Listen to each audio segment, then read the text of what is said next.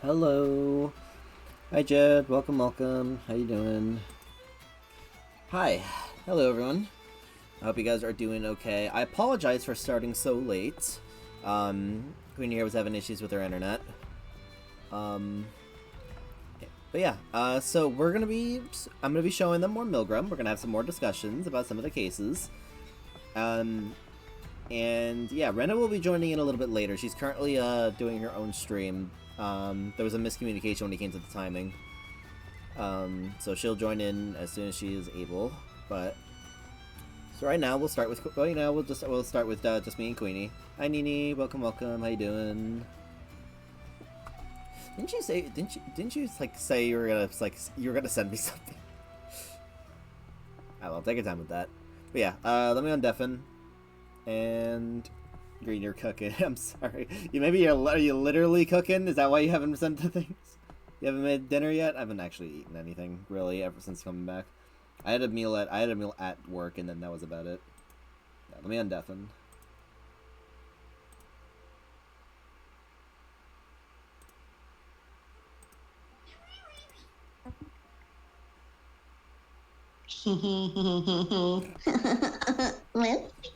I wish that was I wish that was a little louder.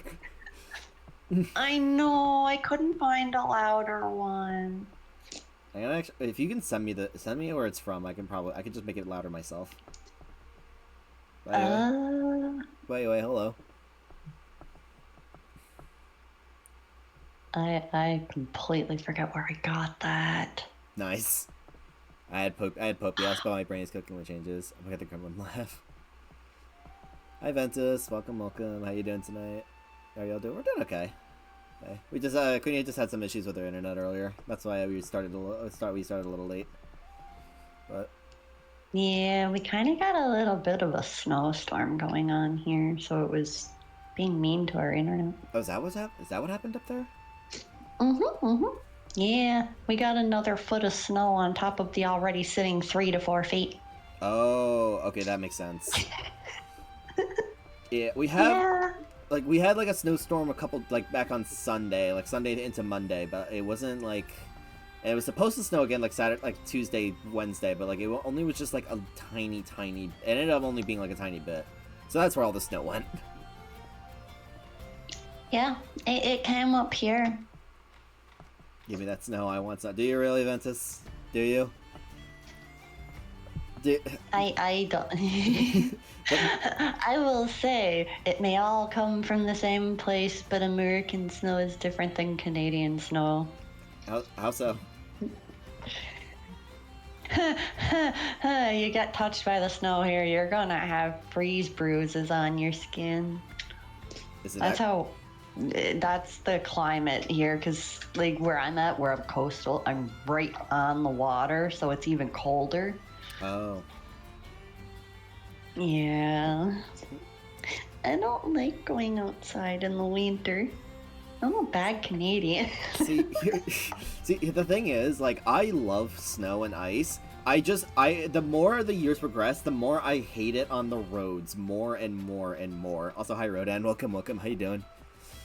But once you become a driver and have your own vehicle, that's when it becomes the issue with the road. Yeah. Otherwise, I never really cared. Yeah, because like when you don't have the driveway, like, because shoveling the driveway fucking sucks. Driving on icy roads fucking sucks. Driving when your windshield gets like completely fogged up fucking sucks. But to look at it, like I walked to work on Sunday because for those of you who don't know already, I got into a slight accident when I was like driving home from work on Saturday. I'm fine, like no one was hurt or anything. But like my car, my front tire is like flat now, and the bumper is a little like cracked. But the tire is the reason I can't drive it. But so I walked to work on Sunday, and I ended up walking in the blizzard, and it was one of the most pleasant experiences I've had all year so far. I couldn't do it. I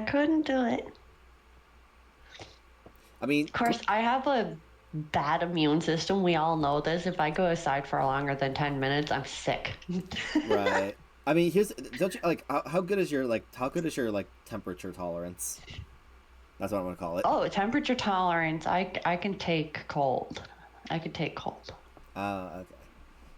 Because I'm. Yeah, I got that buildup of the Canadian resistance. It's just my immune system don't like it after a certain amount of time. Gotcha. Yeah, it's excluded the immune system because I also have like a high like temperature tolerance, at least in situations. So like I can take stupid amounts of cold, but like I will like you can send me out in a blizzard in a t-shirt and shorts, I'll be fine.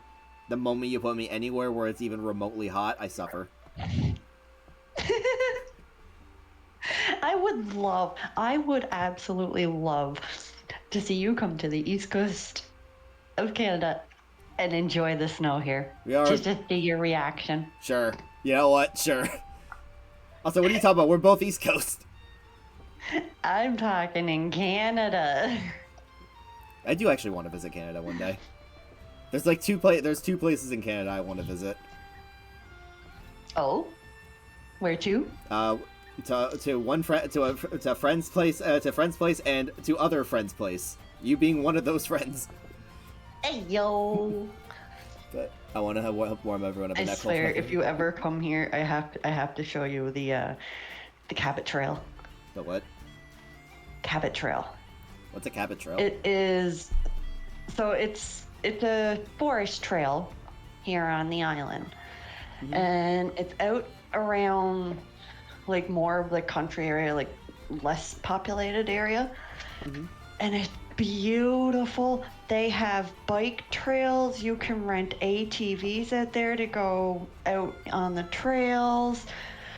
They have mudding trails, so if you own an ATV, then you can go out there and go mudding. And they have whale watching out there. Oh, it's beautiful. Whale watching? Mm-hmm. On a bike trail? So out on the Cabot Trail where the bike trails are, there's actually this like little, it's kind of like I guess like a B&B motel hotel thing. Okay. And so you can actually like rent your own cabin. Oh, okay. And it obviously is not like a rustic cabin. It's all updated, and you got your like hot tub and pools and stuff. It's all fancy, but they offer whale watching. So you actually get to go down to a dock and go out on just this tiny little ship that they take you out on, just a relaxing mini luxury ship, and you get to go out and see the whales, because the whales actually like come inland, and they'll swim next to the ship. Oh, sweet. It's beautiful out there. I've never been whale watching before. The closest I've gotten is like the closest I've gotten is when I was in a surf camp, when I was out, like when we were all like my class was like out at sea, like waiting for a wave, and there was like a couple of dolphins that like swam like really really close by us. But, like, I love dolphins. That is the closest that I have to any sort of like sea creature watching that isn't an aquarium. Oh. Of course, I'm in a fishing town, so I've gotten to see quite a bit. Usually our fireworks, depending on if you had family or have family, was my case, where they were either part of a fishing crew or could go out and like get someone to like bring them out on the boat. Whenever we would have our like Canada Day and New Year's fireworks, everyone would go out on the boats to see them because they would light them off at the harbor. So the best place to see them is out on the boat. And so we would get to go out and see them. Me and my father and my mom and his skipper and their family. And I think there was at one point we actually got to see a shark. Ooh. It came right up to the boat. Wait, do you know what kind of shark it was?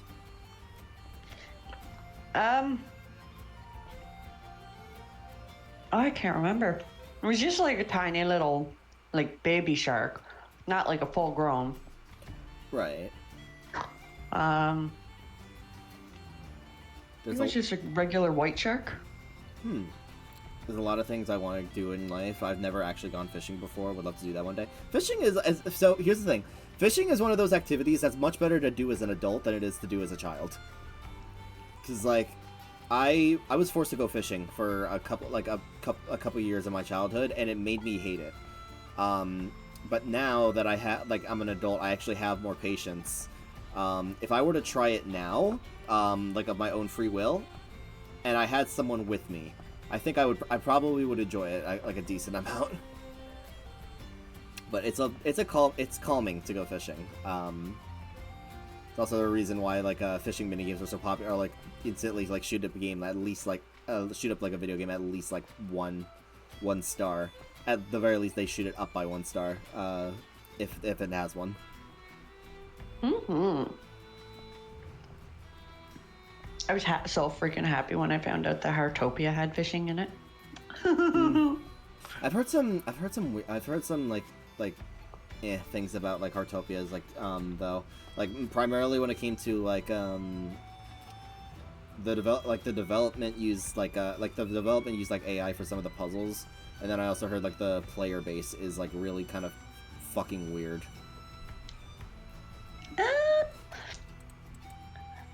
I can't say anything about the AI thing. I'm pretty sure some of the puzzles in it might be like generated animal ones, but they also had like only a few workers working on the game, and they were trying to get everything out. So I guess they just did what they could do for that. But like the look of the game, I love it. A lot of people have an issue because where it's so relax kind of game. Nothing really like very, very big or exciting about it. Like you run around, you chop trees, you collect ingredients, you cook in it, and you do like little mini games and then build a home. Yeah, no, I wasn't talking about like the gameplay, because like the gameplay's fine. But like my issues, for example, like yeah, like you know me, you know my views on AI. But like the other thing was like, so like there were like the player base is like so a lot of kids, but also a lot of adults that are like specifically trying to like interact with those kids, and it's weird. And I'm going to avoid saying anything more than that. Experience before. I mean, do you play on like multiplayer servers with it though? Oh, it's all multiplayer server. It's all open server. Every server you go in. There's I think like, so each town has 12 plots, and when you spawn, your house gets put out a plot, and then other people join that town too until it's full. Also, hyper. So you can always end up with like strangers in your server. And some people go around and like you get random friend requests and stuff, just mostly for like the achievements that are in it. So like right now they have like a My Little Pony event going on, and each day you can get 3 element crystals for the 6 ponies, and other people could get the other 3, and you can do like this harmony thing with them. So it's like you share your elements. So once you get all 6 and then you water the tree, you get points for it, which can get you pulls for My Little Pony pins. And it builds up friendship points. Higher friendship points you have, like if you reach friendship level 3 with somebody, you can do like co-build, so both of you can build on a house together, and you get new poses, new interactions with each other. Right. It's more just in-game interaction. There is a chat feature to it, but you can't actually make out what anybody is saying unless you're a friend.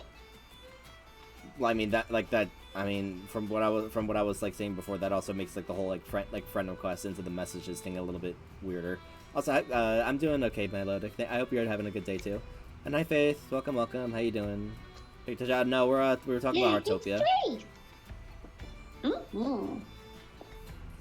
Like I tried it once. Like I do think it's a very cute game. I do think it's a very cute game. The whole hand holding like interaction was like adorable. I know.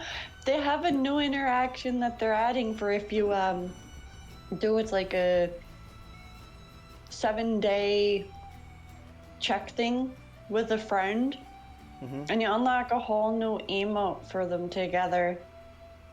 Oh. You just have to do like the hand clap every day, and you got like this little checkbook, and you get a stamp each day that you do the hand clap.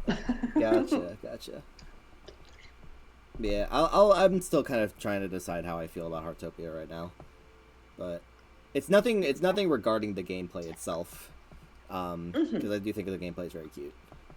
But okay, I find it more interesting, like just playing with people that you know. That too, like I can't. I'm gonna struggle to play a game like that on my own. But that's why I was happy that Andy joined.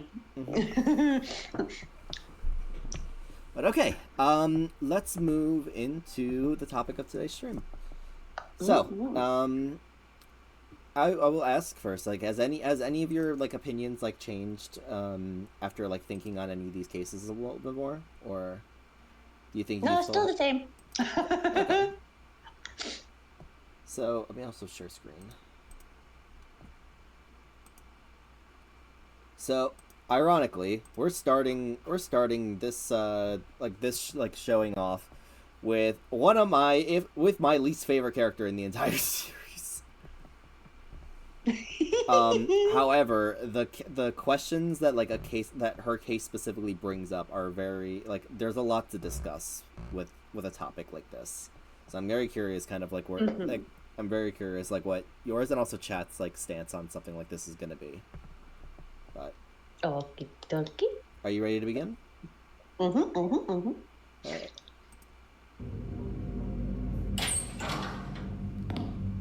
待たせたの？あまね。はい、待たせましたね。遅刻です。さて、尋問を始めよう。嫌です。は？認めません。どういうことだ？まずはきちんと謝るべきです。はあ。いいですか？時間はどんな環境においても厳守されるべきです。悪いことをしたら謝らねばなりません。それは私のルールであると同時に社会のルールでもあるはずです。もういいか？尋問を始めたいんだが。いいえ、話はまだ終わっていません。まずは真摯に謝罪すべきです。何ですか、その顔。何か言いたいことでも。ままごとに付き合ってあげたい気持ちは山々なんだがな。Yeah, we're doing Milgram. I have not checked out Rot since last time. I apologize. 何でしょう。勘違いするな。お前は囚人で、僕は看守だ。ここには明確な上下関係が存在する。お前に指図される言われはない。お言葉ですが、あなたが看守だというならば囚人の規範にならねばいけないのでは？笑わせるな。僕はお前たちの学校の先生ではない。お前らを強制して正しい道を歩かせることが目的ではない。ミルグラムはお前らを真人間にして社会復帰させることがゴールの空間ではない。必要なのは混じりっ気なしの純粋な観察と判断だ。観察と判断。必要なのはお前の罪を許すか許さないかだけだ。それ以上の責任を負うのは仕事の範疇外だ。僕はお前が小さな子供だろうとそこを曲げるつもりはないね。なるほど、そうですか。そういうことだ。じゃあ尋問を。では看守としてではなくあなたとして私に謝ってください。僕として？そう、一人の人間として約束をたがえたら謝る、当然のことです。何ですか、ほうけた顔をして。あなたは人間ではないのですか？いや、きっとそうだな。悪かったな。はい、私は優しいので許しましょう。よかったですね。私の両親相手だったらあと1時間はお説教を受けていますよ。お前の家に生まれないでよかったよ。そうですか。さあ、遅くなりましたし尋問を始めましょうか。それは僕のセリフだけどな。百瀬天音、12歳です。小学6年生です。まったく、その年で堂々としたものだな。大人でもこの環境に恐れを感じているというのに。え、全然怖くないですよ。私のことは神様が守ってくれていますから。そういうところは子供なんだな。確かにこれは突飛な出来事です。しかし私は試練みたいなものなのだと認識しています。きっと乗り越えた時に私はもう一つ成長できるのだと思います。殊勝な心がけだこと。あと何でしょう。特技は早寝早起き、趣味は勉強、得意な教科は国語です。野菜が好きで牛、豚、鳥などの肉類は食べられません。他に何か聞きたいことはありますか？看守さん、何をぼーっとしているのですか？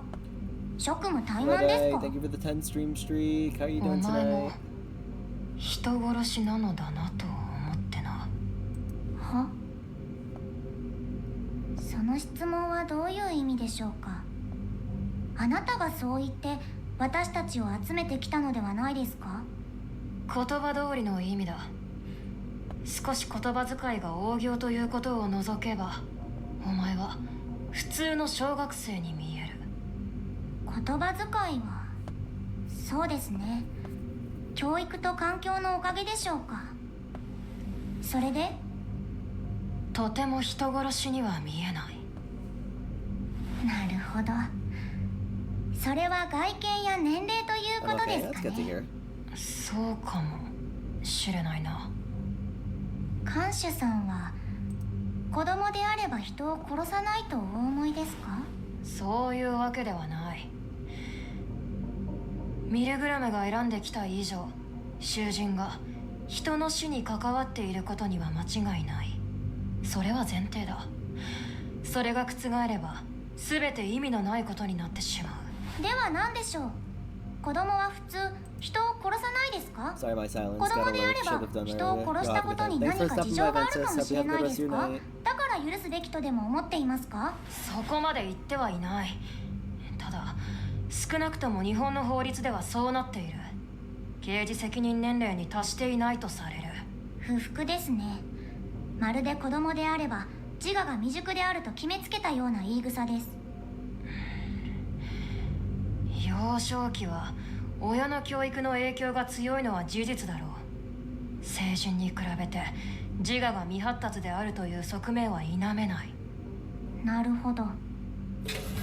では12歳の私が考えていることは不完全なのでしょうか？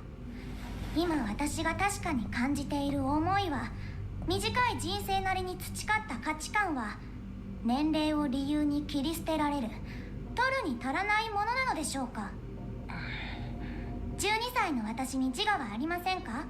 それでは16歳のムーさんには少しだけ自我があり、18歳のユノさんには自我があり、20歳のフータさんは完全に自我が確立していますか？あまね。仮にですが、私が誰かを殺したいほど憎いという気持ちを持ったとして、それを自分の意思ではないと軽んじられることほど屈辱的なことはないと感じます。あなたは先ほど私を子供扱いしないと言いましたね。しかし年齢を理由に私が自ら人を殺しそうにないと感じる時点で私を子供扱いしているのです。子供だからって油断してると殺されますよ。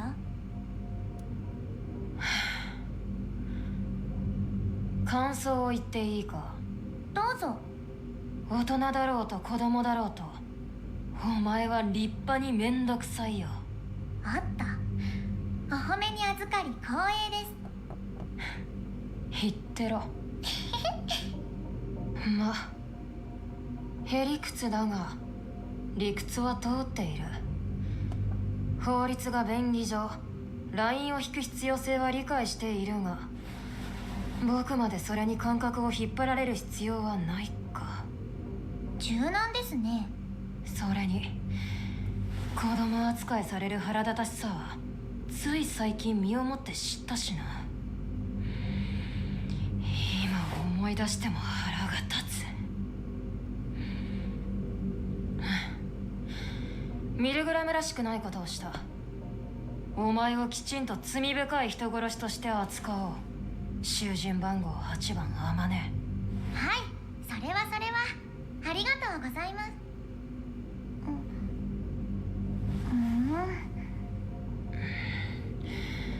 なんだ、まだクレームがあるのか？人殺しですか？もう、なんなんだお前は。お前がそう扱えと言っただろう。いいえ、12歳だから人を殺さないという考えが間違っているというのと、私が人殺し呼ばわりされるのが不服だというのは別の問題です。私は感情と論理は別で扱いますから。はいはい、大層なことだ。ではあくまで人殺しであることは認めていないと？人を殺したと言われればそうなのかもしれません。しかし間違ったことをしたとは思っていません。それはお前が決めることではない。ミルグラムにおいては僕が決める。僕が間違いだと言えば間違いだ。あれを間違っているというのならば、私はあなたの方が間違っていると思います。なるほど。しかしミルグラムにおいてはともかく、人殺しは法律上の罪であることは間違いないだろう。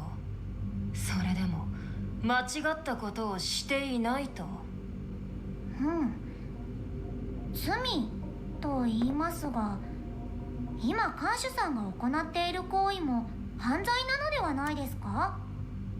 まあ私は法律よりも大事なものがあると思いますので、それで看守さんを軽蔑したりはしませんよ。まったく口の減らない。ですから私はミルグラムのこと嫌いではありません。一辺倒の法律よりも別の基準で罪を判断する、それは私の思想にも近いのですよ。ほう。私の善悪の基準は別のところにあります。私の胸の中に、血液に、DNA にしっかりと刻まれています。ではその基準の中ではお前の人殺しは罪ではないと？はい。なるほどね。私は楽しみにしています。あなたの判断が私の善悪の基準と一致するのか。そうすれば外の世界よりもミルグラムこそが我々にとって正しい世界なのかもしれません。ミルグラムはあなたの判断で決まるのでしょう。もしかするとあなたは正しい世界の理解者なのかもしれない。一致しなければどうする？お前を否定してやる。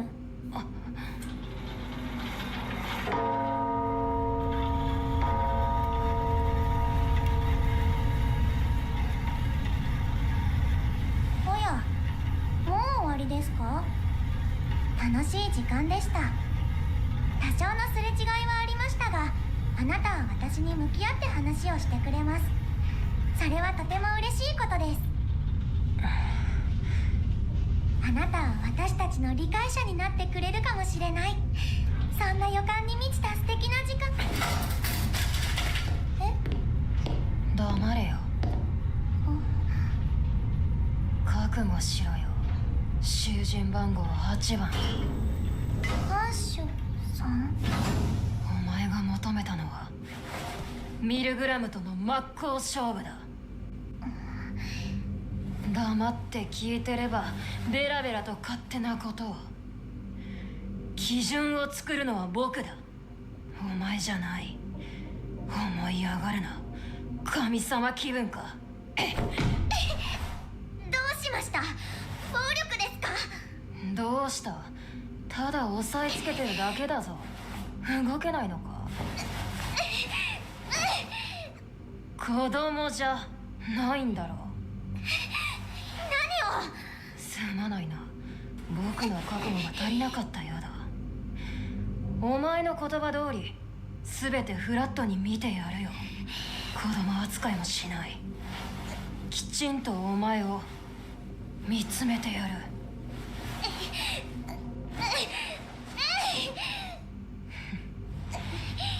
するなよ。今なんと。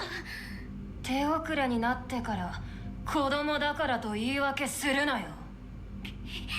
私は侮辱するつもりですか？囚人番号8番Amane。さあ、お前の罪を歌え。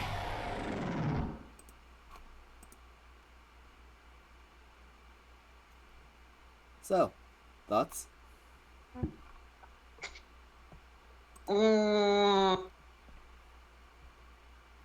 I was eating pizza during that, and it made me choke a couple times. Oh, are you okay? To me, she seems like a kid who was obviously raised in a household with strict upbringing, having to be like perfect. A family that's controlling and wants this idealistic child who's like a genius. But she also seems freaking psychotic to me. Mm-hmm. But also just from that interview too, like I think she was just raised in a home that had too many expectations and too much pressure to execute those expectations. Okay. I will absolutely continue this conversation then after this music video. Because this one's a weird one when it comes to her case. Okay, just give me 1 second. I need to use the bathroom right quick. Oh, yeah, by all means, go for it. Chat, how you holding up? Do you, what are your guys' thoughts so far?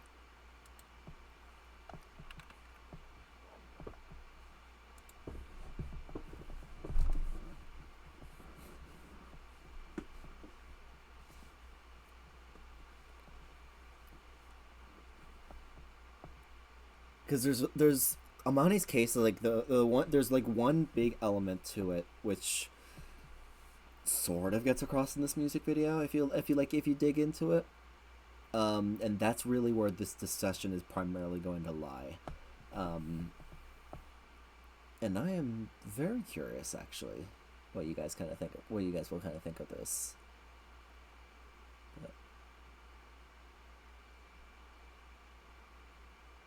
There was always things that I noticed like off the bat.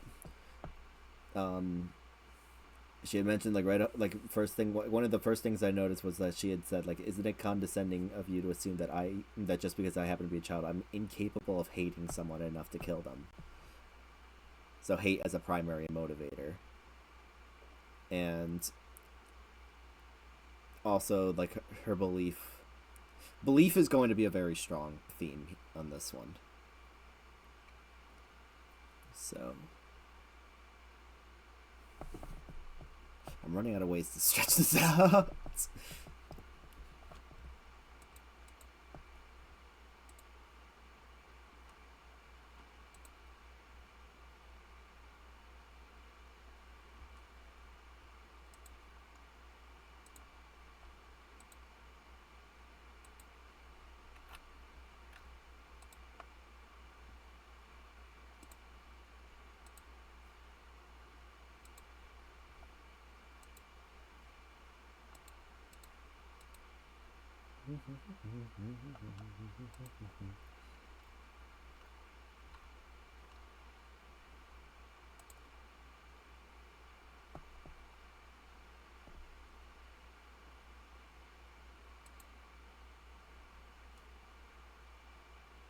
wonder if I should also decorate this theater a little bit more.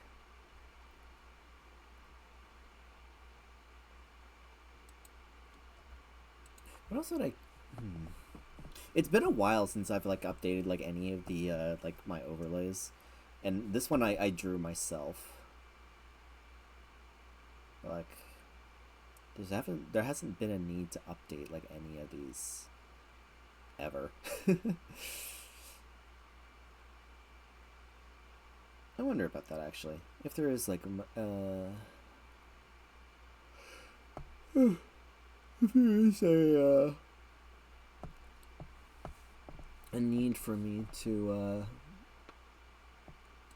update any, either like, it's funny enough too, like my just chatting stream, like with my like with the couch, that is 100% outdated now, because now I have a wall behind it, and I'm not 100% sure if I should actually go through with.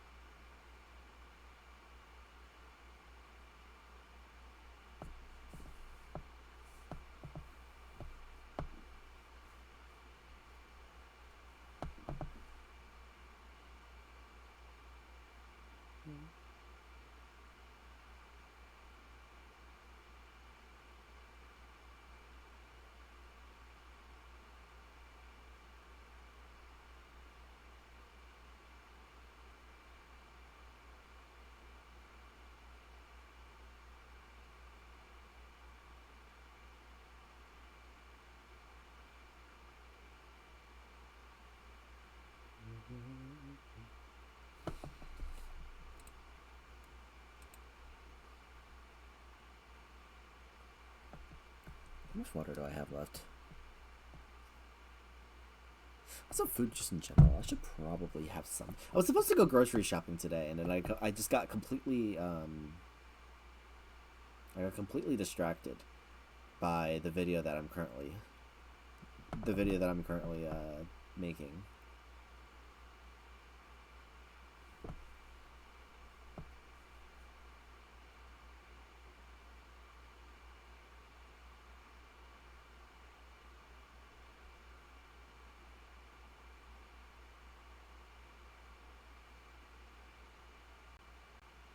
I'm back. Welcome back. I was overly warm too, so I stripped down a layer. Click. Nice.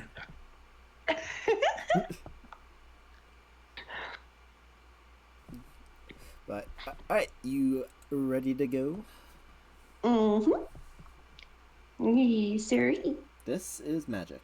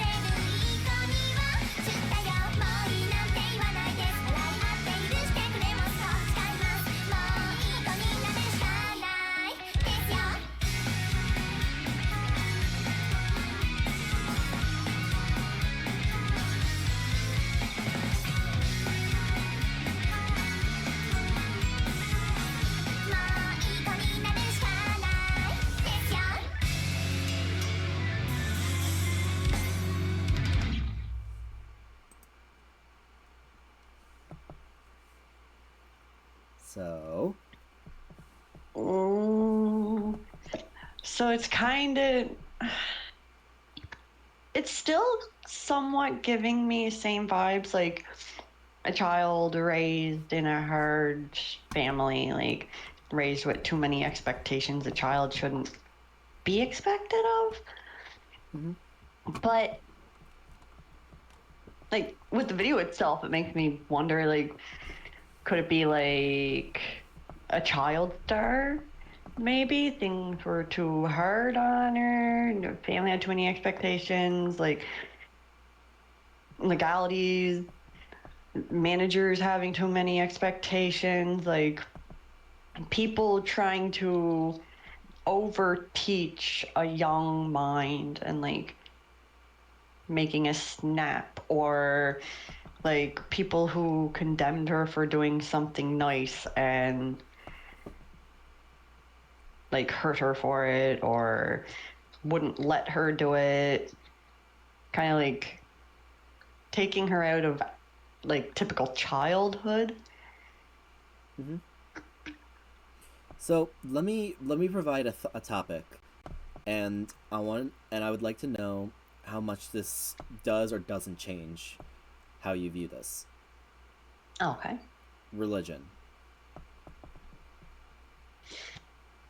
If this was a religion or a cult, and raising a child in such an environment, I did honestly have like a bit of cultish vibes during the interview, like at the ending where she was starting to have like that crazy whole thing where talking about him becoming like this messiah of a new world with the help of Milgram.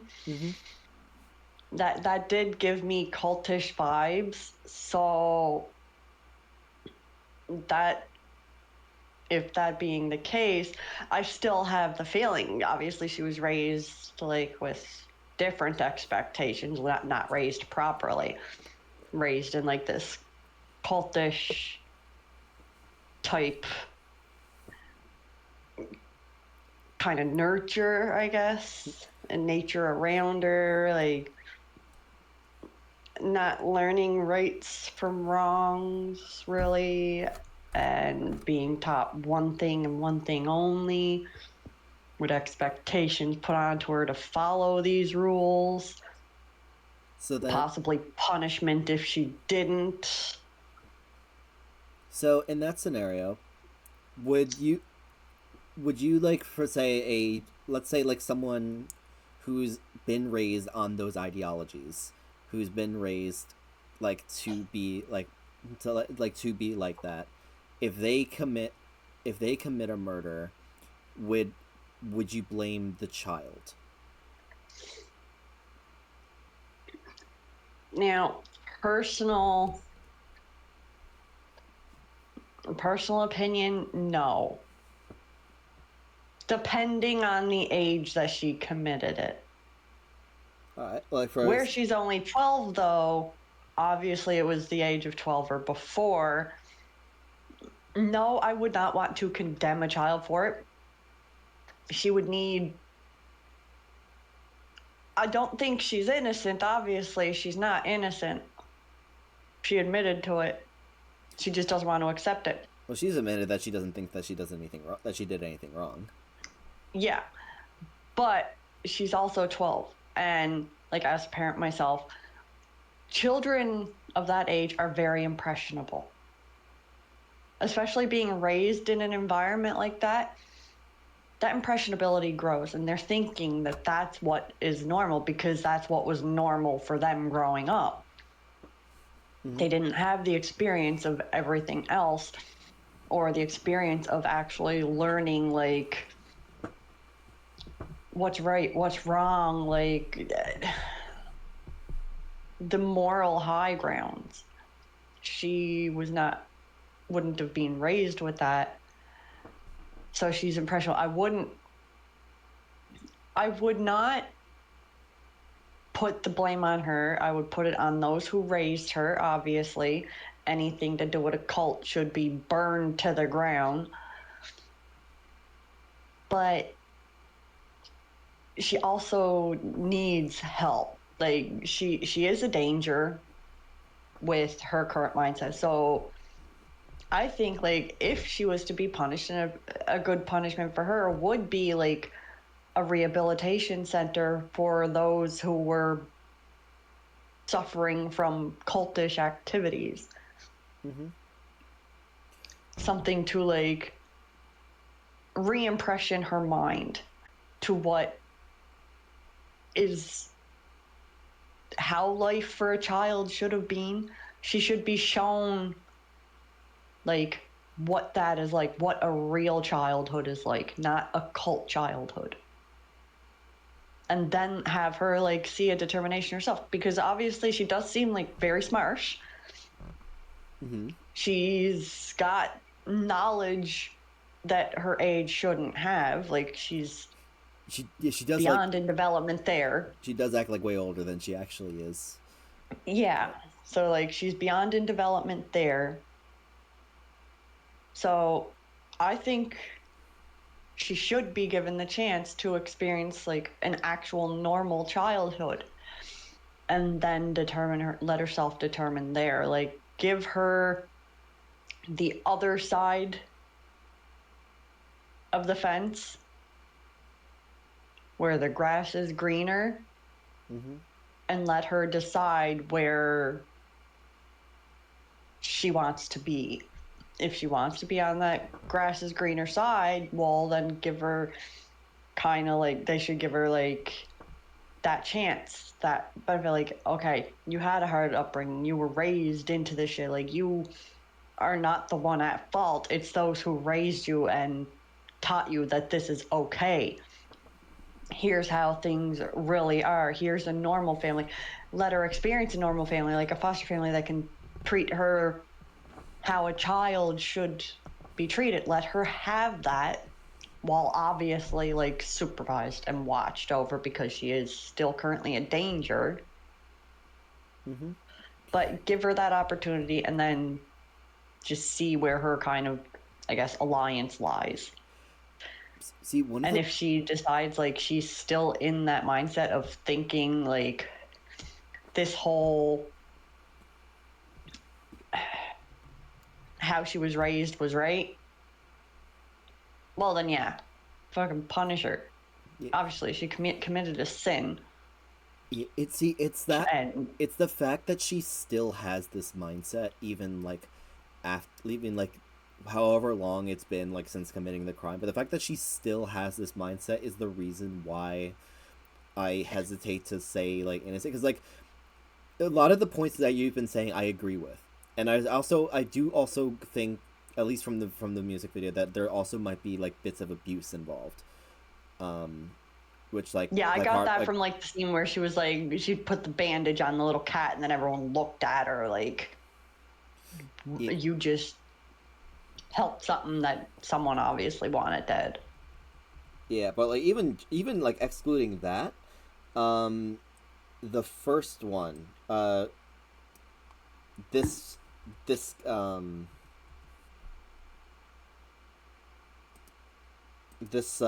one where like the finger flick, oh yeah, like, and the kind of like the little, I guess, contestant show scenes, like she gets a wrong question or something. Yeah, but like the finger flick, she gets knocked down, he helps her up, and then they do it again. Like that is textbook abusive behavior. Yeah, that is like that is grooming. Mm-hmm. It's stuff like I would contest that to grooming. Yeah, it's stuff like that would that makes me think innocent. But the problem for it with me is that she still has this mindset, and that like for example, like the end of the music, the end of the like toward the final chorus, even after all this abuse, she still buys so heavily into this religion. Yeah, but I think it's, to me, I think with that is, like I said, grooming. They're literally raising her to think this is what's right, because she's not getting to actually see what's on the outside. She's not actually getting to see normalcy, like what else there is to offer. That's all. In the case, like, say that's all she knows. Say she's in like this gated community of these people that are raising her this way, and she never gets to be outside of that. She doesn't know like what it's like for other children out there with like I guess normal families in this sense. And even after being taken because of what she did, she was locked away. Like, she's in Milgram. So what if there's like the prospect of she didn't actually ever get to see or experience what it's like in a normal life without that abuse, without that grooming, without that coaching? What if she doesn't know what it's like to experience a life where she can just be a child and be her?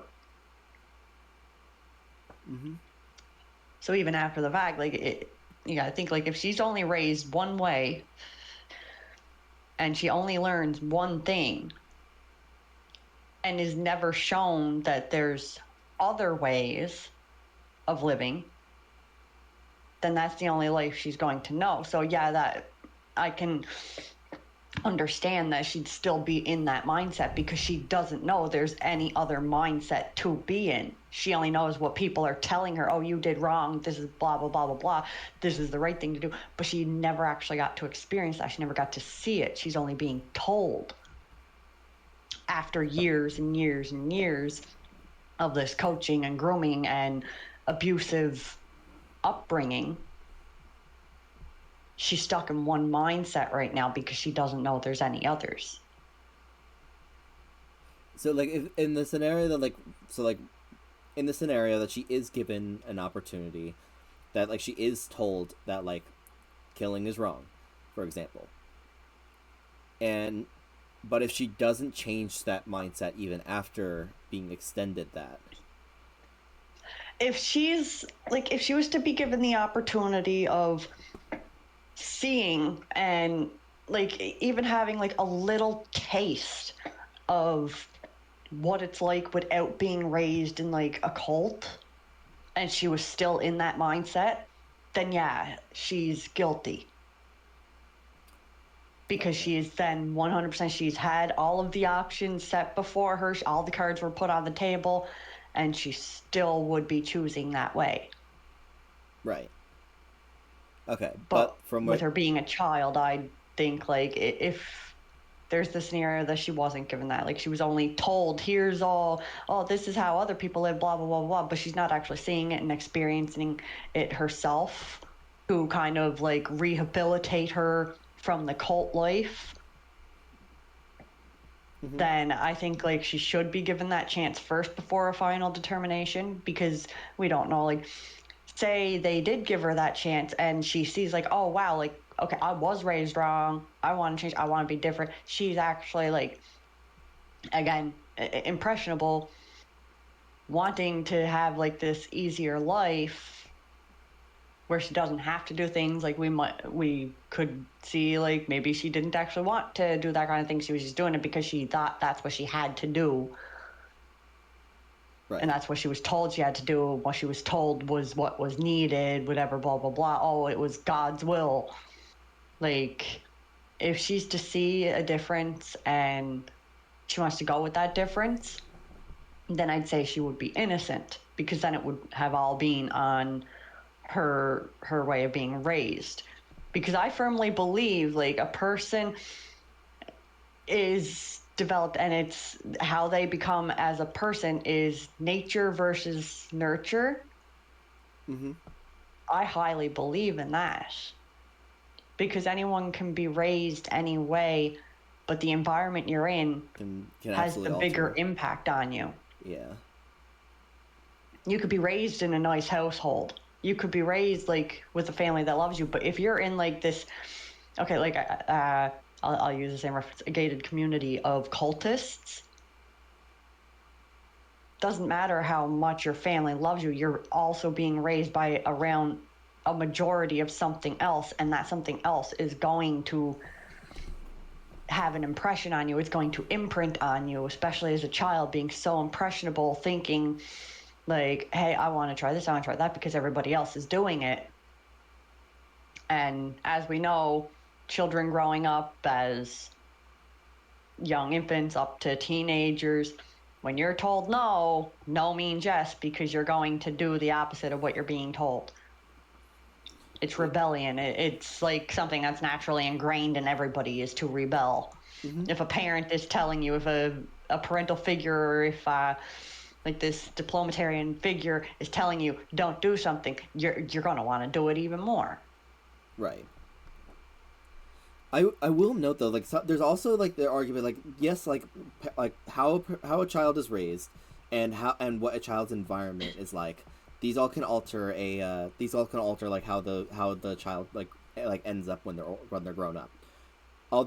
There's also there's like some like times where like even like regardless of like how the parent, like, they're just born that way, or like even like regardless of how the parents raise them, regardless how their environment is like, they still will have like a trait, or they'll still like be a certain way without like the influence of other people. Like even like there's been plenty of parents too that the infamous line of like, I didn't raise you to be like this, or like I like there's so many factors that go into raising it. There's so many factors that go into raising a child, but like, oh yeah, 100%. I personally, though, I don't believe in the whole I didn't raise you to be this way, because to me, when a parent says that means the parent is in the wrong, because the parent's saying that to deflect. They know they messed up somewhere. They know they didn't do something right. They know they stopped at doing something right. Could have started out as good intentions, could have started out as a phenomenal parent. You strayed along the way somewhere. If you're going to say that line to your child, because what that means is even if the parent didn't like directly do it, they indirectly let this child become that way, because it doesn't mean like the parents are the ones who did it. It could be somebody else completely did it. Like a child could have met a friend along the way, and this friend is like, oh, let's go find like animal carcasses in the woods and like cut them up and see what it's like, blah, blah, blah. And they end up becoming Jeffrey Dahmer. Like, the parent might not have been included in doing that, but the parent neglected to see the signs, or just didn't want to see the signs. And that's true. Took a whole other trip off. So a parent can never say, I did not raise you to be this way, because it does not matter how you raise the child. If you neglect the signs, how you're raising them does not ever matter. I never ever believed in the whole a villain is born. I believe in a villain is made. Because every child born is a child that's like a blank canvas, and you're literally sculpting this human being with your actions. This human being, this little tiny little thing is growing up, and all they have is looking to you, and it's in how you raise them that is going to bring them to where they are. If you could be the warmest, kindest parent in the world who never even raised a hand to your child, but if your child sees that you neglect them at any point in time, they're going to see that they can't depend on that, and that you aren't as invested as you portrayed to be, or as you should be. Yeah. So like I don't think like anyone is born bad. There are some situations, yes, I can get like medically, scientifically, like if it's a child born with defects, or maybe a defect could be like affecting some chemicals in their brain that is shutting off certain receptors of like morality, I guess, emotional receptors. That can be different, because I know there are cases, like a lot of serial killer cases are listed that the person who caused this is someone who was like severely dissociative. They have no emotional reaction. They don't feel. That is actually They don't that's feel actually these things, and that's a literal chemical imbalance in their mind. That's something that they were born with and something they couldn't control, something that no matter amount of medications could help.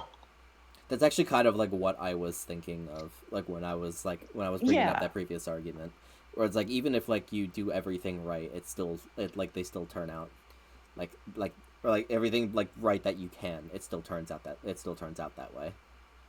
Yeah. But like say though it is someone who has these emotions, who can feel, who can know like the extent of right and wrong, and like they feel hurt and like emotional ties to things. Those are the children I believe were the impressionable ones that were raised the wrong way because they do know what is right, they do know what is wrong, but they only know one way of living. They don't know the others because they were never able to experience it. I firmly believe like those kids should at least be given a chance of redemption to see. Let them see what it's like on the other side, and then determine based on what their beliefs are afterwards. I mean, that mindset is like the reason that we forgave Haruka, isn't it?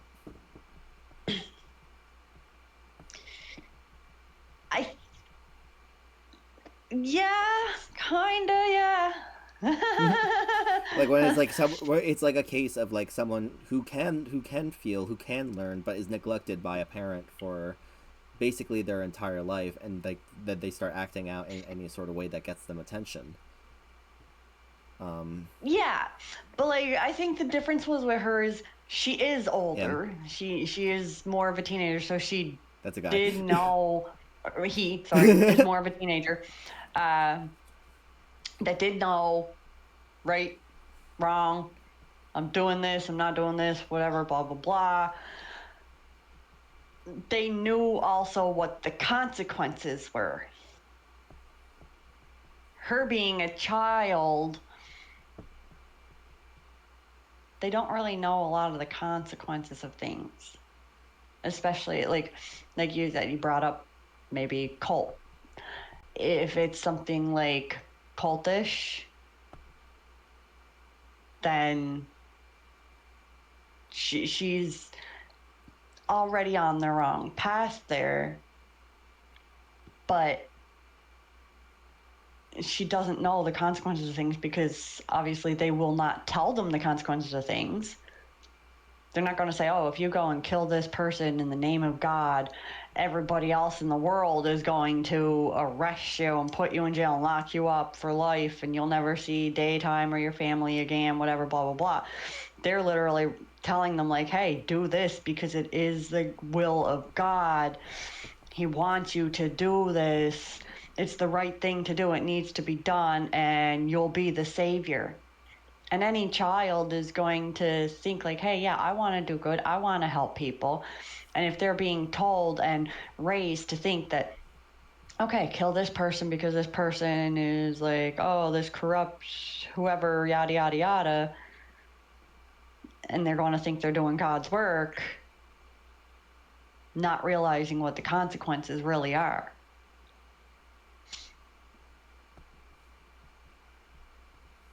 Like, to me, it doesn't seem like maybe she didn't actually know that there was consequences of her actions because she's not accepting her actions. Well, yeah, I was gonna say one of the big things is, at least right now, she still she doesn't think that killing whoever she killed was wrong. Granted, yeah, that is absolutely possible. Granted, it is possible that that's an idea instilled, that if she killed someone for whatever reason that the cult wanted her to kill for, that at the end, if it's what the cult wants, then it's not wrong. But Yeah, if she's in that mindset, I don't. If that's her mindset and that's her only mindset, and she knows like what the outcome is of her actions, she's guilty. Yeah. There's one other line that was said in the interrogation that actually stuck with me.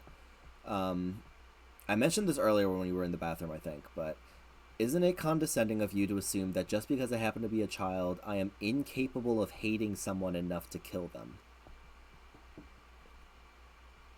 Which... Yeah, that right there, that line kind of gives the outlook that, yeah, she does know the consequences. She does know the right and wrong. Everything was explained to her. Like, she is conscious of all walks of life. Mm-hmm. That being the case, 100% guilty. Because that means she knows what it's like on the other side, and she still is choosing this cultish behavior. Even if it was something like, I can get like the whole Stockholm syndrome type thing, or like, oh, if somebody literally beat you enough and whatever, like you're in this cult and they're like, they're coaching you so much that you're going to think like you can't survive without them. I can understand that, but still, you are capable of choices. Well, it's also no matter your age. It's also the fact that like even if like something that you do is like understandable or justified, you're still responsible for them as well. Like even if she is like she is like complete. Oh, I absolutely believe that she's brainwashed. But like even if you are, you're still responsible for the things that you do while you are. You know? Yeah, you can't just, oh, I'm not brainwashed no more, so I don't have to suffer the consequences of what I did. Yes, you do. So I think she's guilty. I do. She was conscious in it. She made that known. And she made it known that just her quote alone would be making it known she hated someone so much that she killed them. She knowingly killed them because of her own hate. I mean, so for me, I'm pretty down the middle because like of a lot of the stuff that we were discussing before. Like if she's like if she is like if she was raised that way and like it's all that she has ever known, then like it's absolutely like you can, it's hard to put blame on her. Especially, it's funny too because like one of the things that she doesn't want us to do is treat her like a child. But the fact that she's a child is like crucial to like a lot of the arguments about this case. Yeah. Yeah. Age and all that, like her impressionability, everything about it. Mm-hmm. Like her even if she is a genius for her age, talking like an adult, her mind is still underdeveloped. It still has room to grow. But yeah, like I'm pretty down the middle, but I also lean a little bit more towards guilty.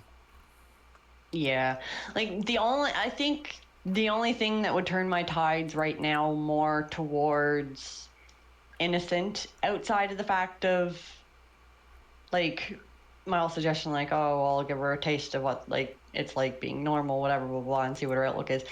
Mm-hmm. Considering that line though about not wanting to be treated as a child, and then like just because of my age, I'm not incapable of hating someone so much to kill them, whatever, blah, blah, blah. She's well aware. She is very, very aware. I think the only thing that would turn the tides for me now at this point would be if the murder that she caused was per se hating someone so much that she killed them. If it's being raised in a cult, I'd say the only thing that would turn the tide for me is if her kind of murder was a psychotic break type murder on the cult leader who was hurting her. That way she could get free. Do the world a favor and get rid of the big dog, quote unquote. Mm-hmm. That would be my only turning point of being, okay, I'd lean towards innocent then, because she disposed of the person that was hurting her and raising her incorrectly. Interesting. Okay. But okay. So yeah, then that's where we currently lie on Amane. Mm-hmm. All right. Ready to move on for the next one then? Uh-huh. All right. This is Mikoto. こんなとこで何やってんだろう僕。本当にな。ま、それを明らかにするのもミルグラムの仕事だ。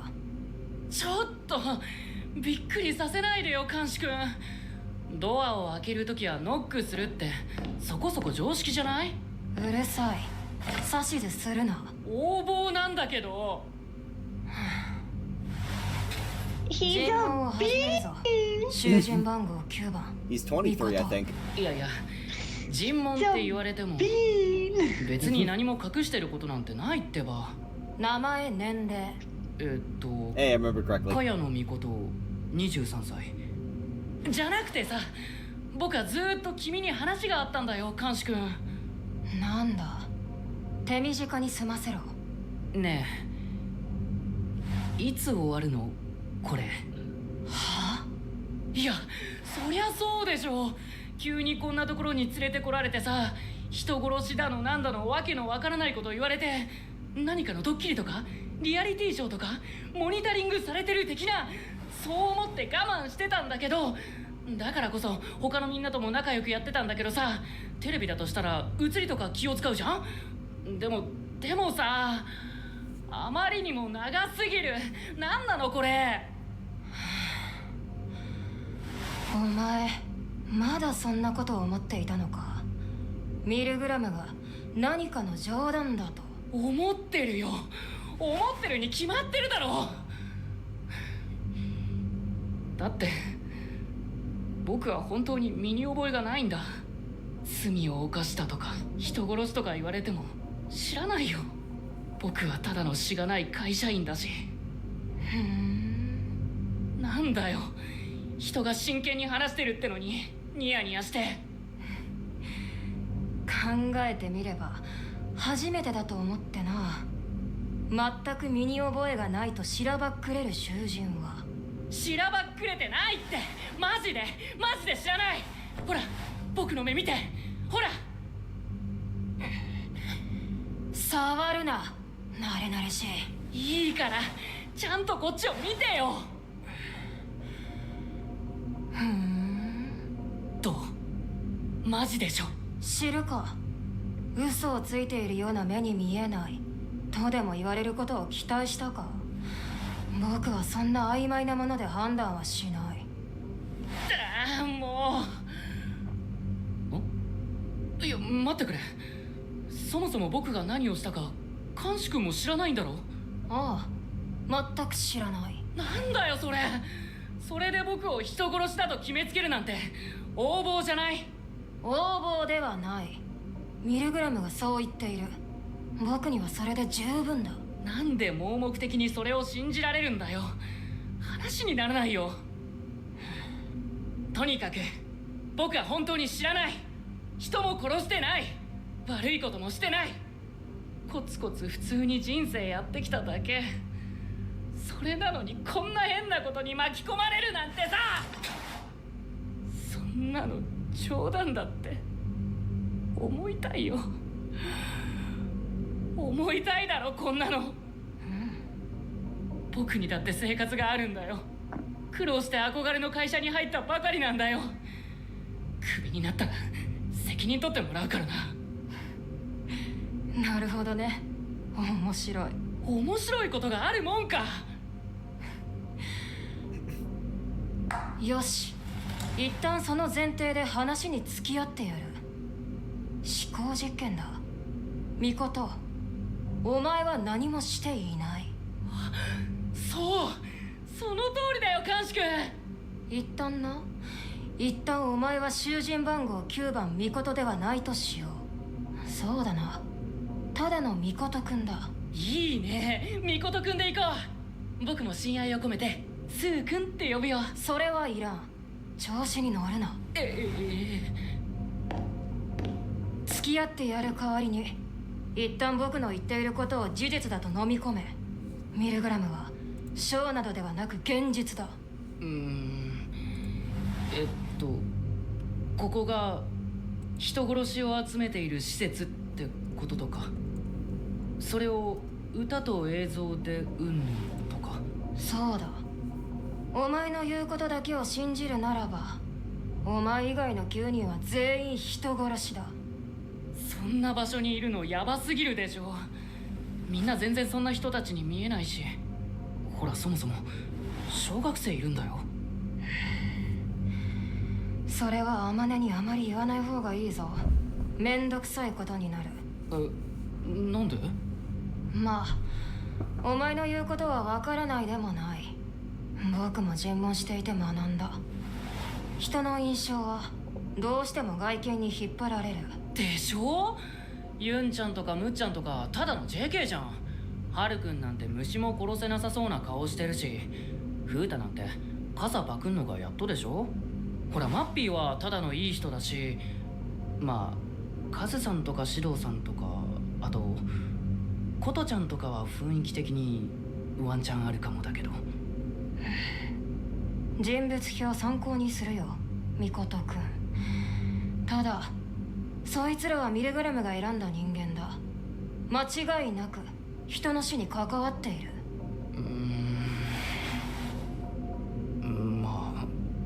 まあいいや、一旦信じる。ではそんなところに無実のミコト君が選ばれた理由は何だと思う？人違い。ほう。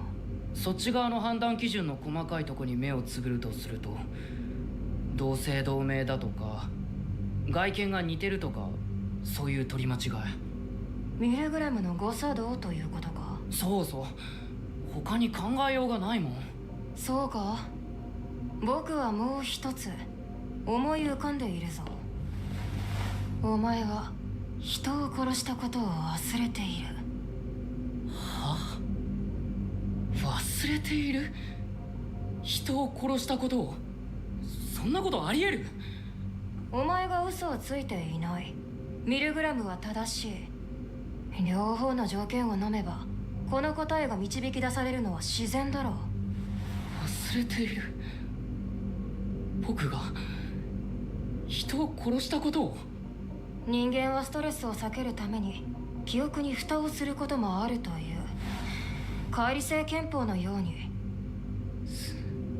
ストレスいやいやまさか知らないうちに人を殺しているなんて、そんなことあるわけ？お前の発言を僕が信じてやるにはこの線で考える以外ないね。僕はお前のこと以上にミルグラムを信じているからな。そこを疑うことはありえない。いや監視として断言しよう。お前は人殺しだ。ちょっと待って、ないタマ頭おかしくなるって。やめてよ、嫌なことばかり言うの。知らないうちに殺人犯になってんの？ない時間をやる。記憶の糸をたぐるがいいさ。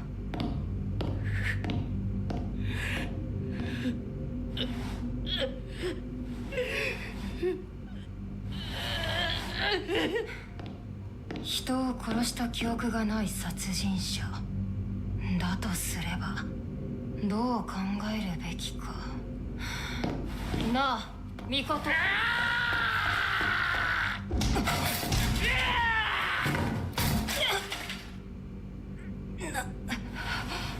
何がミコト。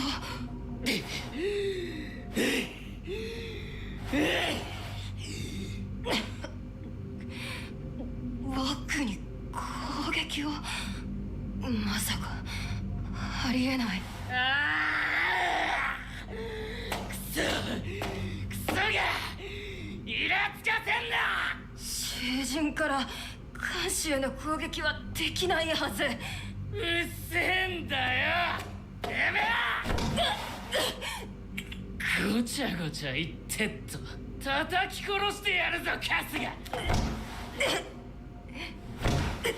らだらだらだらガキのくせに偉そうにざまあねえぜクソが。偉いよ。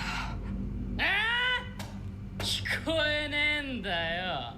てめえただのガキじゃねえか雑魚が。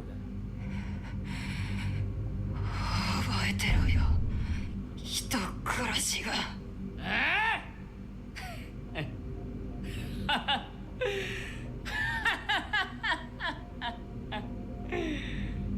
もっと痛いのが好みか。いいぜ、顔面潰してやるよ。やってみろよ。望み通りやってやるよ。うわ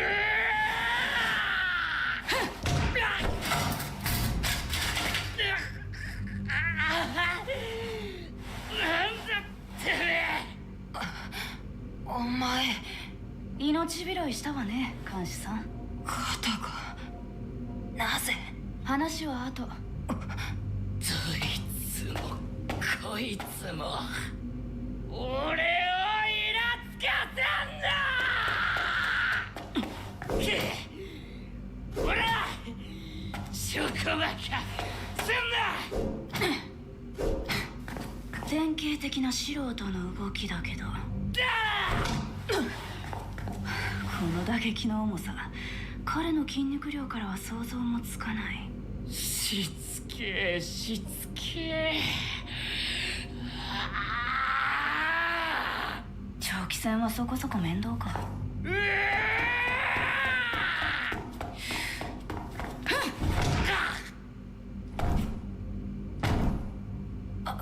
ハイキック一撃。感謝して。気絶で済ませといたわよ。大丈夫？監視さん。コトコ、お前何？尋問で招集がかかる前に勝手に忍び込むとは。はあ？まさか咎める気じゃないでしょうね。私が控えてなかったら死んでたのよ。なぜ尋問室にいた？茅野尊の奇妙な行動に注目していたから。隣の部屋だから目につくのよ。なぜ僕を助けた？あなたの存在は私にとっても利があるから。説明になってない。そうね、そこら辺は私の番で答える。順番抜かしをするつもりはないから。郷に従うよ、今のところはね。くそ、ミコト、好き勝手痛めつけてくれやがって。看守さん、こっち見て。なんだこと。拳が途中で止まる。囚人からの攻撃は受け付けないってのは本当ね。じゃあなんで茅野尊はあなたを殴れるの？心臓に悪い。やめろ。大体僕が知りたいくらいだ、そんなの。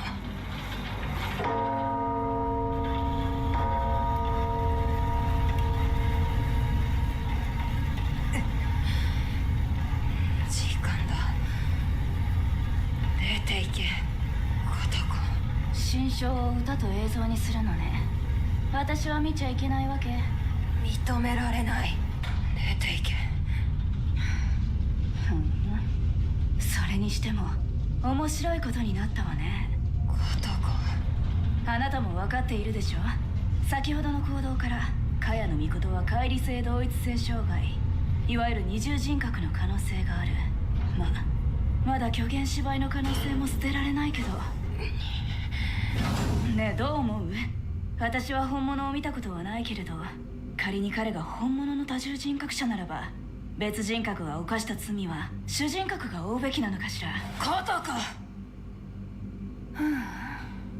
それを考えるのは僕の仕事だ。囚人のお前の仕事ではない。それが真実か、それが罪かどうかも含めて僕とミルグラムだけに判断する権利がある。はいはい、いいわ、任せる。じゃあ私はこれで。おい、何？助けてくれてありがとう。どういたしまして。わ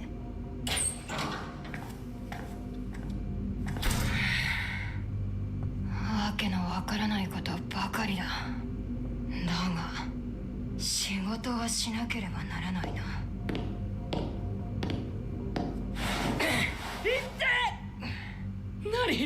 何すんの監視君。なんで僕いつの間に。なんだこれ。頭痛い。だろうな。てか監視君も傷だらけじゃん。どうした？何があったの？何も覚えてないんだな。え？何のこと？散々散らかしておいてなんとも腹の立つ。だがいいだろう、その態度挑戦状と受け取ったよ。お前からなのか、もしくはお前以外の誰かからなのかは知らんがな。だから何のこと？囚人番号9番ミコト。さあお前の罪を歌え。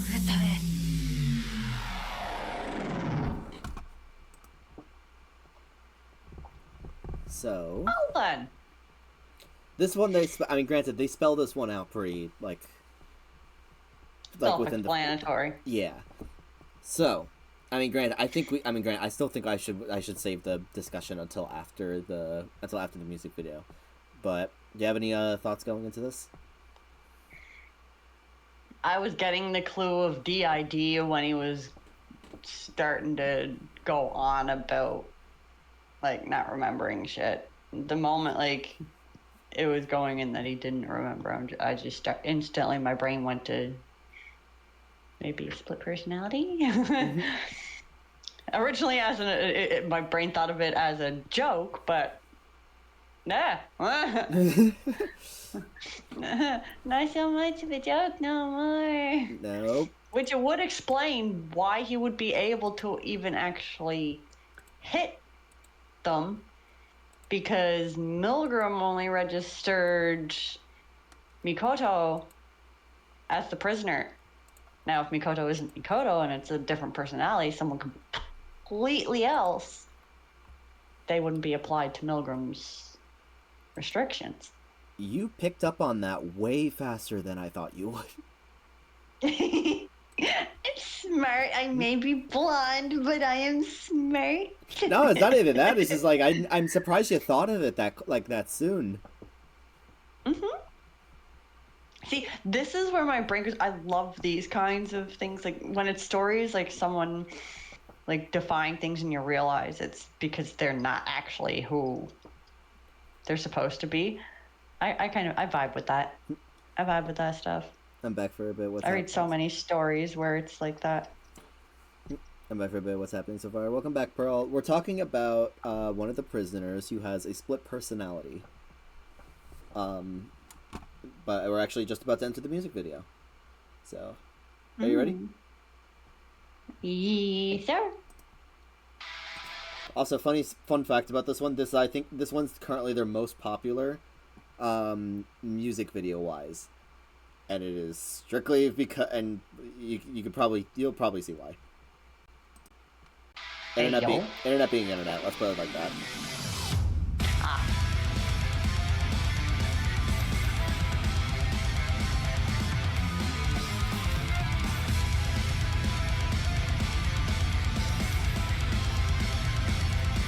I want to pay attention so bad, but I'm teaching speedrun for important video. No worries, I got you.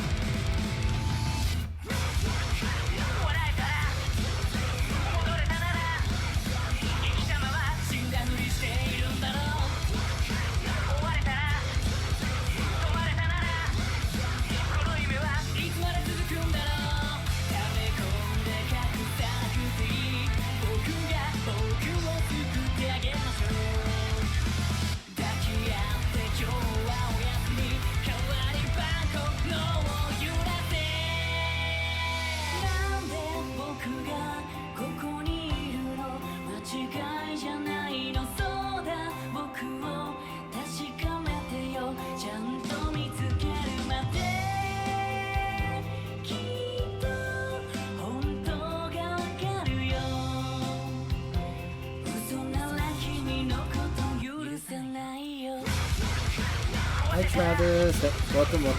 I'm work lurking, bro. Thank you so much for stopping by. Hope you've been well. I haven't seen you in a little bit. But yeah, I'm going well. Hope you're doing well too.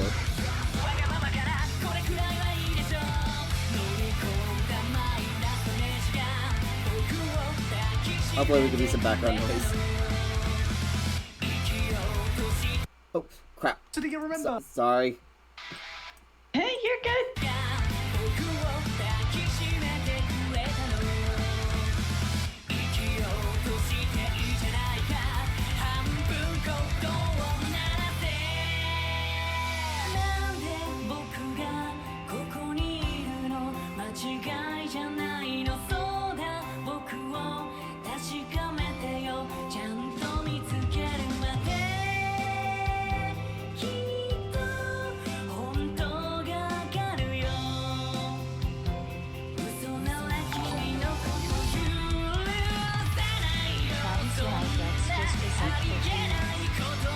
Travis, thank you so much for the sub. 10 months, holy shit. Thank you.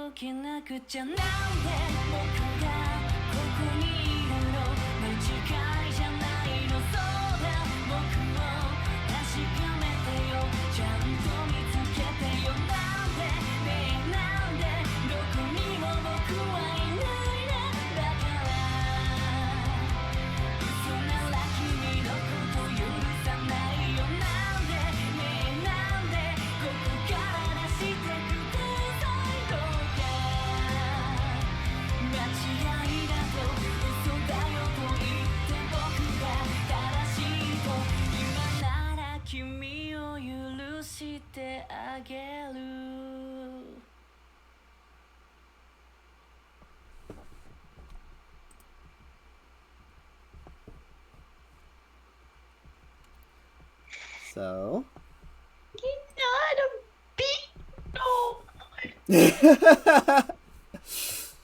side note, by the way, I have to bring attention to this. I love the fact that like the song is split into two different styles. When one personality is speaking, it's like the hard metal, and when the other one is speaking, like it softens like so much.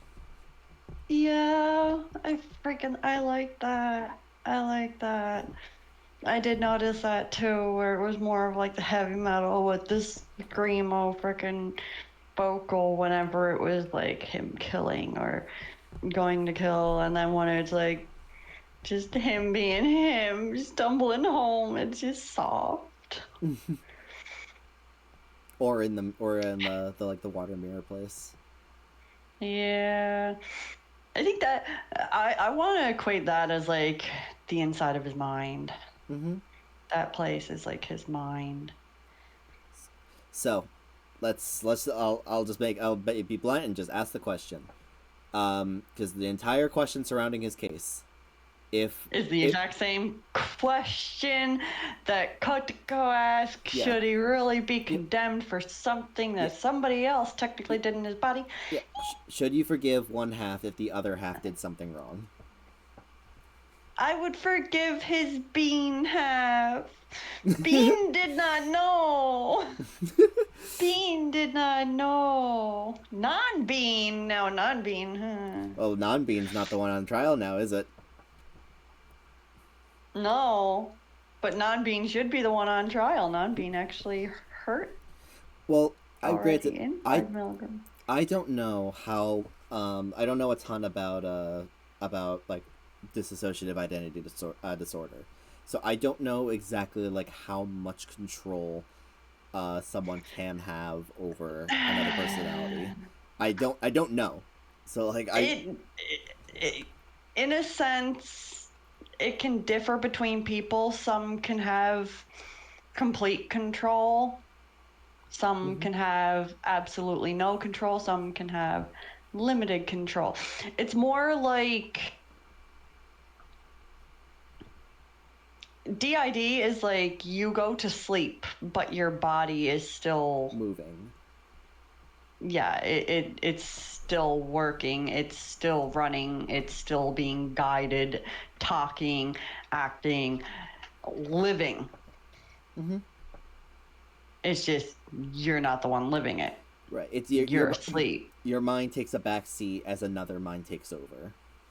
Yep. And there's some people that talk and say like sometimes they get snippets that's kind of like a dream.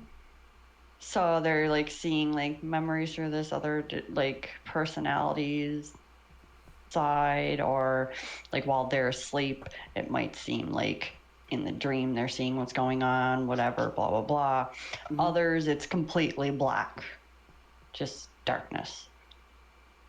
Okay.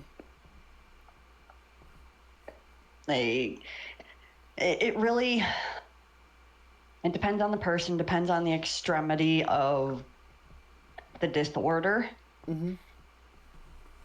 that equate to all that. So like, let's consider he does have that. Now we need to determine how strong the disorder is. If it's to the point he really doesn't actually remember, he shouldn't be accountable, because technically he's not in the wrong. Or he's at the very least he's not in control, like whatsoever. Yeah. But there was one time I was showing my friend, another friend, this series, and he brought up Dr. Jekyll and Mr. Hyde, which is like a perfect reference for Dr. Jekyll and Mr. Hyde. Neither knew of each other until it was brought up, but they still quarreled because they did not want to accept each other, because neither of them knew who was the real one. Because in DID, it's not like it's two different souls. It's literally one mind, but broken into parts. Mm-hmm. And each part is like functioning on its own. Mm-hmm. Each part is doing its own thing, living its own life, but it is still technically you, just fragmented. Yeah. And when you have a DID, say, like in his case, he don't know which one's the real one, like which one was the one that was born. Is it the crazy one or is it the calm one? Could it be the crazy one who was born, grew up, he's a psycho, and then something happened, like, oh, his mind split because he needed a calm side, whatever, to kind of mellow himself down, blah, blah, blah. Or was he always calm? Was he always a being? And some situation happened, which it has happened in many cases. The mind fragments and creates this person who is the complete opposite of you to protect you. Yeah. So it matters like a ton, like which personality came first. But like also at this point, yes. Like at this point, we don't know which one came first. Mm-hmm. Yeah. It's actually in cases like that, it does determine which one is the one that was first, because then you can determine from there if the crazy one is the one that came first. Doesn't matter if you're talking to the bean or not. They would be guilty because the bean is technically the cover. Like, if anything, if their mind was to be righted, bean would be gone. Bean shouldn't have ever existed. Now, if it's the other way around, if bean was first and this non-bean is the one who committed the cardinal sin, innocent, because bean was not in control. Bean was in darkness because this other personality was coming out after being created to protect bean from something. Now, there's one other thing I want to point out, and I do this and I'm curious what you think of those two.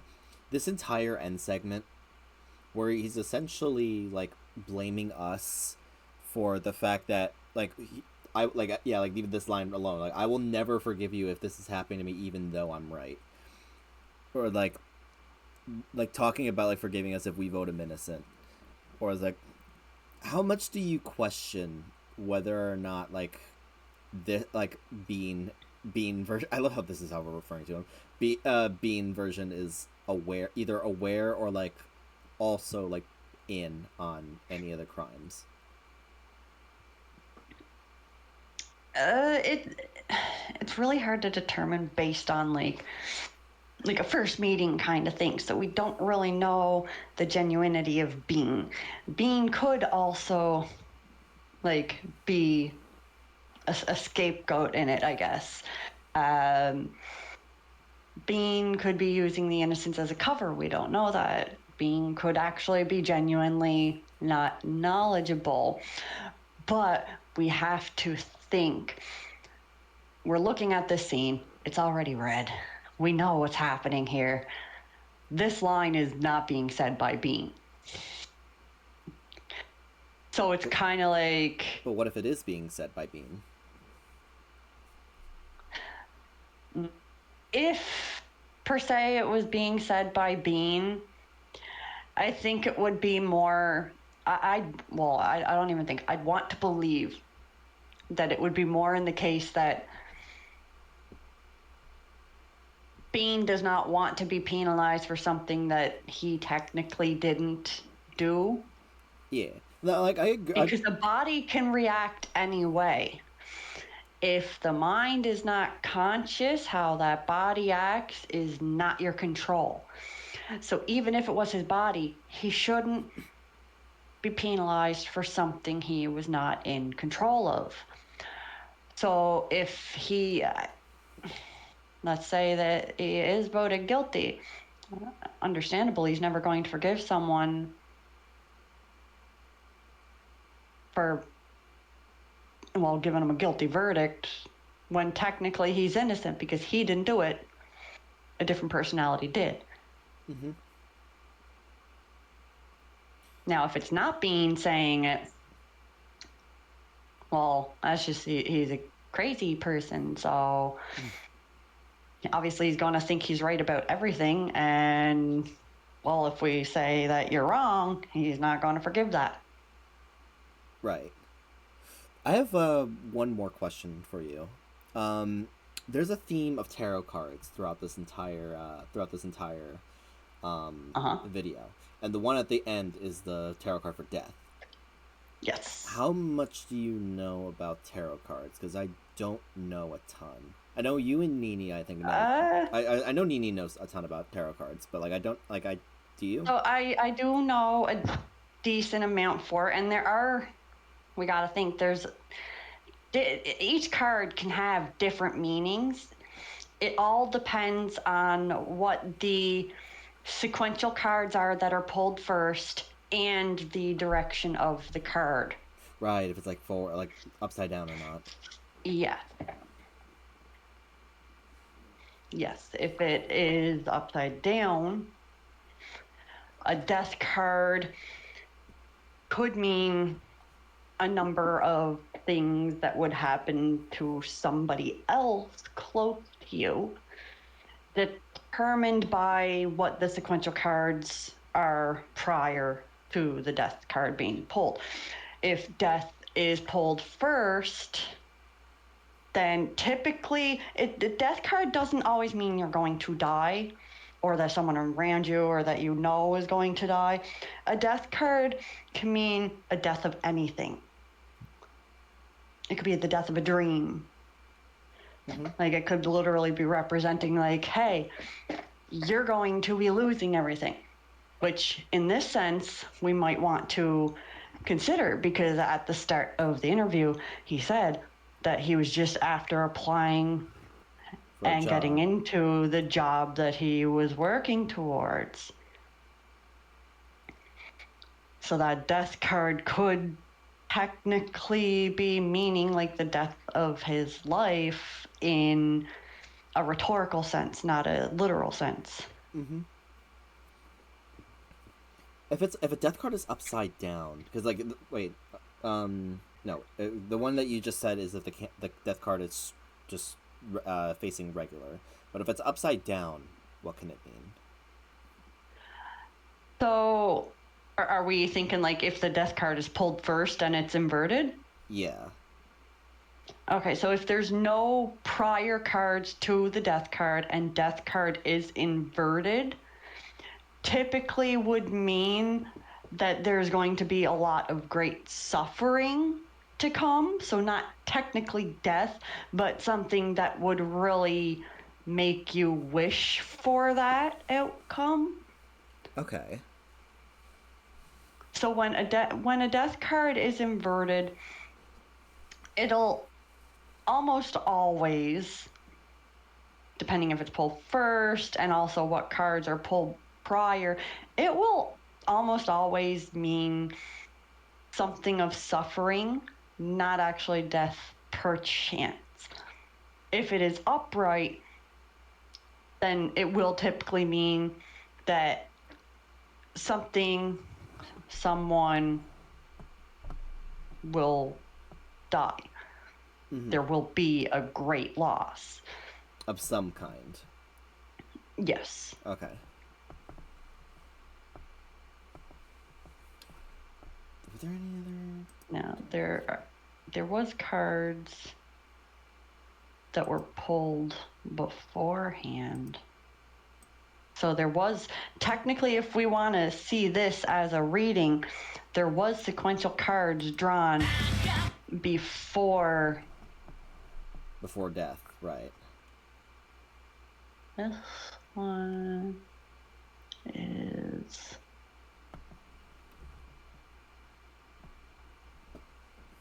I can't read it because it's backwards. I see the, and then...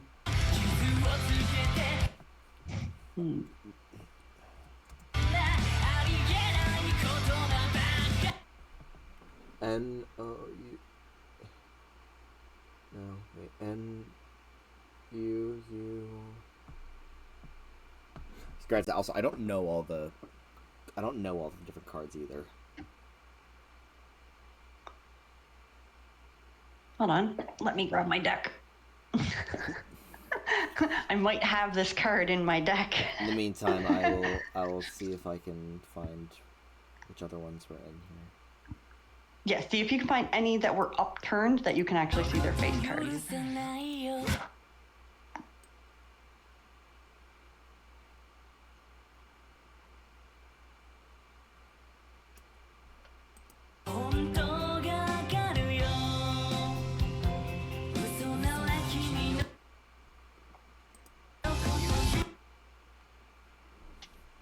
By the way, can you pull one card more than once?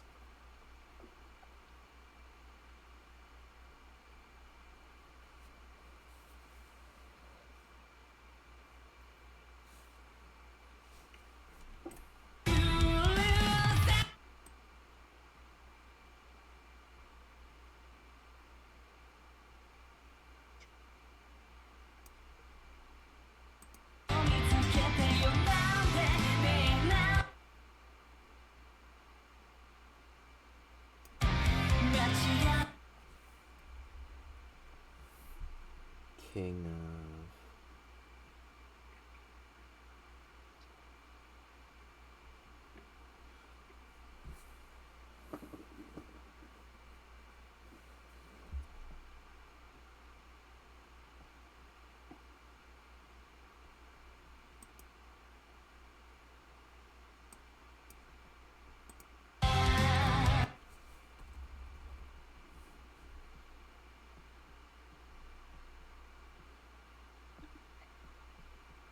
of ARP. Oh, wait. Cup of Ace. Okay, I am back. Welcome back. Is there a Cup of Ace? Cup of Ace.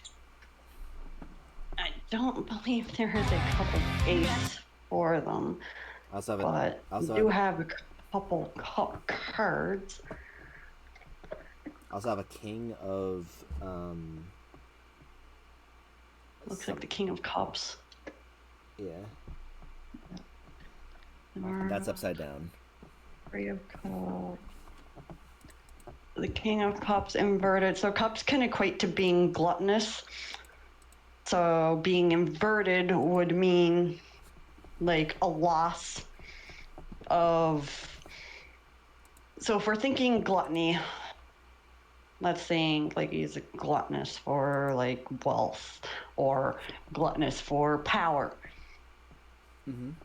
Equating to him having like this break that kind of wants to be in power and kill people and like feel strong and above everyone else. An inverted King of Cups could mean that like he's losing control of that power, which could also mean like, hey, yeah, okay, if you let your bean side out, you lose control of this power. Okay.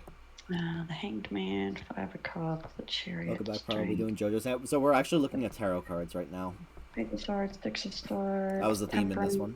The Knight of Cups, Knight of Pentacles, Eight of Swords, Nine of Swords, 10.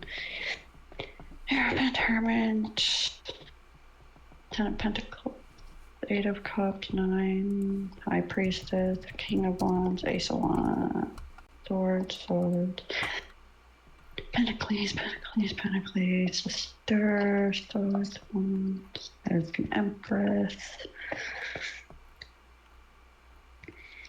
Swords, the Lovers, there's Death. Yeah, so JoJo's standing cards out of Haruka. I don't know enough about JoJo. I'm sorry. And we're looking for is there's the King of Cups. Okay, so I just found my Death card. I found my King of Cups. What is the next card that I showed?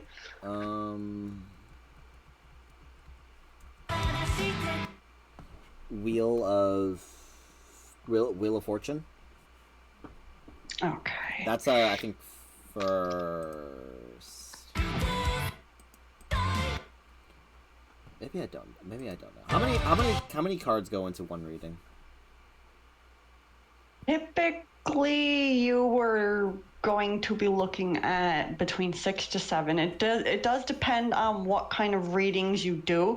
You can have a crescent reading. You can have an arbitrary reading. You could have a cross reading.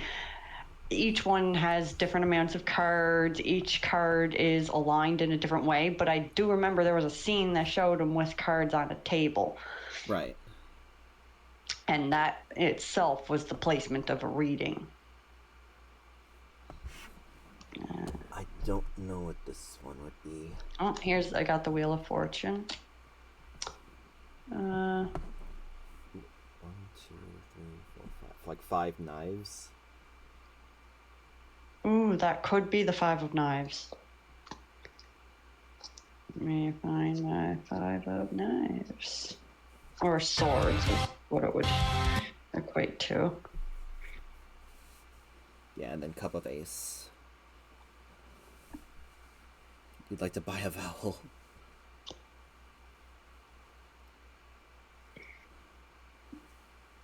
So, Cup of Ace, and we're looking for 5 of Swords. There's the Ace of Cups. That's the Knight of Swords. 4 of Swords, 3 of Swords. Wheel of Fortune I'd like to solve. 10, 9, 8. 6. I found 4. I found 3. I found 10, 9, 8, and 6.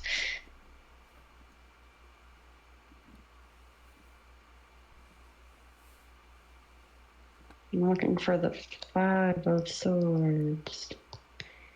Do, do, do, do, do, do, do, do, do. There we go. So I got the 5 of swords. Okay. All right. And I got... Cup of ace. Yeah, I got the ace of cups, yeah. Okay. King of... Oh, you already got this one. Yes. 5 baseball bats. So if it's a baseball bat, let's see here. That is a 5 card. But that could easily be the 5 of Pentacles. That's the page. Or no, that could be... Okay, never mind. That is the one of the wands. So it's either the wands or Pentacles. Oh, okay, and then the chariot. The chariot. Okay. And then it finishes off with death. Oh. So yeah, in order... Oh crap, I missed some.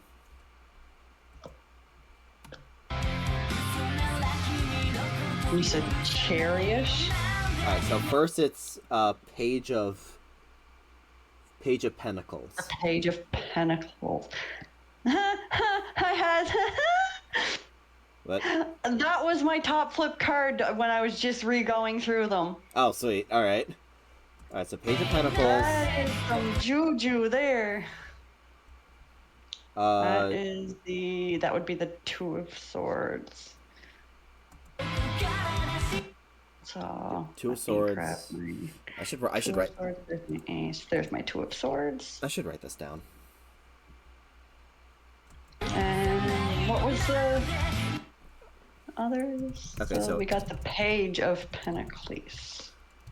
All right, so Page of Pentacles, 2 of Swords.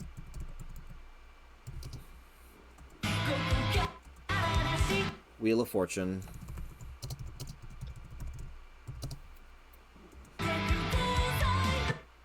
Five of Knives, or 5 of Swords. Yes. Cup of Ace.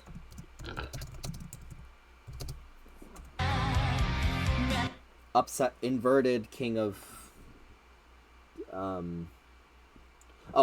King of Cups.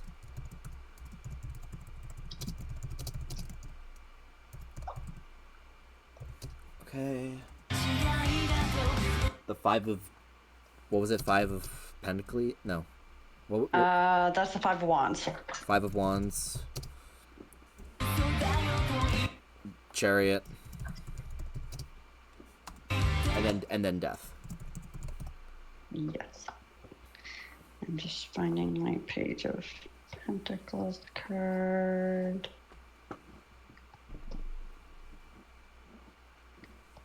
The Queen.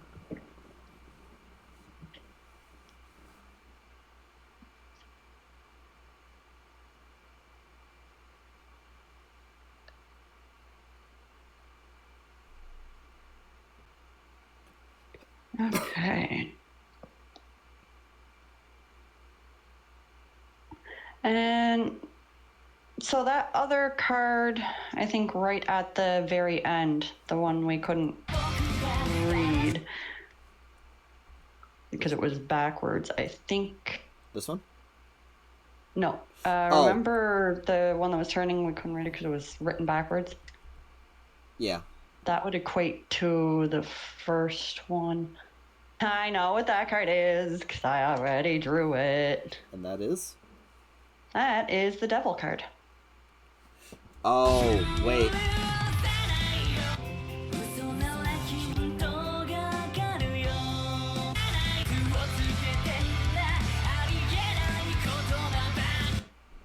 Yeah, that's Devil. Yeah, that's Devil. Mm-hmm. Yeah, because I just drew it. Okay, try and find that scene where it showed him like with the table view, so it shows like the arrangement of the cards that he has. Okay. I could literally, like, seeing that arrangement, know what one he was doing and be able to relay out the actual alignment for his reading.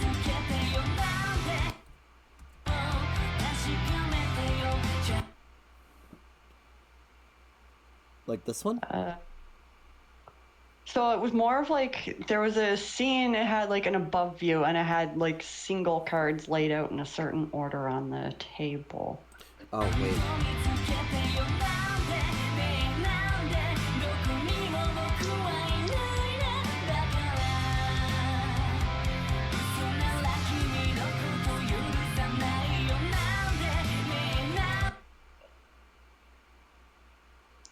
This one?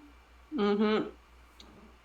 He's doing a saint's dress. There's 1, 2, 3, 4, 5, 6, 7, 8. Okay. So that's 10. 4. Perfect. And we have the 10 cards.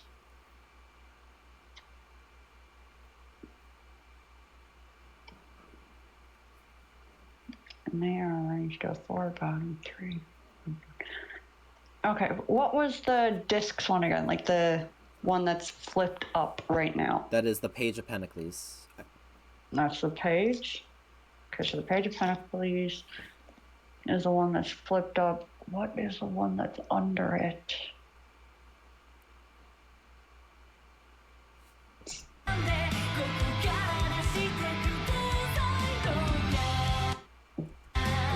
It doesn't show. Okay, so the Ace of Cups would be the one that was under because it was the same background.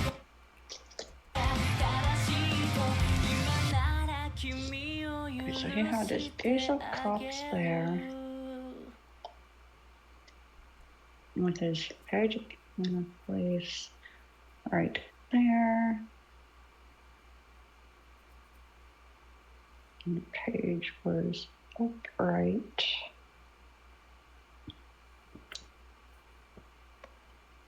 Which was our inverted card again? The King of Cups. The King of Cups is the inverted one. And you have them written down in the order that they were drawn, right? At least the order that they were shown here, yeah. Okay. It's in my Twitch one. It's in my Twitch chat right now. But first it was I guess technically speaking it was first it was Devil, and then in the sequence it was Page of Pentacles, 2 of Swords, Wheel of Fortune, 5 of Swords, Cup of Ace, inverted King of Cups, 5 of Wands, Chariot, then Death. Okay. So, first drawn card is always the second of the bottom. So that would sit there. And then the Page of Pentacles put there on top of the Ace of Cups. 2 of Swords would sit here.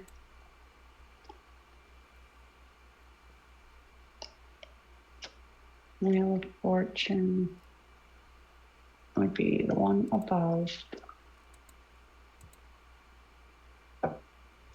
5 of Swords is the one below.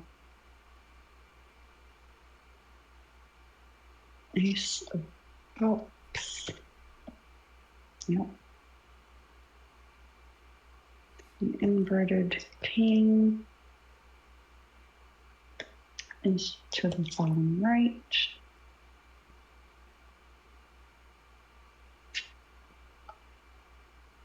And then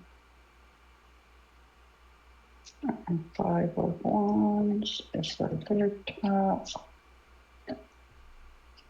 Chariot sits as the last on the bottom. Death is the middle. Okay, I have mine set up here exactly how he had his. Now, typically when you do a reading, it's kind of like playing poker in a sense. You're always going to end up with an upright card. Mm-hmm. Now, when you're drawing cards, what they always say is when you're drawing your cards, obviously you do them one by one. And if one flips out and flips up on its own before your final one, then that one remains flipped up, because if they flip up on their own, it is a good sign. So the fact his Ace of Cups was flipped up and in its placement, that would have been a card that flipped over on its own. Also, hi, Rena. Because the Page of Pentacles would be his final draw card. That's the one, and the way it's actually sitting there on the table, his Page of Pentacles is inverted. Oh. Okay. So that's an inverted Page of Pentacles. Sorry, Rena. We're talking tarot cards at the moment because of one of the themes in this guy's video.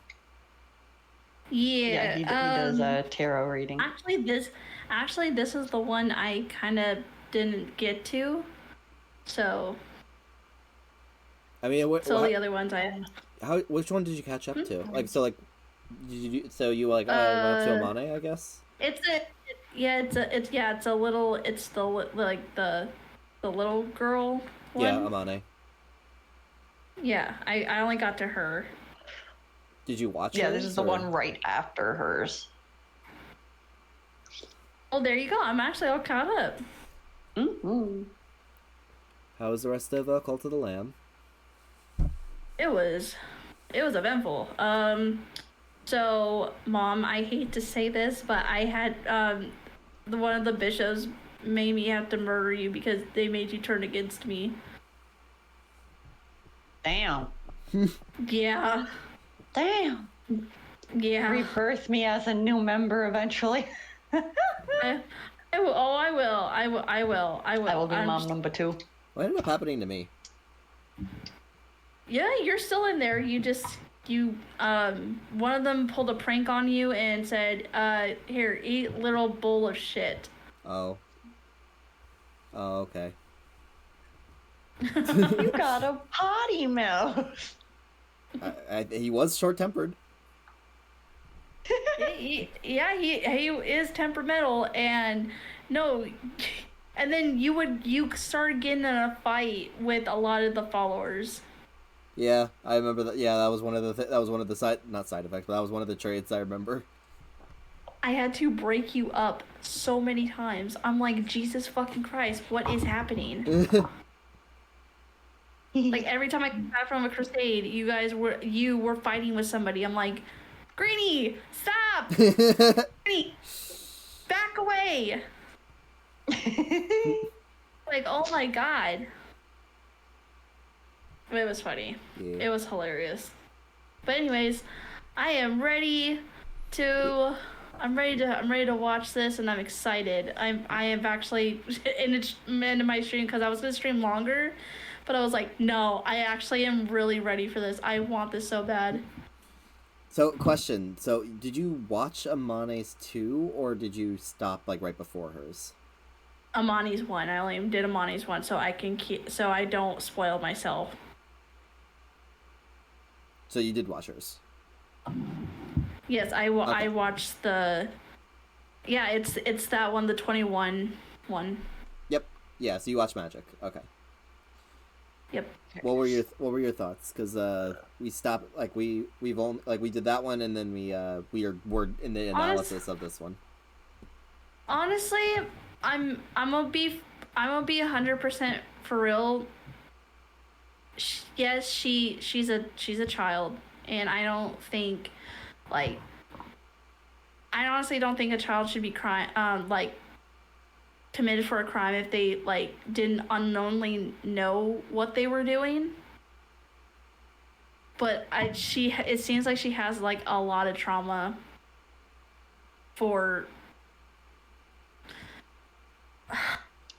So Green said one word to me about that video that I took heavily into consideration because there was a lot in it that referenced it. Mm-hmm. Cult. What? Cult. Cult? Like being in a cult? Yeah. Like being raised by cultists, abused. Ironically, right after you get off of Cult of the Lamb. Yeah. That's insane. So we're kind of getting the depiction that she was like raised within or by a cult, and she was like abused, like coached, goaded, impressioned. So yeah, it seemed like she was. It looked like from the music video, it seemed like she was heavily like, she has this innocent like aura about her, but she's got like, so you know how it's like literally how I said about the last time, don't judge a book by its cover. Mm-hmm. Honestly, I think she has some, because she let her. Well, she's a child. She's gonna follow Very impressionable. Yeah, very impressive. Like she will follow and like her parents and what she was raised into, because that's what she was taught. That's how she was brought up. But I think I'm in between. She is guilty, but she's not guilty at the same time. You know what I mean? Because you have to take into consideration. That's kind of like where we were determining it too. Like, can we penalize a child for something, like, especially like determine first, like, if she was knowledgeable about it, and like what her stance is, if she's still believing like she's in the right while knowing the truth after finding out the truth. Like, hey, this isn't how you should have been raised. Yes. Yeah, but like both of us were like pretty much like down the middle, but like leaning towards guilty. Yeah.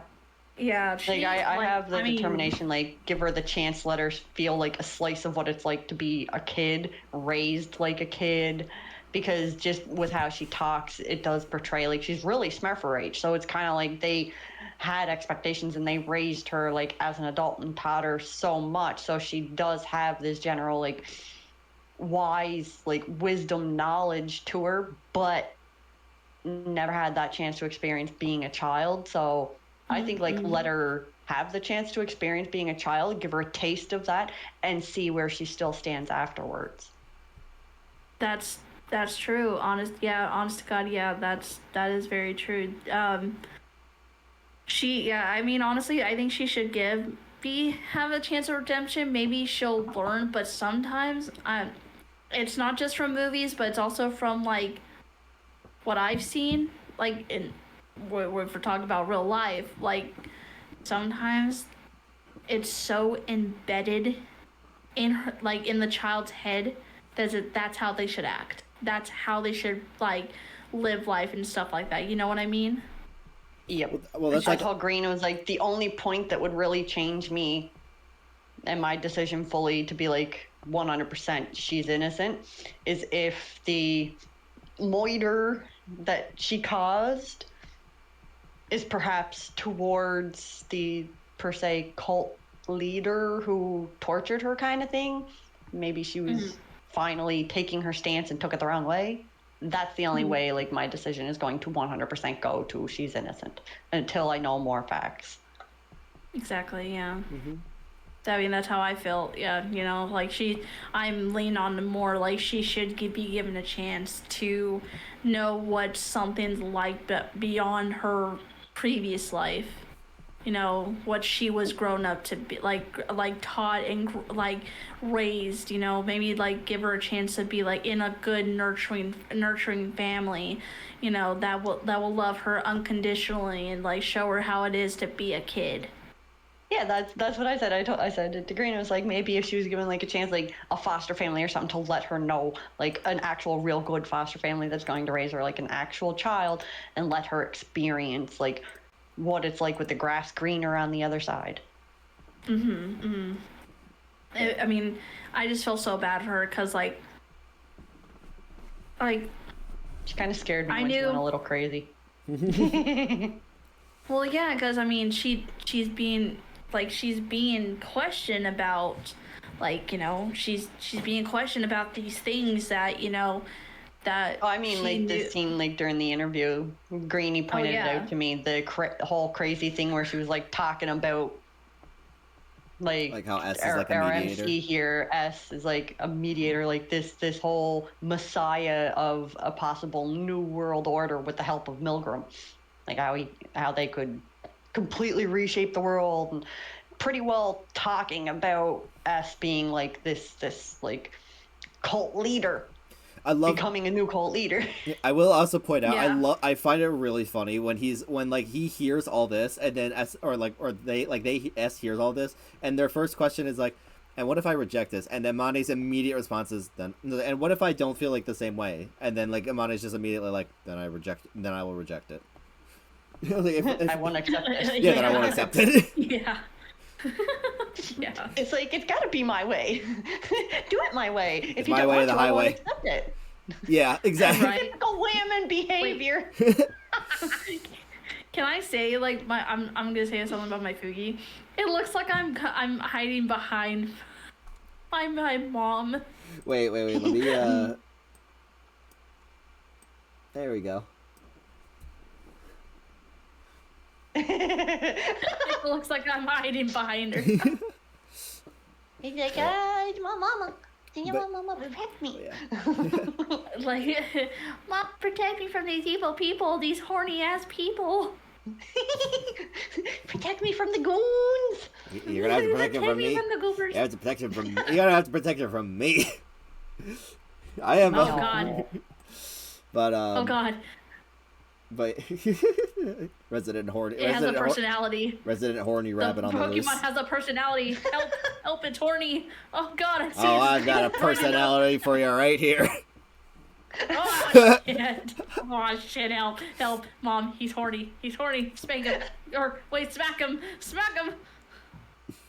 Yeah, I think spanking would defeat the purpose of him not being horny. Yeah, careful. I might like it. Careful, I might like it. Speaking of which, by the way, funny you bring that up because hey, you want to know one of the reasons why this is the most popular, MV of Milgram so far? Oh. And I missed that. And I missed that. Can we like? You want to watch this? Yeah, I could play it for you. Yeah, you can replay the video for her. Yeah. In the meantime, Queenie, figure out see if you can keep figuring out the tarot cards. Oh, I already have them lined up. Oh, perfect. So once it's done, we can actually do the reading of what it should have been. Okay.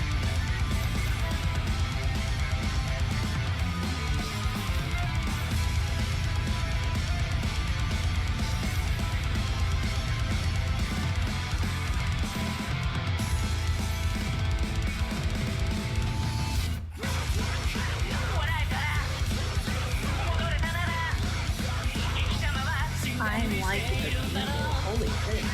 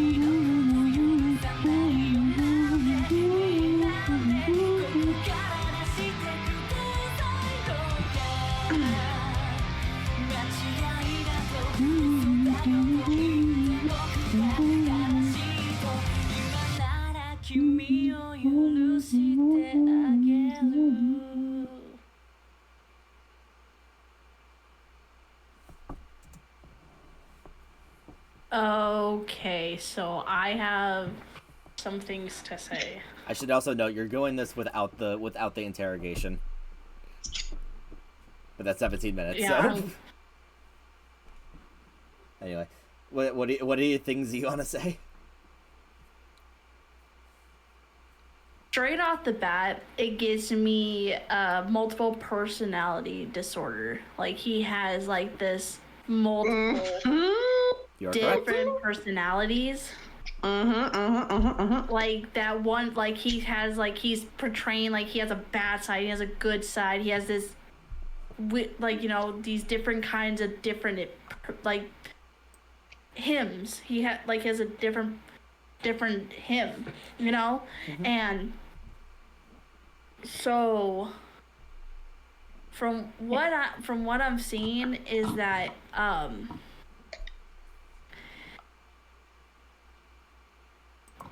he wants to believe that he's good, that he's doing it for a cause, like his other self saying like, oh no, you're doing this for a good cause, or you're doing, you know, you like if you don't like give, like if you don't do this, you won't survive.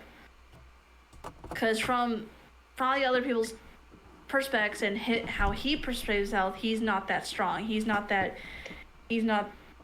Oh God, there's so many things wrong with him. Like he gives off this like. He wants to get off this like loner, like lone wolf type, but he likes to fucking pillage and kill and trick, and you know, and then I'm gonna say this, I'm gonna bring up the Norse god. He reminds me so much of Loki. So much. So you aren't necessarily, you are not wrong with the DID, the dissociative identity disorder. Mm-hmm. Because we come to the same conclusion. He has a second personality. You did miss the interview. He was actually able to attack S, and Milgram wasn't able to stop it. So equating to the point of it wasn't him attacking S, it was the other personality that Milgram doesn't have registered to protect S against. And that's why he was able to lay his hands on S. That's why in his interview, he states like he doesn't remember committing a murder, but he did commit a murder. And when he's being goaded on it, when it's being pushed, when the topic is being pushed, he ended up snapping and going crazy. into this crazy version.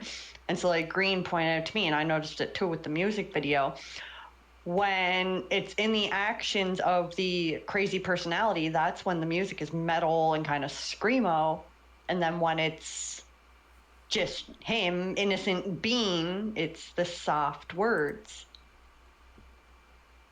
It's like actually him, the soft words are him talking. Yeah. And the screamo version is like what really personality talking, yeah. What really got me is him like it's like he's talking to somebody and he's like trying to like, oh yeah, let's like tell your future, let's do this. It's like, what are you doing? Like, I don't know. It's just he gives me so many bad vibes, and honestly, I'm gonna say this right now, and it's gonna be like a definite. I think he's guilty. I mean, I'd save it. I'd save the judgment until like after you saw the interrogation too. But yeah, because like the biggest thing that we got onto it, especially like after the interview and with this, is should we or could we really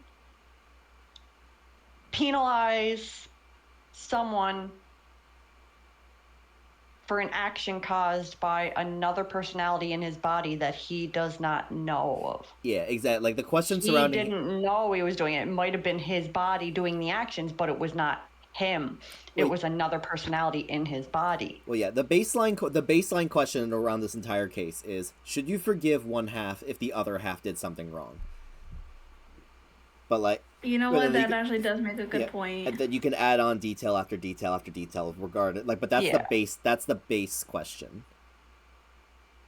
Like, technically, he didn't do it. The other personality did. So he's the one who's being put on trial, not the other personality. So should we really be putting him on trial when it wasn't technically him who did the act? Right. So it's like, this is like, that's where I get like confused with it too. Like I want to say guilty, I want to say not guilty, because it was his body, but it wasn't him in control of his body. So it was, but wasn't him who committed the act, and he's the one who's on trial instead of the personality that actually did it. Oh, speaking of which, now that we're actually on that topic, what was the reading for the tarot cards? So I was waiting until we got to the end to do this reading here with the polls. So I got them arranged in the order that they should have been in. Mm-hmm. And so as we got it, the first one that was technically shown, which should have been the first one pulled, is the Devil. And with the way that table was laid out, the Devil would be the one not to the top but to the left. And so when we're flipping the Devil and the Devil is upright, I'll let you get to the scene there. Okay, so Devil's on the top left. Yeah, so think of, we're viewing it from the right side. Okay. So technically we should be like where his knees are on the left. Mm-hmm. Yeah, so like if we're on the other side. Where we should be looking at it from. So you see where the Page of Pentacles is sideways. Mm-hmm. So that is an inversion. Okay. We're looking to the left side of where the Page of Pentacles is. So like where it's Page of Pentacles is facing west to east, and the Ace of Cups under it is north to south. We're looking west. Devil is west.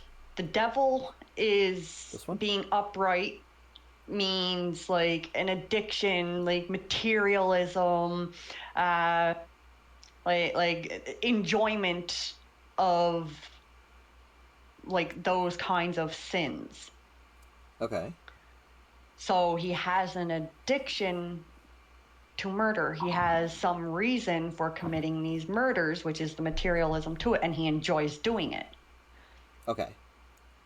So that was the one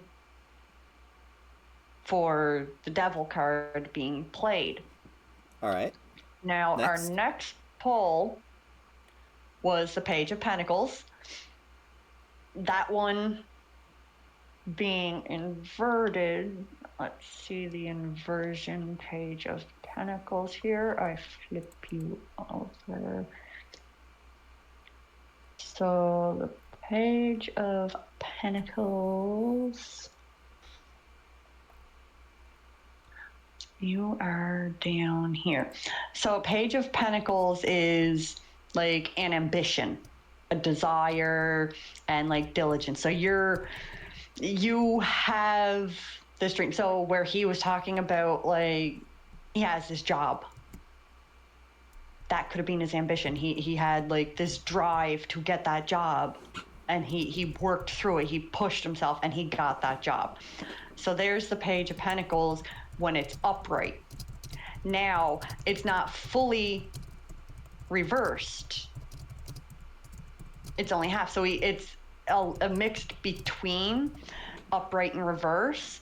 So it still showed he had like that ambition and he had the diligence to get to it and the desire. But there was also a greediness and laziness to it.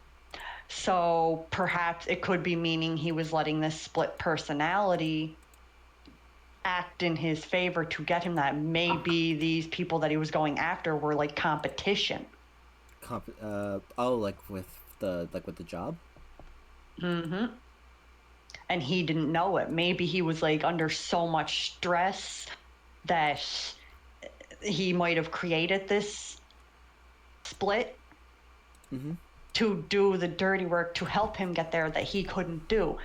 Maybe he had this doubt that he wouldn't get it on his own, so this split personality came to life and got rid of any competition that were going for that same job placement, so that he was the only one to do it.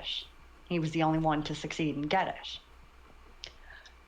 So then after that, we have our Two of Swords. So our Two of Swords is the one that is right above the Page of Pentacles. So like here?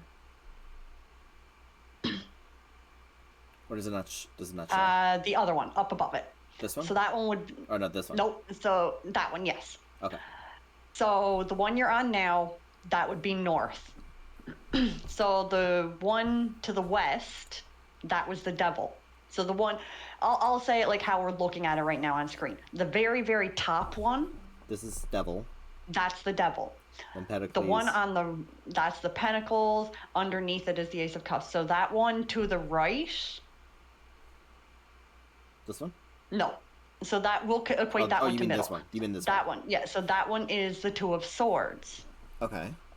And the Two of Swords was upright. So we are looking at our Two of Swords on upright, having difficult choices and indecision and stalemate. So that could go back to it, the Page of Pentacles. He could have had so many choices to make, not knowing how to get what he wanted. His indecisiveness and like the stalemate over it, those can lead to cracks in a soul. Especially when you are working with the Page of Pentacles, you're thinking you have so much ambition and drive for it, but then you have this indecision and a stalemate. Both of them are going against each other. Right, it's a contradiction. Yeah. So that could be where the split came into play, was the Two of Swords. So then after the Two of Swords, we're going for the Wheel of Fortune, which is the one that's on the left of the center. So that would be the one directly to the left. This one? Yep. And Wheel of Fortune is upright. So we are looking at Wheel of Fortune upright. a change, cycles, and inevitable fate. Inevitable fate. Okay. So if this is a reading for himself or he's reading it, like as Rena pointed out, it seems like he's talking to someone. So maybe he's talking to like his other personality, because if the space that he's in during that video is like his mind, he's interacting with his personality now. So he's talking about an inevitable fate. This split personality could be telling him like the only way for us to do this is you let me have control. I'll get rid of them. You won't remember anything. It's not you, it's me. So you can stay yourself while I do all the bad stuff. Mm-hmm. So there's his change, changing his personality, letting his personality cycle through and take control, and bringing the inevitable fate on everybody. So after the Wheel of Fortune, we have the Five of Swords. The Five of Swords is the one now in the bottom middle, the only other solo one. This one? Mm-hmm. Okay. So that one upright, we're looking for Five of Swords. Our Five of Swords upright is an unbridled ambition and win at all costs with a sneakiness to it. Win at all costs. Okay. Mm-hmm. So doing anything he needs to get what he wants. Adding in the sneakiness, that can also equate to the personality. He's being sneaky. The personality is doing all the work. He's not remembering anything, so no one can come to him for anything because he doesn't actually know. It's not him. There's the sneakiness in it. He can trick people. Mm-hmm. He can trick them because it was not him to commit the act. Thank you for that hydrate. Queenie, you So hydrate then... too. You hydrate too. I just hydrated. Oh, okay. Never mind then. Sorry. Actually, I had the last of my water there, so I will refill it after this. Cool. I will be good. Alright, continue. So then, after we had It's our Five of Swords red, Cup of Ace. we are at the Ace of Cups. And so our Ace of Cups, we already determined with that table, it's upright, but where it's flipped and it's already under the Page of Pentacles. Mm-hmm. This card here is always the sixth one. So that second row, third card, whatever, blah, blah, blah, being under the angled card, that's always the sixth one to be flipped. So where it's already up before any others, that means this was a card that flipped up when being drawn. So they always stay flipped when they're drawn that way. Particular for reason. So for an Ace of Cup upright means there's new feelings, there's spirituality and intuition. But if it is pre-flipped on its own, that means it's even stronger to those feelings. So whatever the Ace of Cups is meaning to it is like it's doubled. Okay. It has a higher, like, that's more of the calling. So new feelings, spirituality, intuition can mean he is knowledgeable of his other half. He's knowledgeable that he has this personality. He might just not be knowledgeable on what the personality is doing. Okay. It doesn't always mean, though, he 100% for sure knows or accepts it. It's just he might have a feeling that he has something wrong. Or he's sensing that something's there, but like not being able to identify what that something is. Yes. So that is where that stands. So he might know of this personality. He just doesn't know for sure if that's the case, if that's, like, if he's agreeing with it.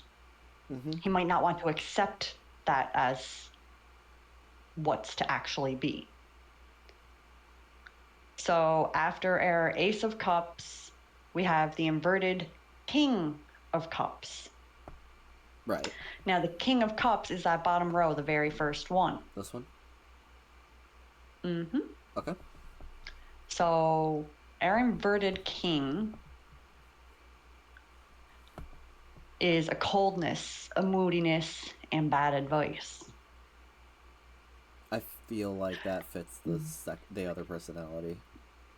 Mm-hmm. So this here being inverted could be where his other half is coming into play. So it's no longer him that's being read. This is the start of his personality, his split personality being read. Okay. So we have that coldness. We know he's cold. We've seen that how he attacked us. Mm-hmm. Moodiness, again, we seen that. Him freaking out. Stop getting me mad. And having bad advice, obviously. Oh yeah, let me murder. That is very, very bad advice. So then from there, we are going from that card to the right. We don't ever touch the card closest to it on the bottom row. So we go to the third card on the bottom row. Okay.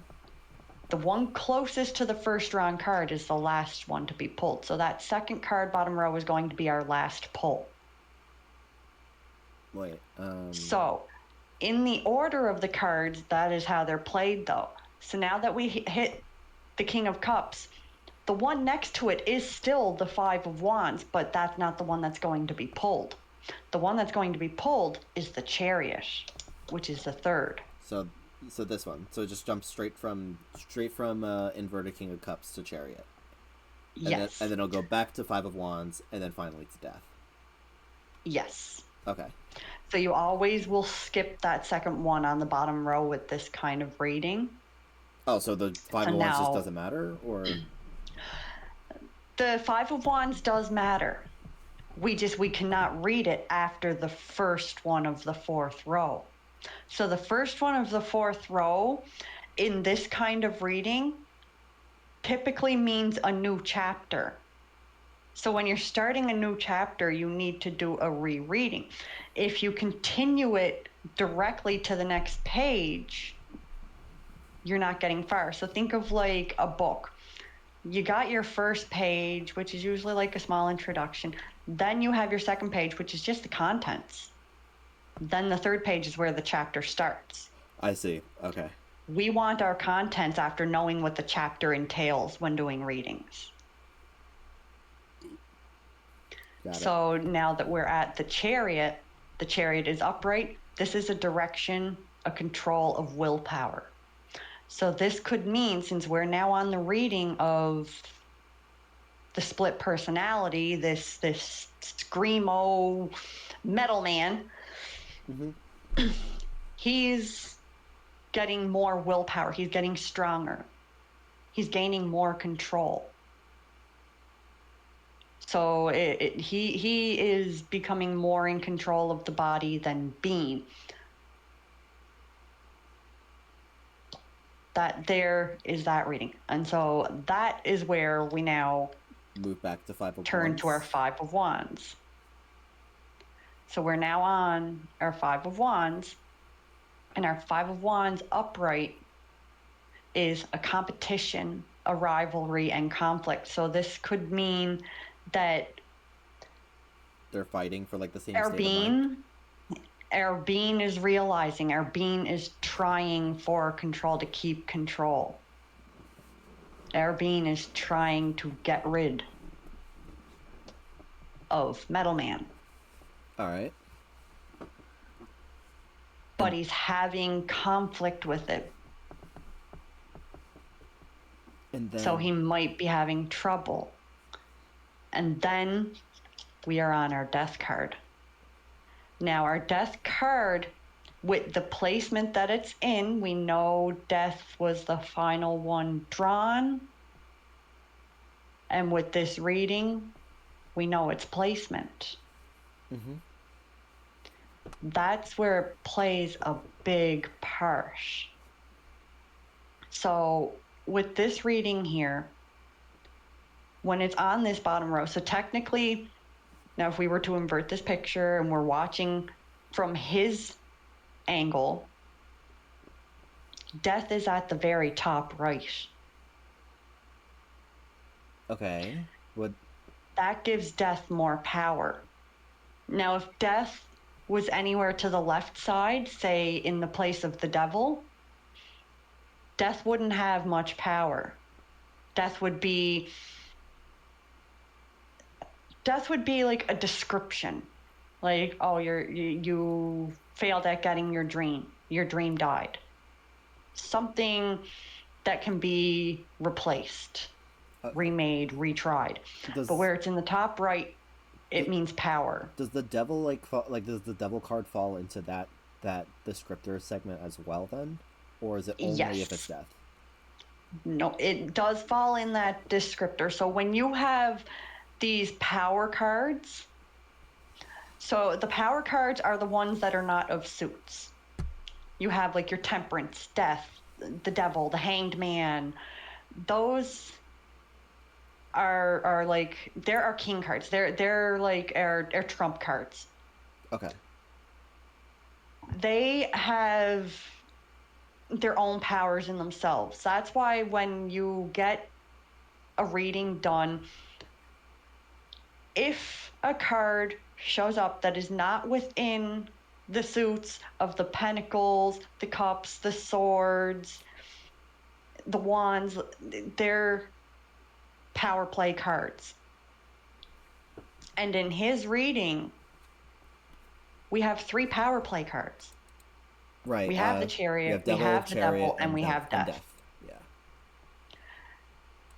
Chariot is in a placement. So Chariot's placement is more neutral ground. Chariot is in a middle placement.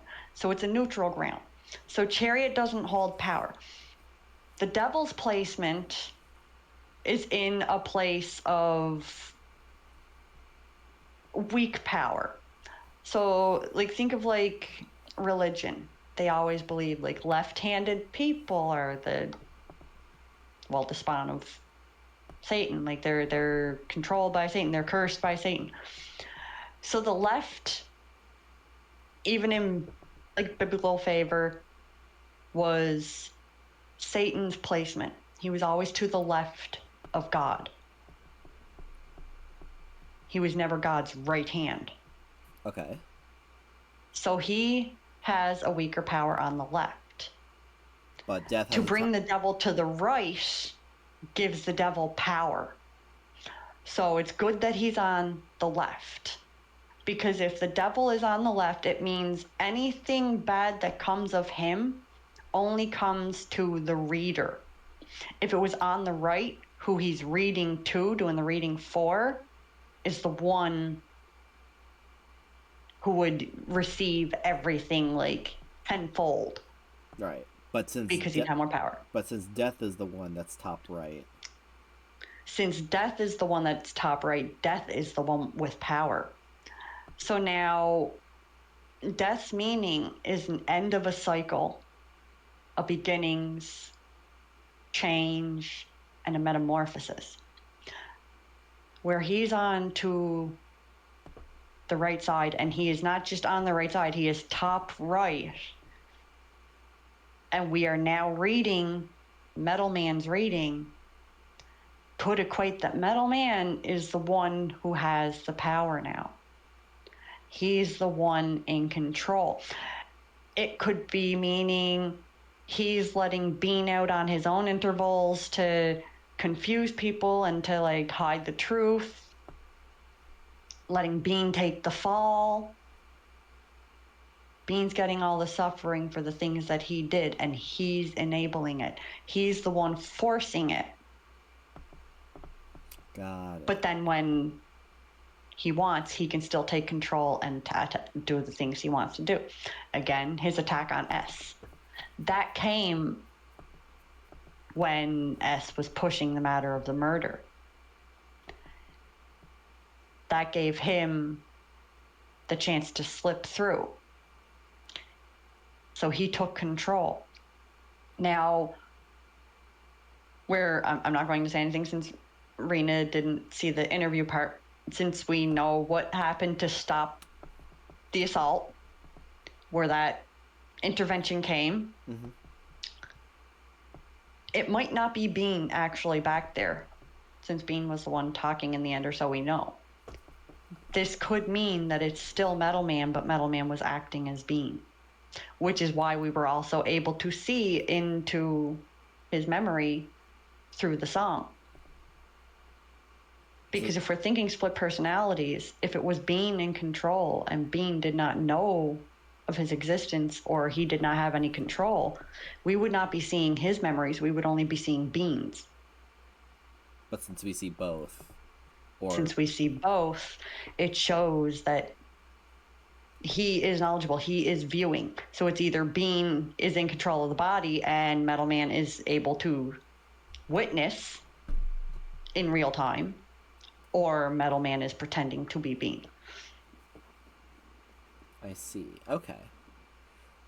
All right. We went through a lot of information. So then, what would you say your verdict would be in that, with all this info? My verdict would be, if it's him who's in control, guilt. 100% guilty. Mm-hmm. But that's only because he's taking control from Bean. Now, if at any point Bean was to be able to be strong enough and regain control of everything, then I would change it to innocent, because Bean should not be tried for something Metal Man did. Okay.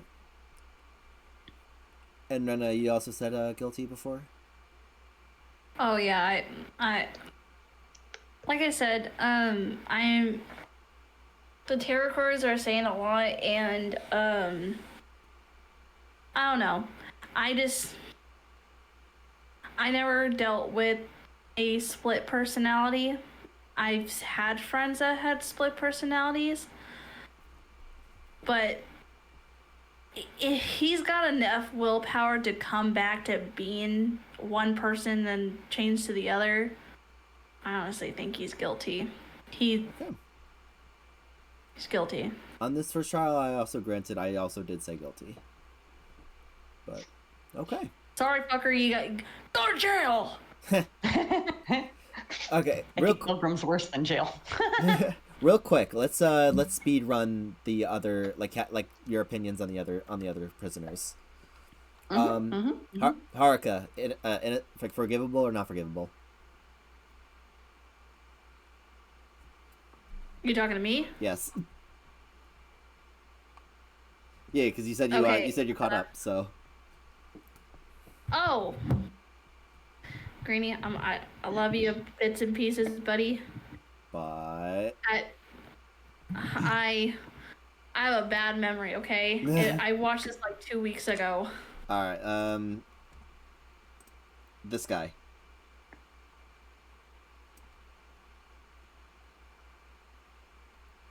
The one with the like the weak-willed man.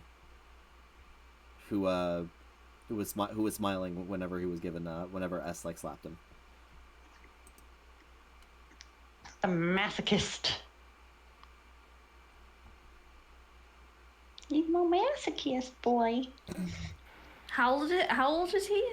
So he says 17, but he doesn't know for sure. How do you not know your age? Good question. How do you not know your age? Okay. It could be possible that his mother or family never celebrated it with him.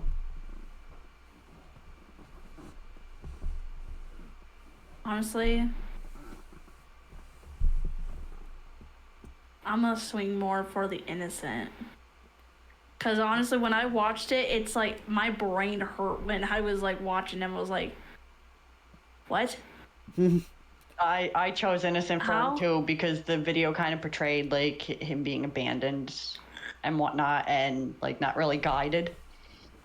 Yeah, no, I honestly start feeling a lot more like towards him when cause it just shows that he was just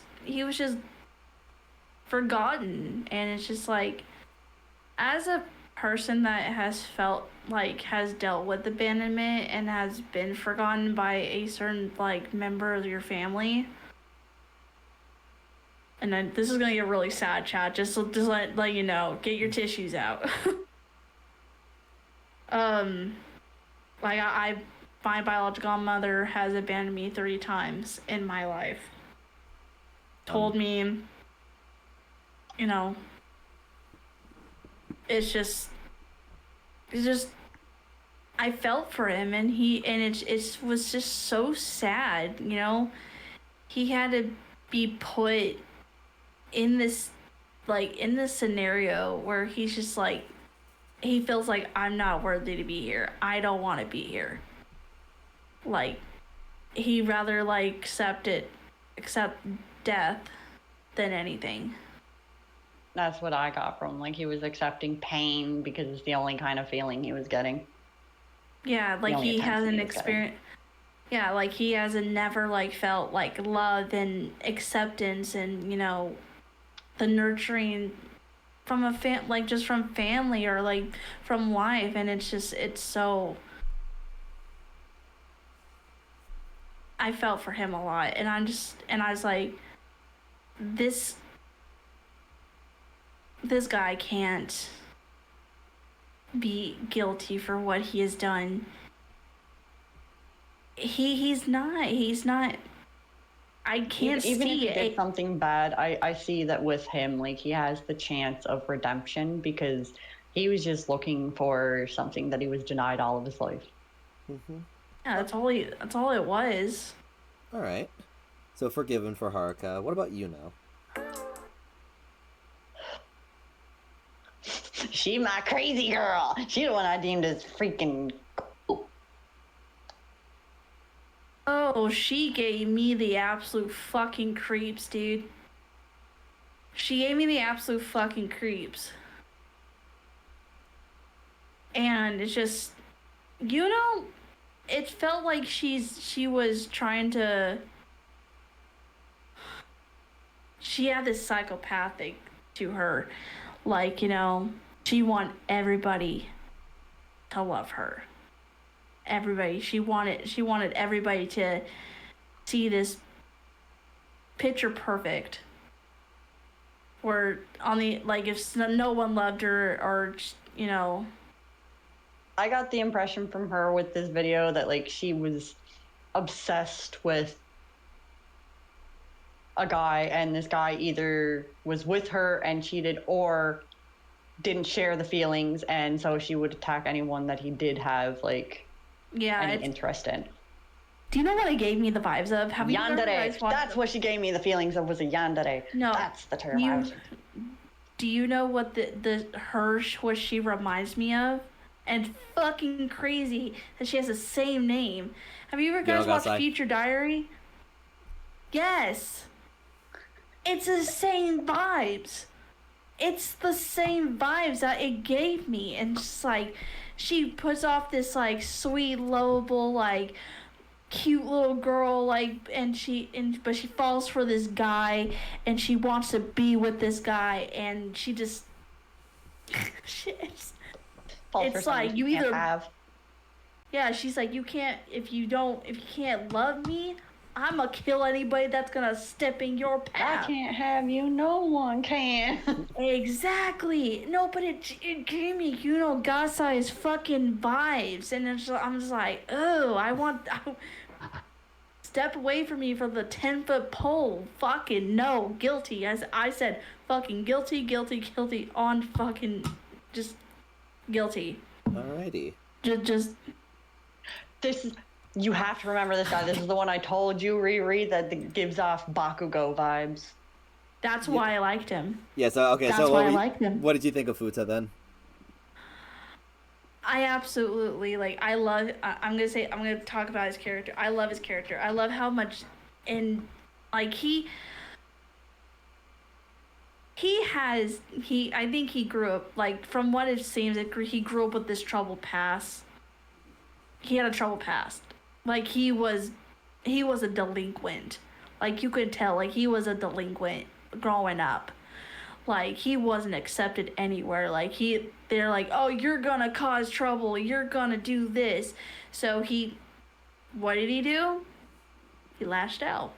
He said, you want to fucking see delinquent? I'll give you fucking delinquent. I equated him to having, like, a hero complex. Yeah, like, he has this... I literally fully equated him to Bakugo.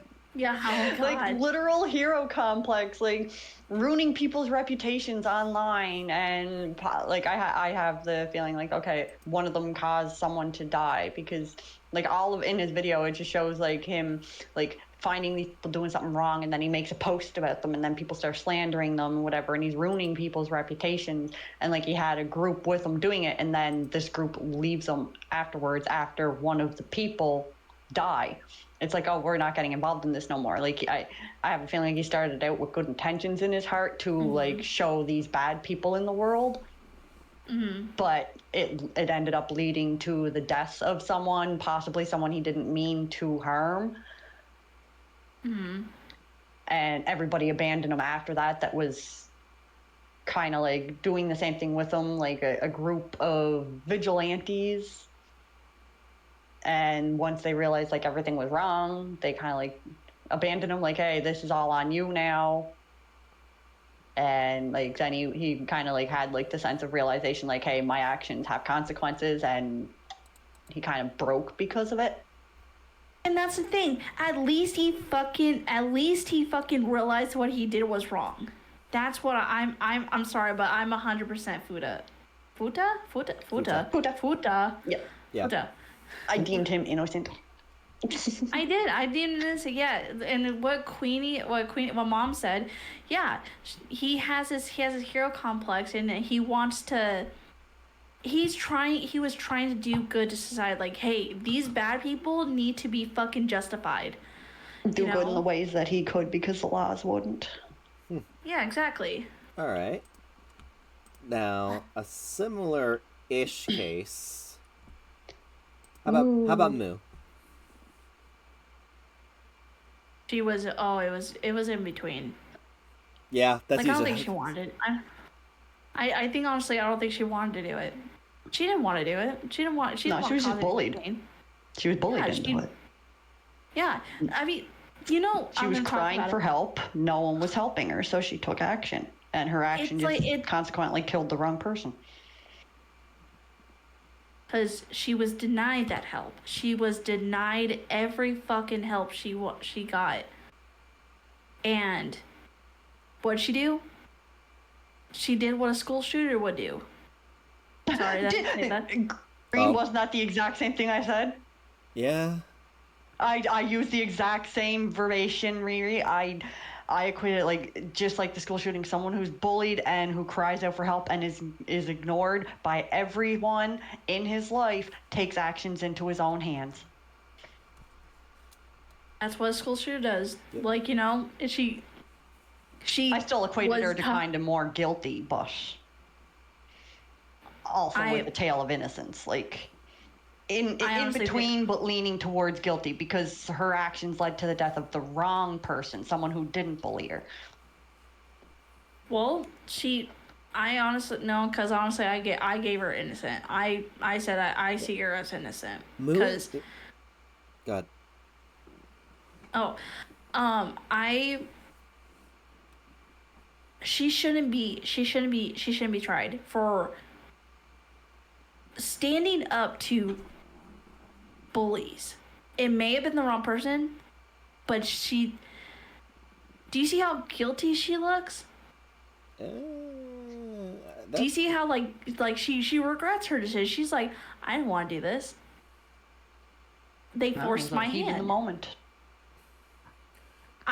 She said, I was sick of being bullied, because that's one thing I hate when people say, like, oh, well, oh yeah, she was bullied, or he was bullied, oh well. I wonder why. What led them to that part of them? You know, what led them down that path? Oh, I wonder why. Because you fucking harass them every fucking day. I hate fucking bullies. And honestly, and when I saw that it gave the bully vibe, like she was being bullied. I said no. The video kind of gave me the vibes like she was bullied by old friends or something, because there is the scene in the video where like it shows an image of her with the bullies on her phone, like a photo. And it's her with the bullies and like they're all smiling. So I had the feeling like, okay, maybe they were once her friends. Yeah, that photo there. Maybe they were once her friends, and for some reason they started bullying her or something, to like, maybe a rumor was spread about her or something and they started bullying her, or maybe they wanted to feel more popular, so she was the scapegoat in their group to bully so that they could feel better about themselves, and she started crying out for help and no one was listening. And then at the end, like further into the video near the ending, she finally, like, someone was in the bathroom witnessing this happen. Even though they didn't bully her, they watched it happen, they were walking away, and she finally, like, she ran to them for help and they refused the help, and then she killed them. So her snap killed someone who necessarily didn't bully her but was still equally as guilty, because I do believe in the whole, like, a bystander is just as guilty as the bully, because they're not doing anything but watching and letting it happen. But she still killed someone who necessarily didn't do anything wrong to her, just didn't want to get involved, because maybe this person didn't want to also end up being bullied. Maybe this person had a reason for avoiding it all. And they're the one who suffered, they're the one who died instead of one of the bullies. She tried to make a statement kind of thing, like, hey, I'm crying out for help, no one's helping me, I have to take care of it myself. But that led to the wrong person dying. So that's why I'm in between, leaning a bit more towards guilty, because the wrong person was the one that died rather than one of the ones who were actually at fault. Correct. Yeah. I don't believe, like, the whole bullying thing, you were, like you said, Mom, like, guilty by association.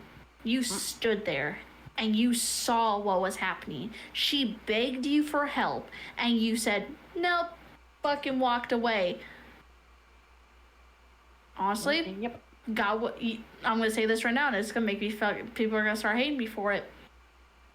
You got what you deserved. You should have actually helped her and been like, hey, what's wrong? What happened? What did they do to you? Like, helped her out. For crying out loud. She was fucking being bullied. Are you serious? Like, what the fuck? Even though you're like, you just saw what happened, you didn't immediately, like, fucking, like, help her out. You're like, hey, what's wrong? What happened? What's going on? You know, like, fucking help her out. That's why she snapped. Cause she felt like, oh my god, everybody's against me. No one wanted to fucking hear her out. So that's why she had to protect herself. Yes, because what if this person was like, you know, what if this person was gonna walk away and be like, hey, look, guys, look at the loser, look what happened. All right. And let's wrap this last one, because I know you're there for Mahiru and Kazui. Shido. Doctor Man. The very handsome Doctor Man. Yeah. So, I believe... So, from my point of view... While you discuss this, I'm going to grab my pop. Okay. Go ahead. I have a popcorn here. I should really eat some more of that. Okay.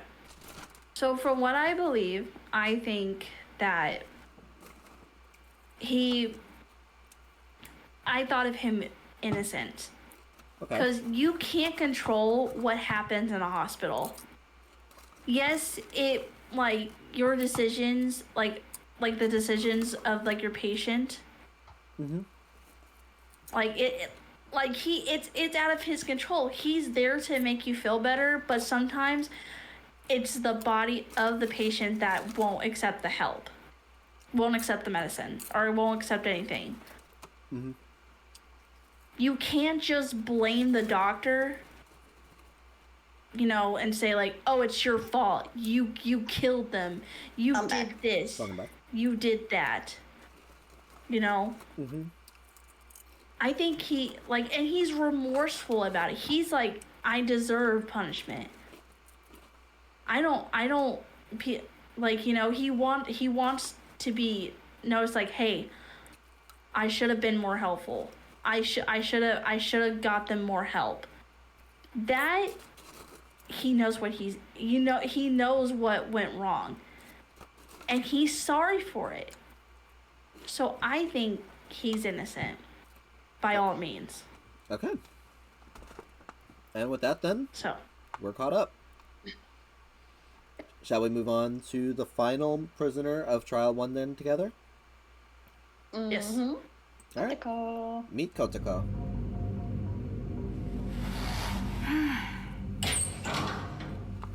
ずいぶん遅かったね。待ちくたびれたわ。囚人番号10番コトコ。尋問を始める。どうしたの？仏頂面をして。その説はどうも。お礼を言う顔じゃないわよ。お前には山ほど聞きたいことがあるからな。ひとまず名前と年齢。ゆずりはことこ、20歳。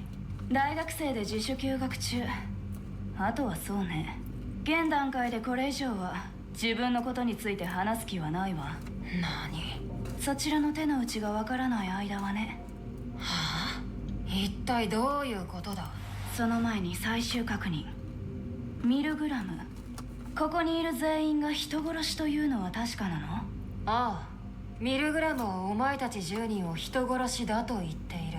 ミルグラムの前提ルールだ。揺るがない。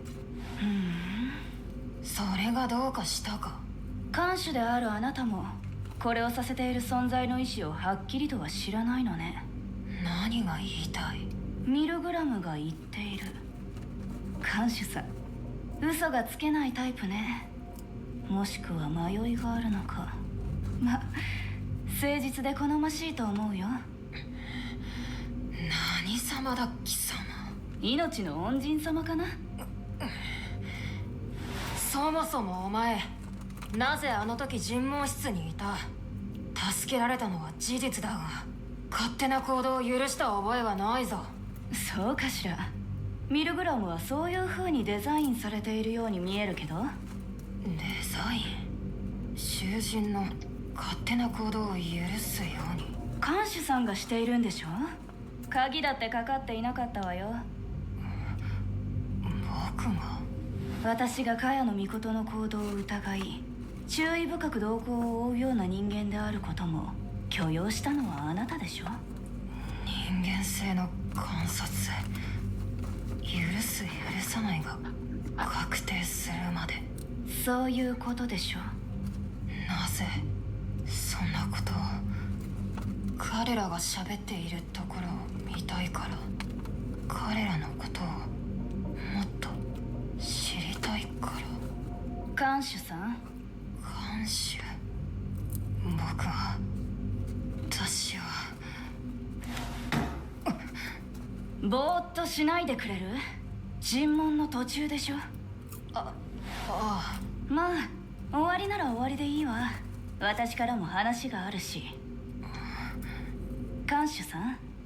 いや S、 私と協力しない？私たちはいいパートナーになれるはずだよ。協力だと？あなたは看守の立場から尋問によって得た情報を、私は囚人の立場から普段の監獄生活で得た情報を互いに共有し合う。どうかしら？ふざけるな。どうして？悪い話じゃないはずだけど。ほら、茅野尊の件はそのお試しサービスだと思って。うるさい、黙れ。クーリングオフだ。僕は看守でお前は囚人。以上だ。見た目通り頭が固いな。なんだと。桜井遥は行動に積極性が増している。幼稚で変質的だが周囲とのコミュニケーションに興味を持ち始めたようだ。貸しユノは表面上の変化は少ないが相手に同調するコミュニケーションが減ったように思える。本来の貸しユノが表出し始めていると言うべきか。おい、何の話だ。梶山風太は明確に変わった。他人への攻撃的な言動が減少傾向にあり、自己正当化、防衛する言動が増えて。コトコエストの尋問を終えた囚人の行動の傾向が徐々に変化していることに気づいてる？知らん。監獄の中から見える景色もある。私はあなた同様囚人を監視しているから。お前がなぜそんなことをする必要がある？協力しましょう S。 私たちの利害は一致している。利害の一致だと？看守の僕と囚人のお前が？そう、ここに収監されてから私なりにミルグラムを観察し考察した。それが囚人のやることか。結果、私の中で出た仮説。ここは真の善悪を定義する場所。ちなみにここで言う真とは新しいという意味でもあり、誠という意味でもある。真の善悪？すでに世界には法律という罪の基準が存在するにもかかわらず、なぜ人殺しを集めて有罪無罪を改めて問う必要があるのか。囚人と言いながら拘束すらせずに自由に行動させ、そのものの人間性を観察しているのか。人の心を覗き判断する必要があるのか。こんなことをしようとするのは今の善悪の定義が不完全だと思っている人間の仕業としか思えない。確かにミルグラムは法律を基準としていない。僕もそうだ。新たな基準を探している。気が合うね。ミルグラム自体へここまで理解を示そうとする人間は初めてだ。確かに信じがたい非現実な場所よね。でも私にとっては悪くない。手間が省けるというもの。コトコ、貴様は一体何を考えている？あなたと同じだと思いたいけどね。私は悪が許せない。悪が許せないだと？そう、私は悪を憎んでいる。罪なき者を傷つける暴力、略奪、殺人、悪行の全てを憎んでいる。この世には法で裁けない悪が多すぎる。法の隙間をない弱者を虐げておきながら今ものうのうと暮らしている悪人がたくさんいる。この世界を変えたいと思いながらも私一人の力では限界がある。コトコ、あなたたちの真意は知らないわ。同じ思想を持つ同士というのももしかしたら私の妄想に過ぎないかもしれない。だとしても善悪を再度多角的な観点であぶり出すミルグラムの性質自体に私は魅力を感じているのよ。どう？私のことを理解してもらえた？一ついいか？何？コトコ、お前は人殺しだ。お前もミルグラムの囚人だ。れっきとした人殺しだ。お前もお前自身が憎む悪だ。裁かれる立場だということを忘れるな。人殺しねえ、あなたもそのレベルの人間？がっかりさせないで。まあどうでもいいけどさ。なんだと？確かに私は人を殺した。だからこそミルグラムの力を信じることができた。でもそれは虐げられていた弱者を守るため。相手は極悪人。弱者の盾となり牙となった結果、今の S のように非難する人間がいたとしても、私は自分の行いに後悔はない。殺人、その行為自体に善悪が備わっているわけではないと。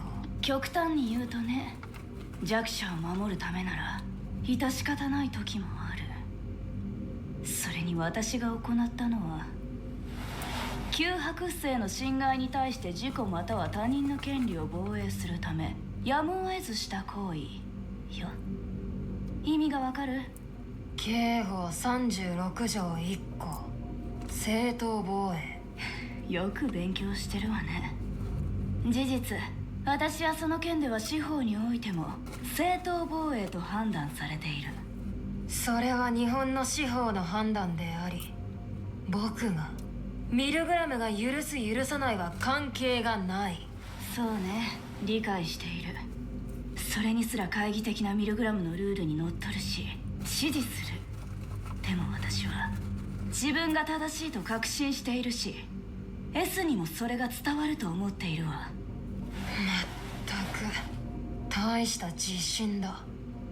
だって S、 あなたは私の心に触れるんでしょ。歌と映像によって。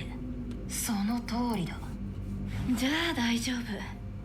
分かる人には分かるから。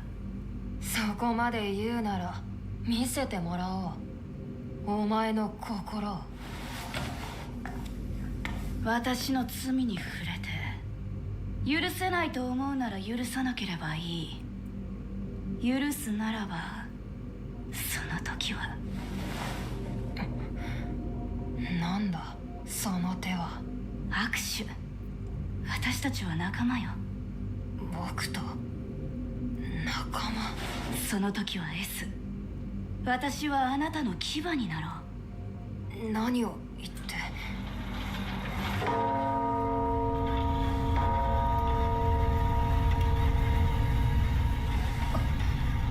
もう時間？まあいいわ。話したいことは話したし。何が仲間だ。僕はお前たち人殺しの罪を裁くための監視だ。お前と手を結ぶ必要などない。 S、 あなたは自分のことを処刑人とでも思っているの？法で裁かれない悪人がいると言ったでしょ。逆もしかり、不完全な法で裁かれようとしている善人もいる。あなたはそれを許す立場でもあるわけでしょ。あなたは悪を裁く処刑人ではない。許されるべき殺人者を救うのもあなたなのよ。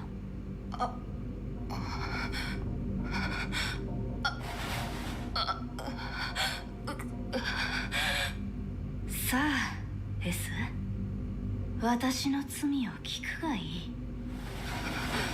囚人番号10番ことか。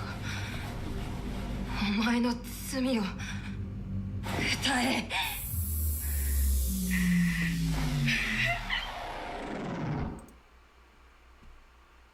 What in the ever loving He fucked shit? with S's poor head.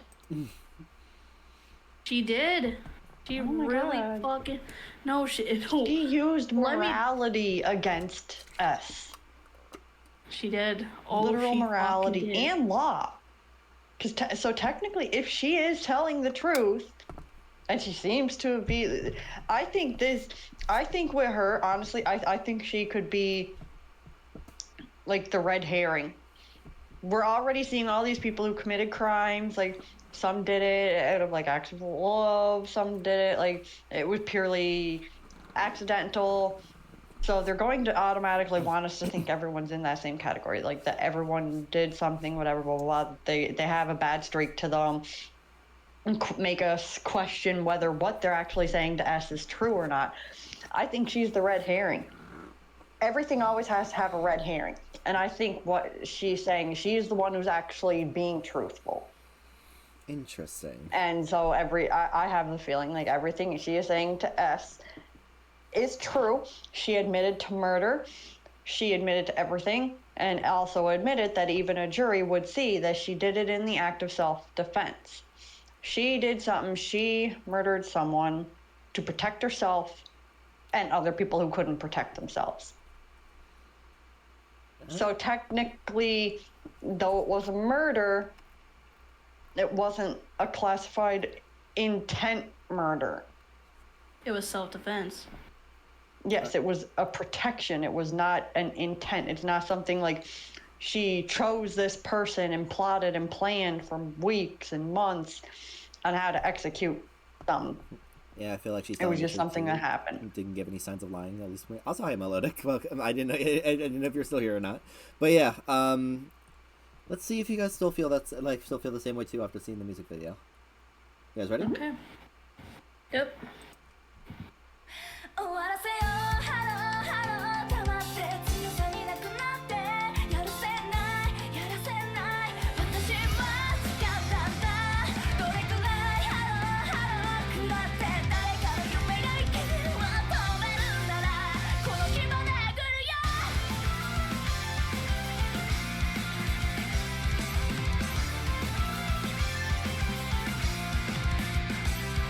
育った感情勝ち負けはどこか燃え尽きないように餌を食らってるまたクラクラになりめちゃくちゃになる求めた成長ががむやになり死んでいくたび心はもっと進んでいく憎んでるんだ壊れそうだよどこだらけど今終わらせようハローハロー溜まって強さになくなってやるせないやらせない私は違ったんだどれくらいハローハロー食らって誰かの夢が止まっちゃってんならこの気まで来るよ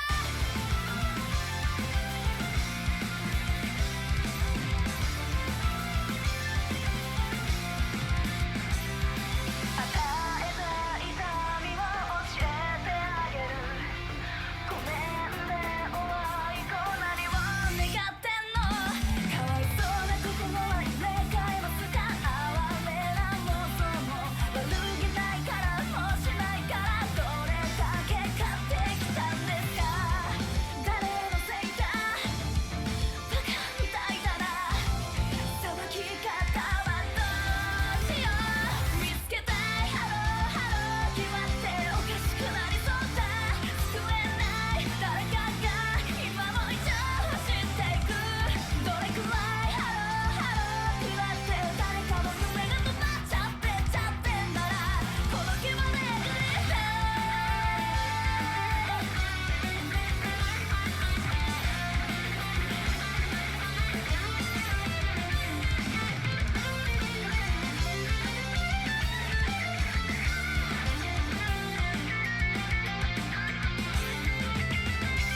生まれたハローハロー嫌っていいでしょそうやって失って何を期待すればいいんだおやすみハローハロー笑って私のこと好きになれる終わらせようハローハロー溜まって強さになくなってやるせないやらせない私としても譲れないのどれくらいハローハロー食らって誰かの夢が止まっちゃってんだよこの気まで来りたい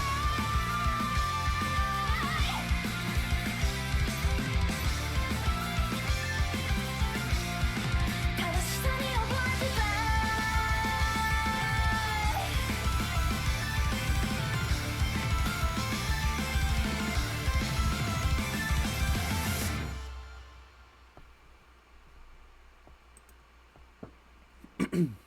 I still feel the same.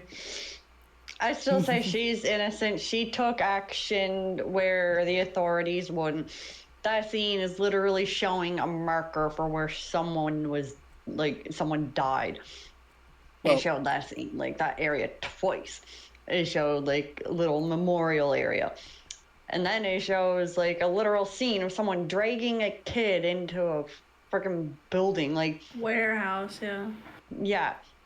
She took vigilantism to a point that it had to be taken because nothing else was being done about it. She did the investigation. She did everything that the police weren't doing. She saved the lives of people who otherwise would not be saved by the government because they keep pardoning the ones in the wrong. Can I say something actually about her? Mm-hmm. So, I honestly think she's a good person, because, like, if we're talking about, nobody does this at all. Let's say this now. Nobody does this, and she took, like Mom said, she took fucking action towards the people that fucking did something wrong, and it made my blood boil that there was a man dragging a child, and that's what we call sex trafficking. They were trafficking these girls, and she's like, I'm gonna put an end to this. Like, well, you're gonna really try this girl who did something right in society, but it's not, it wasn't brought to like to the courts or anything like that. It was. Even if it wasn't, do you know, like, these high profile peoples, if it's brought to the courts, they'll get out of it. They'll get free. Oh, there wasn't enough evidence. Oh, she illegally broke in, so this evidence is null and void. It doesn't count, whatever, blah, blah, blah, blah, blah. Do everything to get everything thrown out because they have the money to afford it. Exactly. And that's what fucking angers me. And it happens in this society too. It's like you will be put on trial, and if the fucking jury fucking finds you innocent or guilty, it's, what about the victims that were fucking put through that trauma and fucking shit like that? People that died. Died, fucking SA'd and kidnapped stuff like some families that didn't get their children back. Exactly. She did something. She fucking took an action, and she did something. She fucking put it, and she didn't have to do it. She protected the people that the government wasn't protecting. She was like the Robin Hood. She's literally like the fucking Robin Hood. Love that. So I will. So may I also say something? Mm-hmm. Mm-hmm. I think you two are absolutely valid in your arguments. There's just one question I just want to bring forth. So, when it comes to vigilantism, at where do you draw the line? Like, at what point does it start to become too far? I draw the line when it comes to a point. Okay, now, let's take this situation it just showed there, like, that you even have it on, like, the screen I'm right now, into consideration. This point, she lost control. It's her first time going in or whatever. Like, she murdered this fella because this fella was literally dragging a kid in. She caught him in the act of, like, kidnap and like, getting ready to literally sell a child. Mm-hmm. That, I think, if we consider it as a moment type thing, can be forgiven. Now, if her vigilantism was to lead to her killing everyone that she comes into contact with, well, then she's just taking revenge and having a vengeance. She's not being a vigilante, she's being an avenger in the wrong sense of the word. Okay. Because there is limits in law. Yeah, you can't go around like killing everybody. If it's like I said here, if it's a one time, like a slip, you kill them because you're reacting based on the moment. You're protecting this little girl who wasn't able to protect herself, and you're just going, you're getting crazy. You're into it, like your mind is blank. Your only thing on your mind is protecting that little girl and getting this threat away from her by any means necessary. Now, if she's, like, in a vigilantism type thing, okay, if she's to, like, beat someone up to scare them, okay. And if they continue it, we obviously know, like, she has the capability of tracking, able to go through and document information that even the authorities won't do. And the authorities can't, like, get permissions to do. She can get into those places and find the evidence that police need. She can be, like, a law-abiding vigilante, like helping the law from the shadows. So Batman. doing what the law and what like the police can't do because of their oaths. She could do that. That is a kind of like that's a line that I'm okay with in vigilantism. Now, if it's like I said, if it's to the point that she's literally doing everything in her own hands and she's resulting in the deaths of every bad person she comes into contact with, then there's the problem. Because yes, some do need to, if thinking in like this society, doesn't matter. Everybody's got like people that are corrupt. Every society has corrupt individuals, and a lot of them are of high power. Right. If more corrupt individuals are only being killed, they're just being killed. These people are just going to take more measures to stay hidden and protect themselves. But if there is criminals that are literal, like these high profile people, these sinners, and they see like even a sinner can be rightfully charged in law, that is what's going to scare them. Honestly, like with the way law works, the fear of somebody hunting you down without the law behind them is not as scary as the fear of knowing that you are not in power, that even the law applies to you. That is a scarier truth, because then that is literally shattering their view of their lives. They do these acts because they think they can get away with it, because they always do. If they stop being able to get away with it, that'll strike fear into the others. Right. And that can actually put a big hold on. So now if she was to take her vigilantism to a point that she's literally sending this proof to the police, like just anonymously, here's the proof you need, go get them, then the law can actually try them, because, well, we got this collective proof now against you that we weren't able to get before. Now you're going away for life. And they're going to be gone. Your accounts are going to be frozen. Your money's going to be frozen. Your family's going to be losing out because they're going to lose everything because of you, whatever, blah, blah, blah. Let them see there's consequences. Not just, oh, well, you're going to die, because then they're just going to be like, okay, she's going to hunt me and kill me either way, but I still have successors that I raised to do this. See, one of the big things that gives me pause when it comes to Kotoko is also like there's that, but also like what is her justice? Like, how do you know that her justice really is just? Because the law, it's showing clips like he's doing these investigations the law's not doing. She's showing clippings of literally like the law reporting like deaths, like these crimes, but nothing's being done about them. Right. No, of course, but like that. So that's what. If she's in her means and she has the capability to do it, I think she is justified in doing it, because in the end, it is for the better of the people who can't defend themselves. Poor people who can't afford like these rich like lawyers and stuff in court to sue someone else of a high profile for doing something bad. Like they can't do this on their own. So she's doing for them what the law also can't do, not just won't. We can't say the law won't, because there's probably like in any law, there's always people that want to do it right, but they are restricted. Law is helpful but restrictive. What I worry about usually what I usually worry about when it comes to, it's not necessarily the intentions going into it, because I absolutely believe that there's good intentions going into it.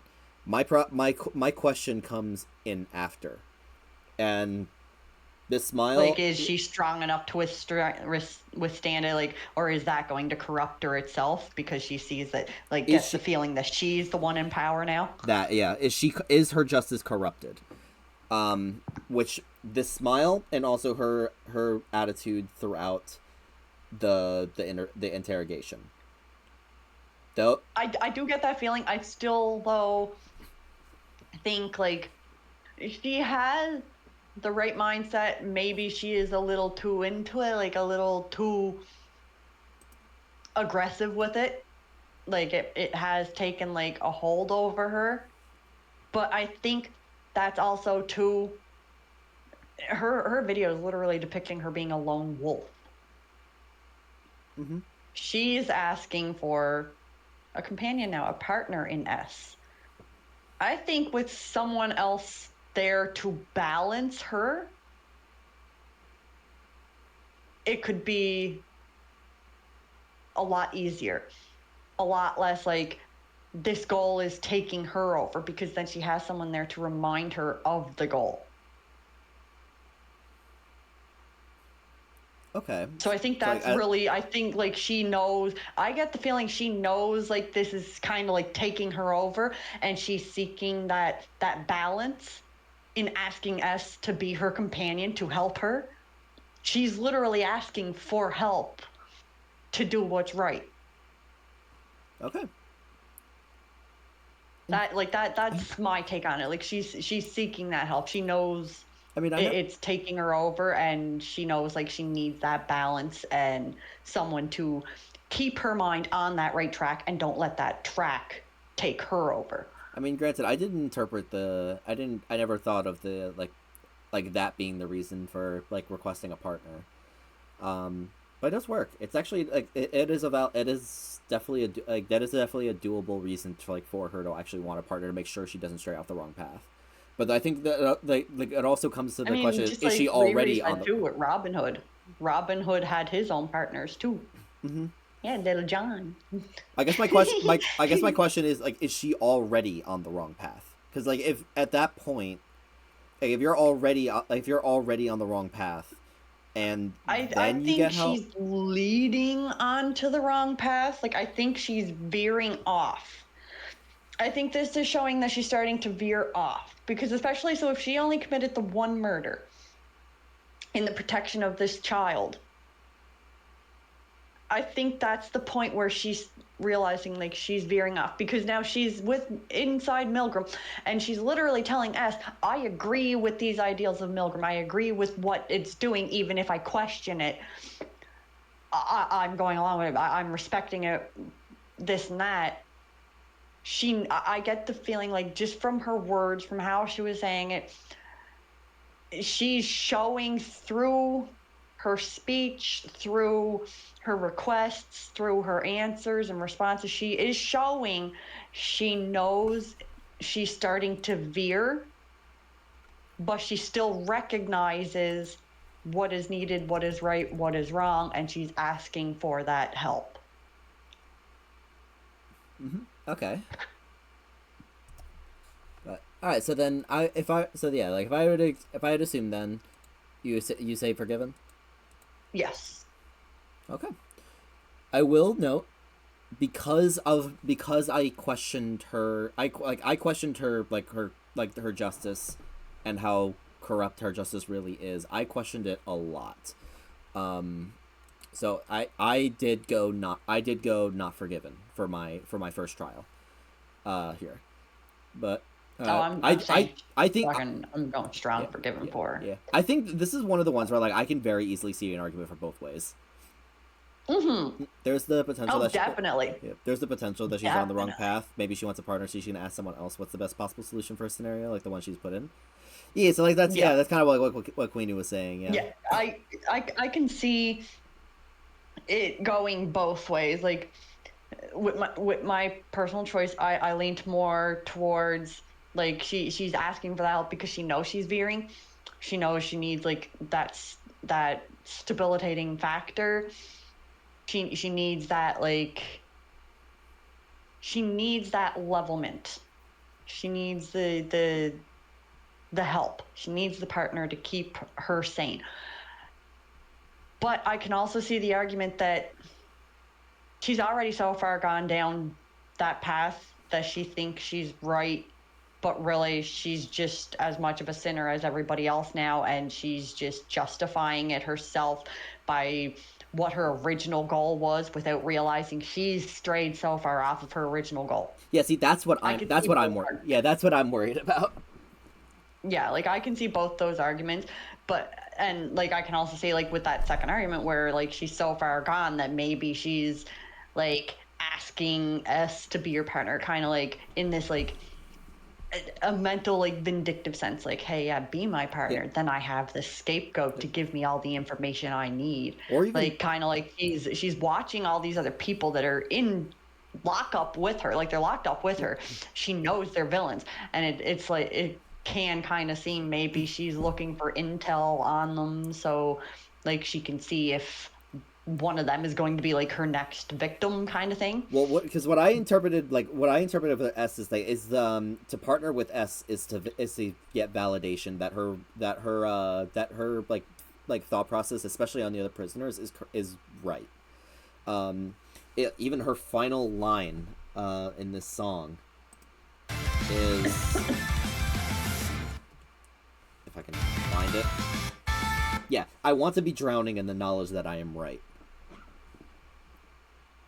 Like, I do, like, I think, I personally see, like, I see the justification argument.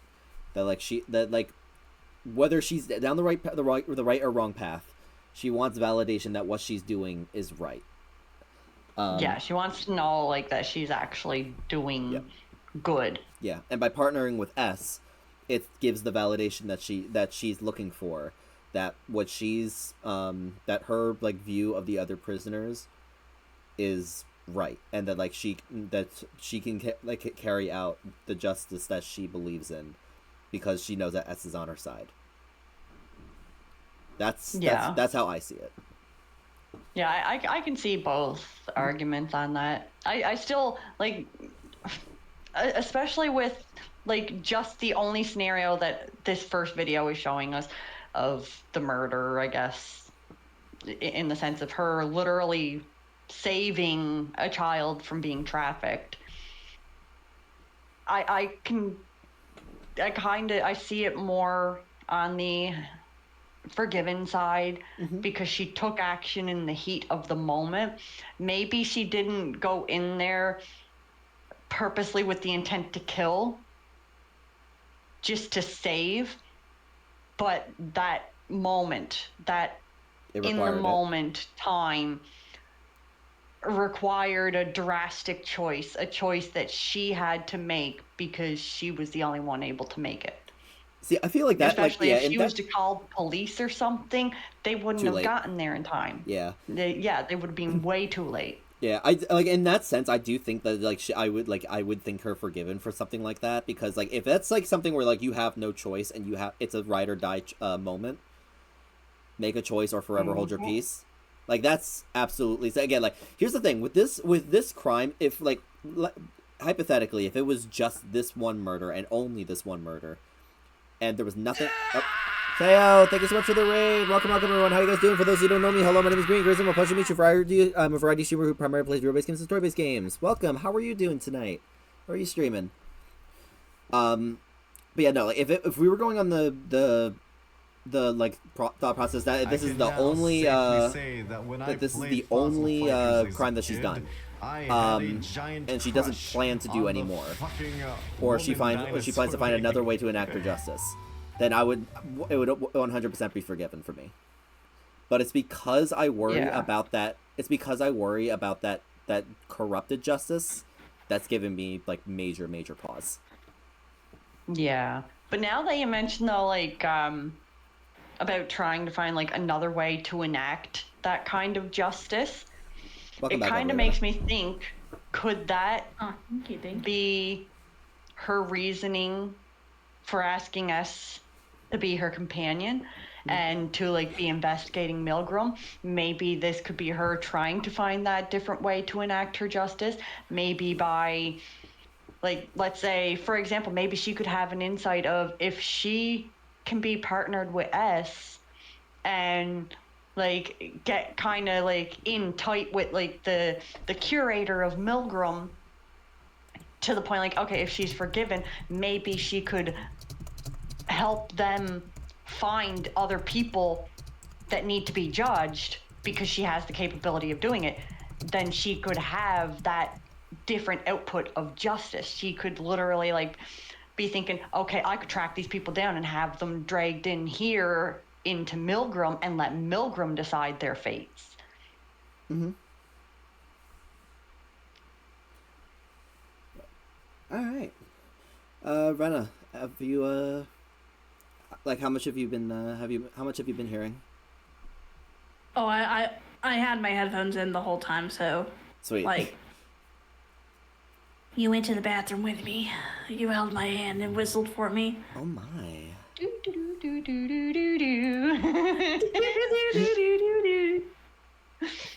We had the old kindergarten potty train. We got to join you in the bathroom.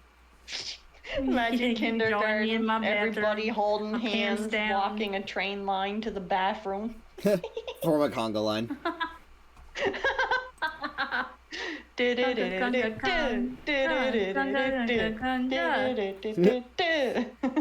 The shit's everywhere. Oh God, no. Anyway. For a second, you raise your foot. Anyway. But yeah. In any case, what are your thoughts on Kotoko, Rena? I honestly think that she tried to do some injustice and she was tried wrong for it. And like usually some people that have done like would okay, so let me start over. I honestly think she's in the right. She did something good because how fucked up how fucked up like the police system is and how the justice system is, it's fucked. It's super fucked. And she didn't want to see an innocent bystander get fucked over, and so she took it into her own hands. And yes, I agree with Queenie, like, about, yes, she could have gone with the information that she had to the police. Yes, that could have happened. Yes, she could have had a companion to kind of keep her on the right track. But it takes a lot of guts for what she does, what she has been doing. Not a single person could go in by themselves and fucking hack jaw somebody that has fucking did wrong and take justice. So a lot of people, I'm gonna say that a lot of people are fucking cowards. We'll say that. Mm-hmm. Mm-hmm. She took it to herself and said, I'm gonna be the Robin Hood. I'm gonna be this vigilante. I'm gonna be the Batman, She Batman. and shit like that. Yeah, right. I can't I can't lower my voice deep enough to be like, I'm Batman. I'm Batman. Yes. Where is she? Anyway, sorry. Oh no, Joker. Oh no, what are you gonna do with that Loppity Joker? Oh, it's an animal Joker, you can't. Then you just got Harley in the background like, Batsy. Okay. So you two both say forgiven? I'm gonna say forgive her because she did a lot of good. She's doing good by society. It's just, but society is so fucked up nowadays and so fucked up, like fucked in the head, and the justice is so fucked in the head. Like they're gonna be like, oh, this is wrong. This person has a well-paid lawyer. We're going to let them off scot-free. Exactly. Like what the fuck? Like, this family lost a daughter. Oh, well, we don't got the proof that it was this man who trafficked them. Even though we got proof they trafficked 3 other people, we don't got the proof of this one specific person, so they get to run free. Exactly what I'm fucking saying. No, and then honestly, and then from her trial, I want to talk about a trial. That's been itching me to talk about. Like her trial, holy fucking shit. She got into E's head so fucking bad. Wait, where she's like, S. Oh, S. yeah. Oh, you're talking about the interrogation. You're talking about the S. interrogation. Yeah. Yeah. Yes, I'm talking about the interrogation. For a moment, it kind of seemed like she made S, like, be questioning like their belief in Milgram. Exactly. No, and then honestly, she's got a fucking point. She's got a fucking point. Cause if we're thinking about it, Milgram's this fucking program where they take these handful of people that are murderers. Okay, Milgram. What about all the other fucking murderers? You're getting these 17 to fucking 20-year-olds or 30-year-olds. I mean, like, okay, we're gonna just take you a lot of you and fucking put you in. We're gonna try to see if you're innocent fucking enough that, you know. I'm like, what? Like, she made me fucking think about the whole fucking program. Like, she actually got in my head a little bit. I'm like, oh, you know, she's got a fucking point.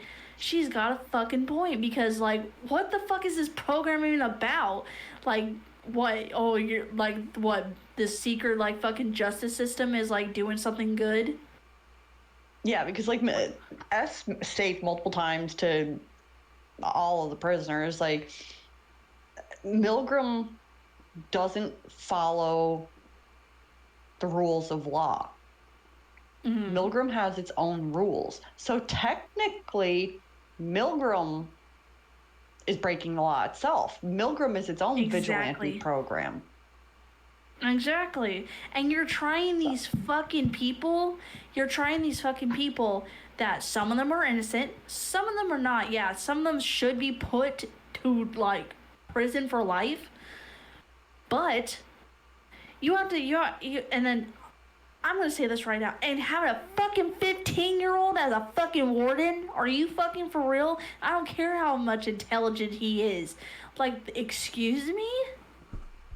I find that part of it a bit weird too, because if we're thinking, like, if we get into the same thought of, like, with our little 12-year-old, S is still 15. S is impressionable. S has no memory of past. So all S is learning is what's to do with Milgram. So it kind of gives off the vibe that Milgram itself could be like its own cultish type thing, trying to enlist judgment in its own belief of ways against the law. But I thought of something right quick about this case here. And kind of quoting, like, to my previous quote, like, maybe she was asking us, like, thinking, like, of a different source of way for, like, inducting her punishments on these people that deserve to be punished. Milgram could technically be a good way of enacting those on the people that do deserve it. But think of it this way, she's kind of having a point, because she's kind of putting off the basis when speaking with S. S is technically, in all senses, innocent. S is just this kid who's thrust into this responsibility that of things that S has never really had to deal with before. So all of this is something new for S. But S is ultimately the one whose decision they need. But who better understands a criminal but a criminal? And she was admitting and understanding and knowingly giving wing that I'm a criminal. I understand how their minds work. So how are they going to know something? They need someone on the inside, someone who knows the workings of real criminals. Yeah. So to have a partner like her is actually really smart. Yeah, no, and honestly, like, it fucking baffles me. No, like, because now I want to question Milgram now, and I'm gonna talk about this real quick. Just real quick, I'm gonna tell you, you should be questioning Milgram. Like, it's good that I honestly think it's a good thing that you've been questioning Milgram. I have, cause, like, what the fuck? You're okay. No, it's just when I Milgram's literally kidnapping people themselves, that it's determining our killers to enact literally like it's like a death trial on them. It's like literally taking people and putting them on an island to fight for the right to survive and be the one to get pardoned. It's literally like it's the Hunger taking Games. justice in its own hands outside of the I'm law. gonna say this right now. No, it feels like it's like the Hunger Games in a way, but it's also like merging with the cult. Like Mom said, like it's like it's like a cult some way. Like, what in your right fucking mind are you gonna trial a fucking 12-year-old and have a fucking 15-year-old be a warden and start questioning them? Excuse the fuck out of me. Like, who the hell? Like, it baffles me because you're just like, hold the fuck on, hold the phone, pump the brakes, box and friends. I mean, like, it's like what if the we're hell? to think of Milgram as a person, think of Milgram like a person.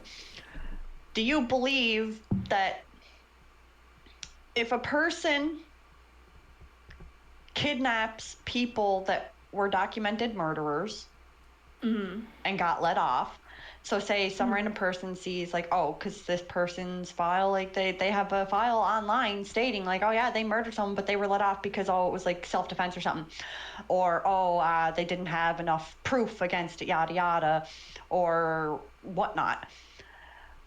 This random person, in their own sense of vigilantism, kidnaps all these people. And now we're thinking Milgram. Milgram's this big thing, so obviously it equates to wealth. So this person is wealthy. They kidnap these random people who were listed as murderers or convicts, whatever, and they bring them all to this little island and have them fight for their lives against each other, and the last one standing gets freed, and like, oh, we're gonna back you up and whatever, even in court, like, we'll give you our word, like, hey, yeah, you're innocent, like, we'll get you off scot-free. That person who did this, would they not have been doing also an illegal act themselves, and should they also be tried as kidnappers and murderers for inducting these people to literally fight to the death, like literally scaring these people and giving them no other option but to fight for the death for their own like enjoyment of seeing this happen? Should that person like, wouldn't that person also be equal to getting tried and judged? Honestly, some people probably don't even need to be in Milgram either. Of course, we don't know how innocent they truly are. Like the doctor guy, did he really need to be here, or are we just bringing literally anyone here? Well, exactly. Yeah, it's like Milgram's literally bringing anyone who's listed as a murderer. The official description is like anyone who was involved in someone's death. Now that could mean a lot of things.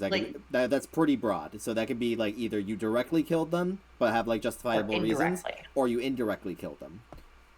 Yeah, like Milgram's literally taking anyone who has anything equated to death and putting them on its own sixth sense of trial and justice. Now, if Milgram was a person, that person should also be put on trial because they are causing distress and wrongful accusation onto some people. Like, okay, if we're taking into account, like, okay, say the doctor, we think like he indirectly caused a death. He's getting this, like, he's already under enough trauma himself with self-depreciation because of these deaths that he might not have actually caused himself, but happened under his watch. And Milgram's making that, like, intensifying that on him, and in a sense, mentally and emotionally torturing him just to have its own sixth sense of justice and to, like, I don't know, like, maybe experiment or get, like, this whole, oh, like, can these people, like, be redeemed, or did they know and, like, they don't care, or whatever, blah, blah, blah, trying to understand these people. Doesn't matter if it's trying to understand things or have its own, like, sense of learning. It's in its own committing illegal acts that are even worse than some of the people that it's taking in. So Milgram itself is illegal. Milgram itself is doing bad, and it's enlisting S into doing that for them by association, by working for them, because it's all S knows, because S is impressionable. S has no memory of the past, no memory of their life. So this program's literally forcing this memory lost child into mentally and emotionally torturing these people that this program is saying is bad. Mm-hmm. To determine if they actually are bad.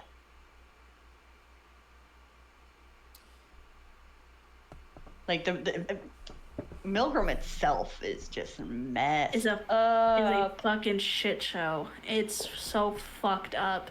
Because I'm gonna... But yeah, Milgram equates to like Squid Games to me, without the games. Yeah, no. The same trial of Squid Games, like this big corporation, this big company, like, come in and like you do these things and you'll get a bunch of money. Well, Milgram is this big program, this big company type thing, illegally like taking people where they can't leave unless like they're either dead or whatever, or they're fucking going to jail and blah blah blah blah blah.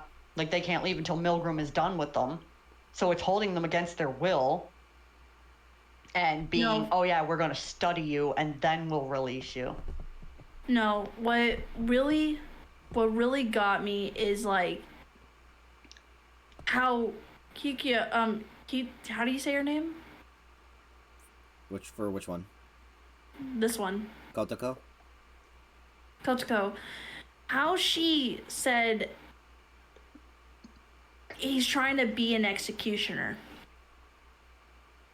Like how he's trying to be this executioner and not actually listen to these people, like, oh yeah, okay, I'm just here to get information from you and stuff like that. That really bothered him. And I'm just like, yeah, you're trying to be this executioner, dude. Little 15-year-old little boy, you're trying to be this executioner and trying to be like, oh well, you know, yeah, you're just, oh well, them, they, them. Them, okay. Fucking, I don't know. It's just like they were so fucking baffled by it, like, oh, no one's ever fucking told me about this before, you know, why the fuck. Okay, so one, dude, why the fuck are you there? Two, why are you trying to fucking pressure these people have so much fucking trauma on their already fucking plate? You're like, oh, you know, and then try to be this old badass little fucking little fucking warden and like, I'm sorry, but I have some underlying fucking beef with S. He's just like this little cocky little fucking 15-year-old, and I'm gonna keep saying he's 15 because he's 15. He's 15. He's a child. You're gonna really put a child in a fucking like interrogation room and start questioning when you don't even fucking got your first kiss yet? What the fuck? Excuse me. Sorry. You don't even know what S could have had their first kiss, but just they don't remember. They have no memory of their past, except the only memories they have is literally waking up in Milgram. Yeah, no, but like I'm saying, I don't even know. What if S was like not even fucking human? You know, what if the like this fucking tube baby? Exactly. For the program. Yeah. Exactly. I will point out. So I'd like to move on to the report, but I do want to point out. Remember, there is an 11th room. Oh shit. There is. So interpret. Can I make an early speculation of what I think that 11th room is? If you say either S or Milgram, yeah, that's about what the leading theory is. Yeah, I believe the 11th room is S's room, and S just has no memory, and they're basically using, S might also be the 11th killer, but does not know, and the program is using the killer to get the descriptions out of the killer, because equating to my earlier statement, who can get the information and understand a bad person better than another bad person? Yep. And if it is something that is ingrained in S, even without the memories, S will be able to actually blend and like equate to these other people, like get onto an understanding that a typical person couldn't, and that has shown in every other interview. Based also and proven also by Kotoko stating right to S, have you not noticed after every interrogation everyone's actions has begun to change. S got to them. S literally got in their heads and started making them question. A typical person would not be able to do that if they didn't already have an inner understanding. I think that freaking empty 11th room was S's, and they either brainwashed S into erasing their memories and being like, oh yeah, you work for us, you do this, you do that, blah blah blah, impressioning S with their own beliefs to get S to help them understand and do what they want for the whole course of the Milgram program by interrogating these others. Either that or the 11th room also is belonging to Bun Bun. I will not call him a jackalope. He is just a bunny with horns. Ah. Not you, Bun Bun. The Milgram No, Bun it's Bun. him. It's him. It's him. It's Okay. him. He's the woman killer. Green is just a jackalope in disguise. Just paint him green. Or paint me gray. Baby gray. Alright, but, okay, so, this video right here is going to be the report of the first end. So what this is going to entail is the results of, because you know, like, how, like, Milgram is a community-wide voting. So these Yeah, are... you were stating, like, everybody can get to vote on them. Yeah, so the results, results of all those votings throughout the first trial are in here. Oh god. Okay. I'm still. My husband better be fucking innocent. エースなんだかこうして話すのはだいぶ久しぶりな気がするなジャッカロープ様だ I still want to make you a jackalope for the ま、俺様の方はずっと見てたよ pieces お for 前 your らの avatar. 最初は戸惑ってたみたいだったがなかなか立派にさばいてくようになったじゃないか最後の方はだいぶこなれてたように見えたぜそうかい俺様にはまるでミルグラムを楽しんでるようにすら見えたけどなそんな顔すんなよちょっとしたジョークささあこれで第一審が終わったわけだがちょっとここまでのお前の道のりのおさらいをしようじゃないか囚人番号1番ハルカお前は奴を許すことにしたおお特に迷わず許す気持ちが優勢だったようだがどうだ今他の囚人どもを見て後悔してたりしないかま、今更遅いけどなさて囚人番号2番ユノこれも許すとしたわけだ面白いじゃないか許したり許さなかったりまた許したりだいぶ迷ったようだな何を迷っているやら考えるまでもないだろ深い意味はねえよ俺様は美少女なら無条件で許すってだけささて囚人番号3番フータ許さないなるほどねこいつに対してはずっと許したくない気持ちが勝っていたなおいおい何がそんなに気に障ったんだ前2人と同じただの人殺しだぜなんてなま俺様的には面白いからいいよ I just have to point out the fact that you both of you gave a reaction and then he immediately goes, "Why are you getting angry?" No need to get angry. No, I want to fucking shoot this fucking jackalope. What the fuck? But I will point out that like I know you guys were pretty dead set on Fuuta being innocent, but to put it into perspective, actually never mind. It actually isn't as bad. He's guilty by 55%. Like it was a 55% guilty rate. What the fuck? Anyway. Another 5% are assholes.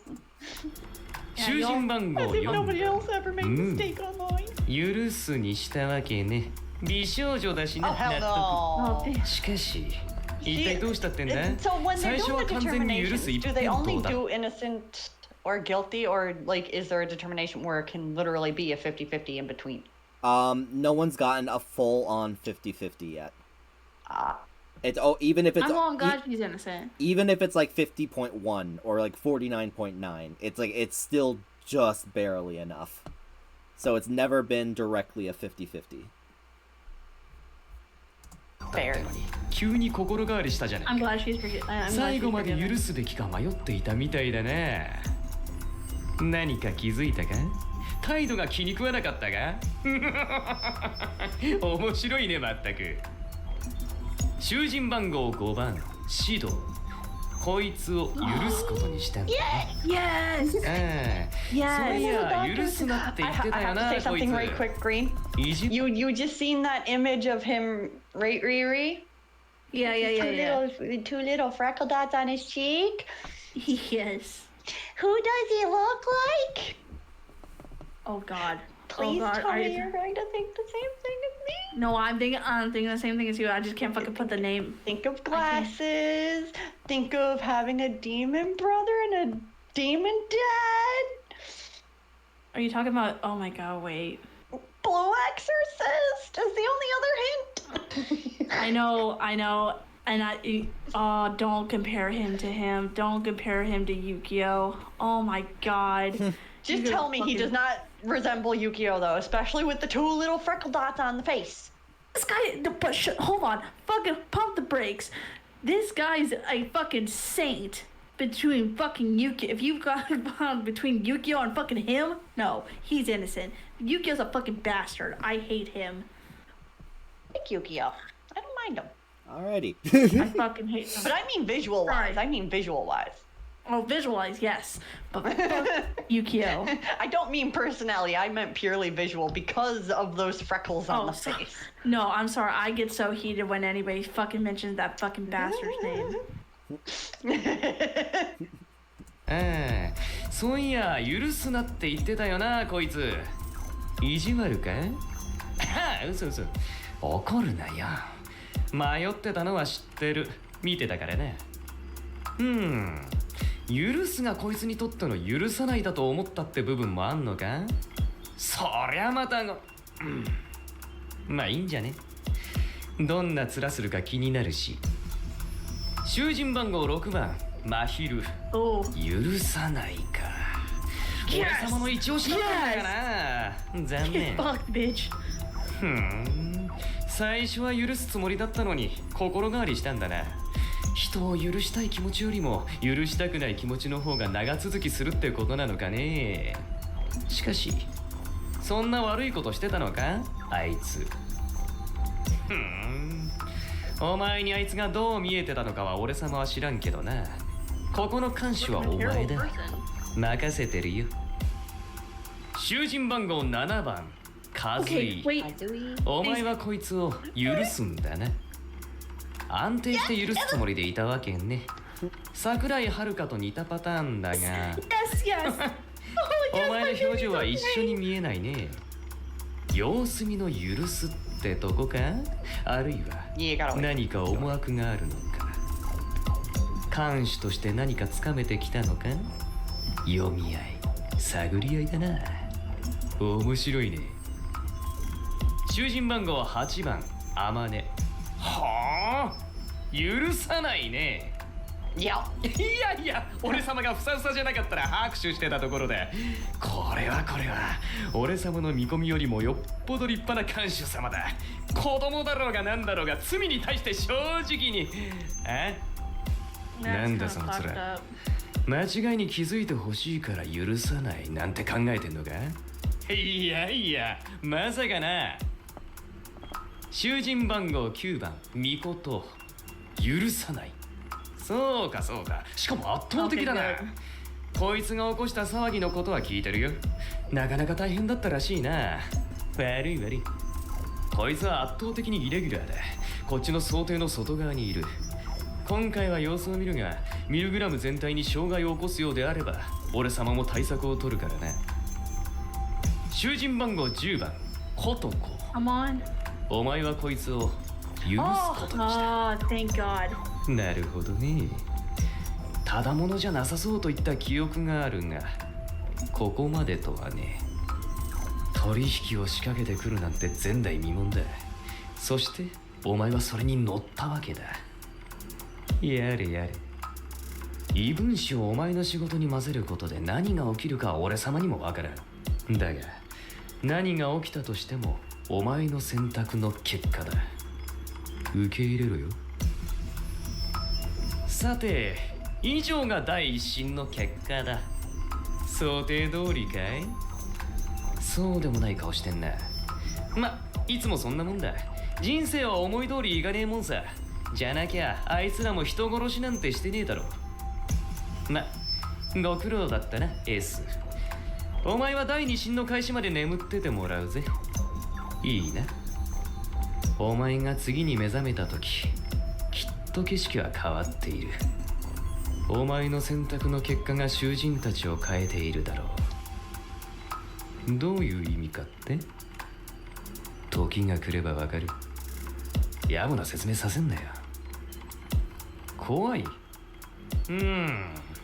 あんまり重く考えなくていいと思うんだがな。どっちにしろあいつらはもう終わってる。ただお前が決めたあいつらの運命見届けてみたいと思わないか？おっと、無駄話が過ぎたかな。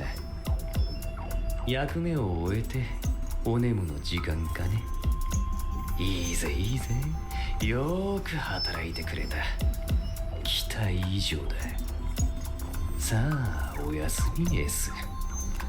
ミルグラム第一審、これにて終了だ。Alright. Thoughts? Was that what you were expecting?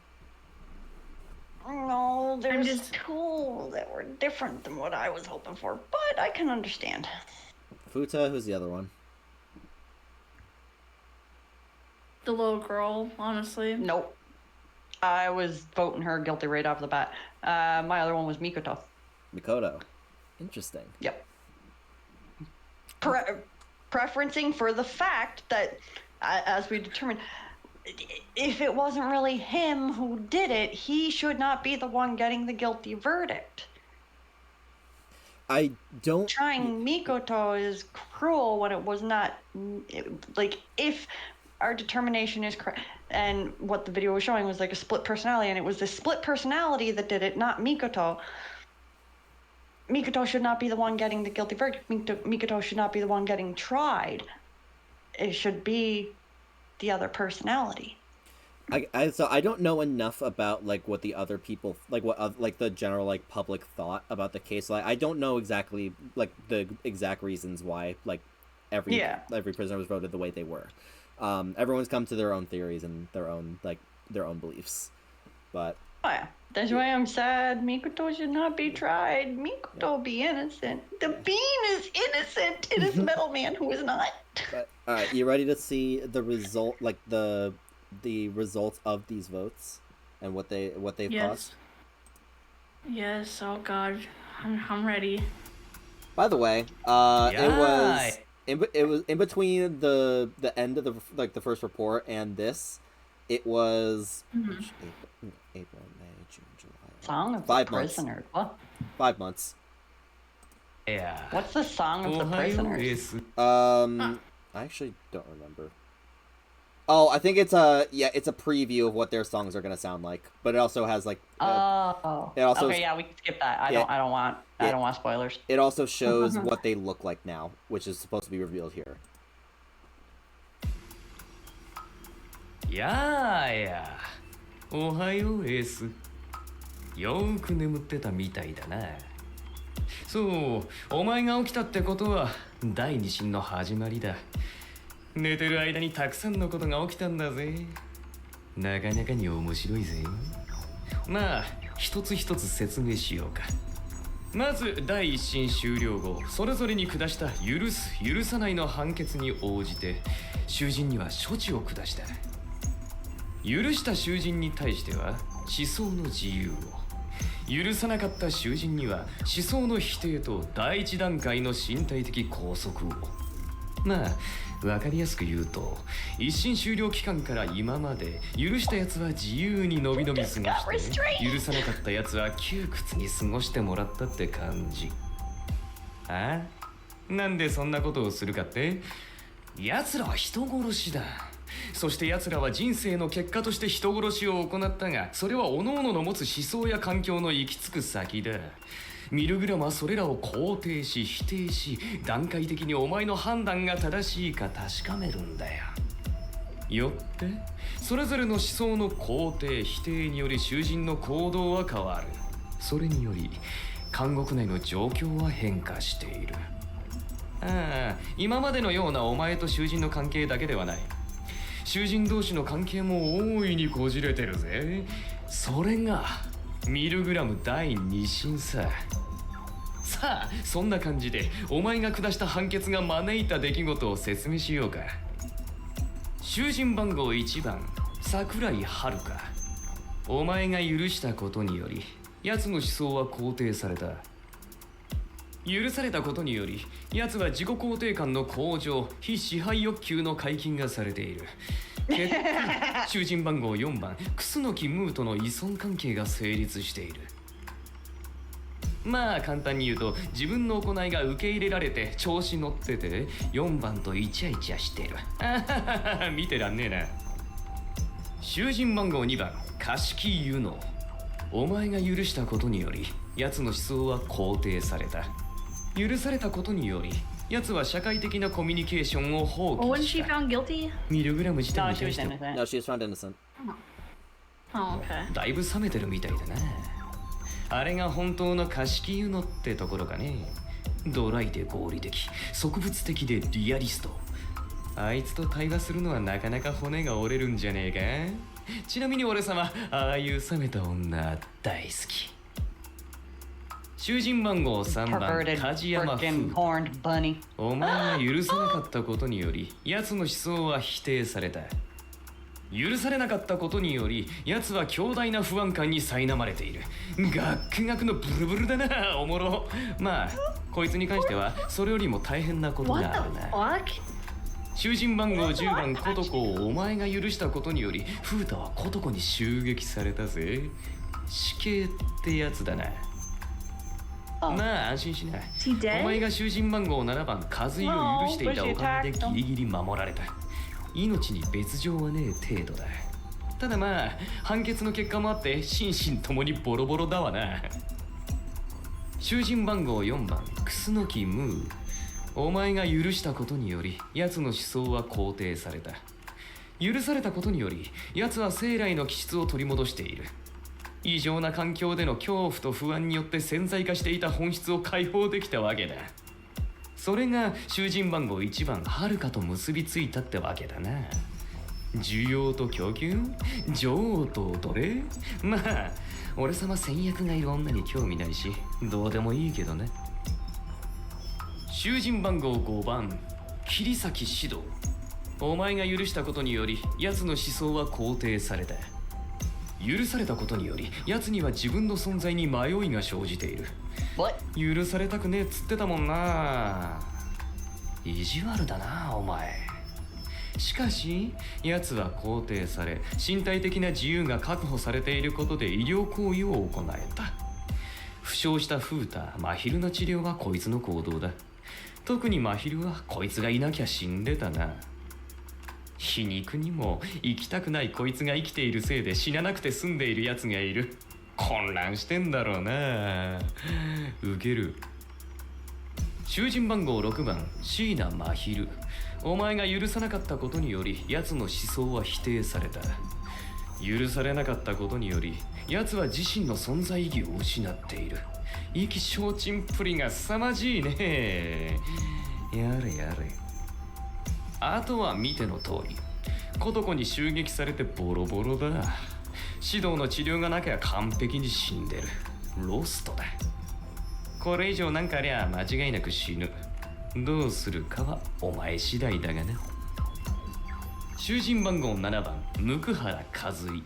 お前が許したことにより奴の思想は肯定された。許されたことにより奴の変化は表面上はわからんな。あんまり変わらんように見えるがね。奴の中身まで届いていないか。しかしこいつは身体的な自由が確保されていることでコトコの襲撃からフータを守護できたわけだ。筋肉って偉大だな。なんで真昼じゃなかったのかね。俺様ならあっちを守るが美人だし。囚人番号8番百瀬天音。お前が許さなかったことにより奴の思想は否定された。許されなかったことによりやべえやべえ、これお前虎の尾を踏んだんじゃねえか。あれはもはや百瀬天音ではないな。もっと大きな何かを引きずり出したぞ。あと特筆すべきは指導を完全に敵視しているな。おそらくあいつの行為が天音にとっての地雷だったんだろうよ。まあ俺様は大抵予想がついてるが、それをやめさせるかどうかもお前次第だ。囚人番号9番茅野mikoto。お前が許さなかったことにより奴の思想は否定された。なんだが異常事態だ。ミルグラムによる拘束が奴には通用しなかった。つまり奴はモノホンの多重人格者ってわけだ。わかんない？ミルグラムが囚人として連れてきたのはあくまで主人格の茅野mikoto。ミルグラムは別人格の魂を正規の囚人としてカウントできず、本来与えるべき制限を付与できていない。なんだよ、あんま責めんなよ。長いことやってるけどこんなの初めてってやつだし、俺様たちもてんやわんやさ。今後のサービスの改善の参考にさせてもらうわ。よってやつはこの期間全くの違い方権アンチェイン。襲撃に来たコトコと大立ち回り互角の勝負をして全くの無傷だった。今は暴れてすっきりしたのか主人格みたいだぜ。やれやれ。囚人番号10番譲り派コトコ。お前が許したことにより奴の思想は肯定された。思想肯定によりつうかお前の共闘宣言により奴はこの期間でお前が許さなかった囚人の襲撃を行った。大公社のつもりのようだぜ。素敵なお仲間なことで。コトコに襲撃されたのは3人。囚人番号9番茅野mikoto。互角の戦いを繰り広げ引き分け。次に囚人番号6番椎名真昼。重傷だ。指導がいなきゃ死んでたな。最後に囚人番号3番梶山風太。和井に守られて軽傷だ。お前が許さなかったやつの上から順に3人ってとこかね。mikotoと和井との連続戦闘で消費したか、あるいはこの期間では3人が限界か。まあどっちにしろとんでもない囚人だ。もちろんミルグラムやってりゃ今までも囚人同士の人情沙汰は珍しくないんだが、ここまで思想的でアグレッシブなやつは見たことがないね。いやいや、お前ら茅野mikotoといい引き悪すぎだな。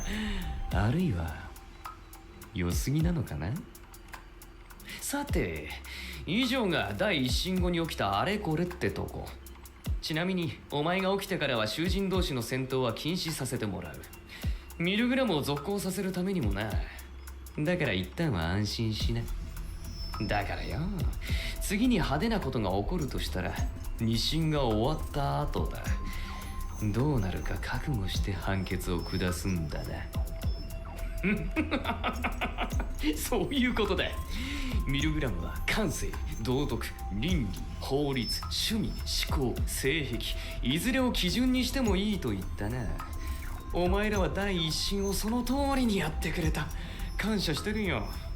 そして第二審を迎えた今、お前の脳には新たに別の判断基準が現れただろう。お前らもまた人間だ。囚人個人への思い入れが生まれている。こっちを許せばあっちが危険かもしれない。そっちを許さなければあっちが思わぬ方向に行くかもしれない。そんな利害や損得が生まれる中で、お前らは自分の価値観に従って正しく許す、許さないを決められるのか。難しいよな。難しいんだよ。罪って難しいんだよ。罰って難しいんだよ。分かってる。でもな、その先の決断にこそ俺様が求めているものがあるんだよ。悪いな、熱くなっちまった。どちらにせよ期待してるぜ。S ミルグラム第二審開始だ。 Not where you expected, now was What? The actual fuck? My poor fuck. He's fine. You could thank Kazui for that.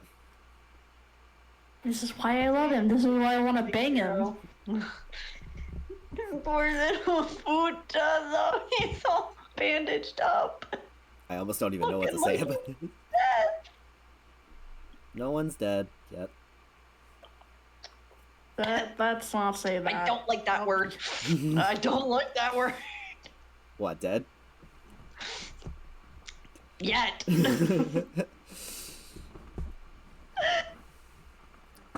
But yeah, now you're well aware too that like now whether this actually affects a judgment, it shouldn't, but it has for some people.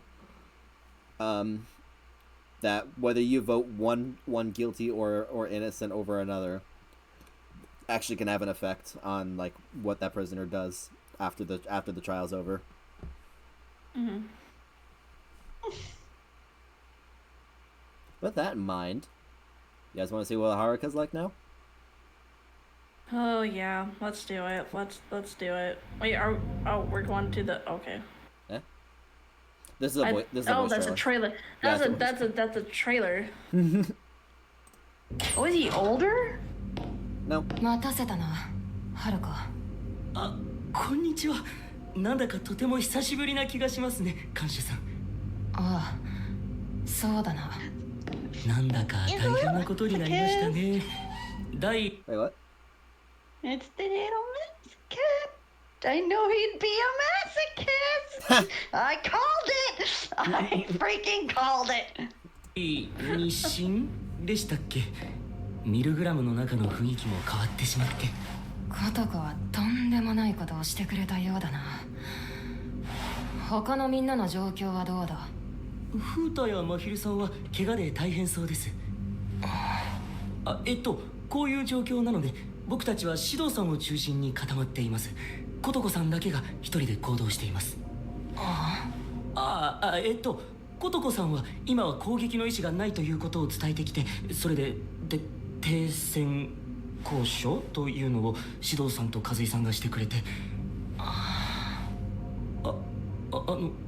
どうかしましたか、看守さん。お前本当に桜井遥か？何を言ってるんですか。僕ですよ。でも最近みんなにも言われます。変わったって。ああ、第一審の頃恐怖に震えていたことを考えるとなんとも堂々としたものだ。いいことなのか悪いことなのかは知らんがな。変わったんだとしたら嬉しいです。僕は今までの僕がとても嫌いだったから。僕がこうなれたのは恩人が2人いると思っていて、その1人は看守さんで、だから感謝を伝えたかったんです。看守さんに。感謝？看守さんが僕を許してくれたから。僕の行いを間違いじゃないって言ってくれたから僕は変われた。僕は看守さんに救われたんです。僕がお前を救っただと？コトコの言っていたのはこういうことか。僕が許しを与える存在になれると。まあ前向きになれたならいいことなのかな。はい、ずっと不安だったんです。僕は僕みたいな価値のない人間が注目を集めるために人を殺した。きっと僕よりも価値と未来のある人間を。でもやっぱり僕は何も間違ってなかった。あの子を殺したのは間違いじゃなかった。何も不安に思うことはなかったんです。不思議な感覚だったんです。看守さんがたくさん許してくれた。たくさんの人が僕を受け入れてくれたような、初めての感覚だったんです。桜井遥か、お前は人間を殺した。きっととても個人的な理由で幼く力ないものを。そうだな。動物も殺したか。まあいかがなものかと思うが、ミルグラムに問われているのは人殺しだから別の問題としてやるか。いや、それすらも僕次第か。何を。ああ、すまない。本題からそれた。言いたいことは、人殺しが何をそんな救われたような顔をしているんだということだ。あくまで第一審の結果に過ぎない。現在持ち得る情報から暫定的にそう判断したに過ぎない。だというのに、全く人殺しが何を聞きと語っている。それも僕がお前を救っただと。思い上がりも甚だしい。くだらんくだらん。くだらん上に気に入らん。お前の人殺しはまだ解かれている最中だ。そういう意味で今のお前のあり方は間違っている。調子に乗るなよ。変わったのは結構だが、前のお前の方がまだ賢かったんじゃないのか。なんでそんなこと言うんですか。おかしい。カッシュさんが許すと言ったんだ。僕が間違ってるなんて言うのはおかしい。おかしい。騒ぐな。耳障りだ。ひどい。僕より小さな生き物なら殺せるんだぞ。ずいぶん態度が大きくなったものだ。やってみろ、バカが。僕をバカにするな。体が動かない。記憶力もないのか、お前は。囚人から看守への暴力は禁止されている。ま、ただ一人を除いてな。そうやって首を絞め殺したか。卑劣にも自分より小さく非力なものを。うるさい。バカな貴様に罰則としてビンタをくれてやろう。これで初心を思い出すがいい。バカじゃない。バカだバカ。僕は身の程を知っているバカは嫌いじゃないが、今のお前は調子づいたバカだ。見ていてヘドが出る。バカバカ。ひどい。分かったらとにかく落ち着け、はるか。前のお前は話の要領こそ得ないものの、もう少し素直な。はあ、なるほどね。ミルグラムが三振まで分かれている理由に少し納得がいった。お前たちは、いや、人間とは他者に存在を許容されるかどうかでいとも自己のありようを変えてしまう。お前たちに下した審判が水面に投げた小石のように波紋を起こし、そして今まで見えなかった水中の景色を見せてくれるわけだ。はるか、お前は肯定されたことでより深い場所を見せてくれているわけだ。僕は今のお前はあまり好かんが、それも偽らざるお前の本質、僕が見つめるべきものの一つ。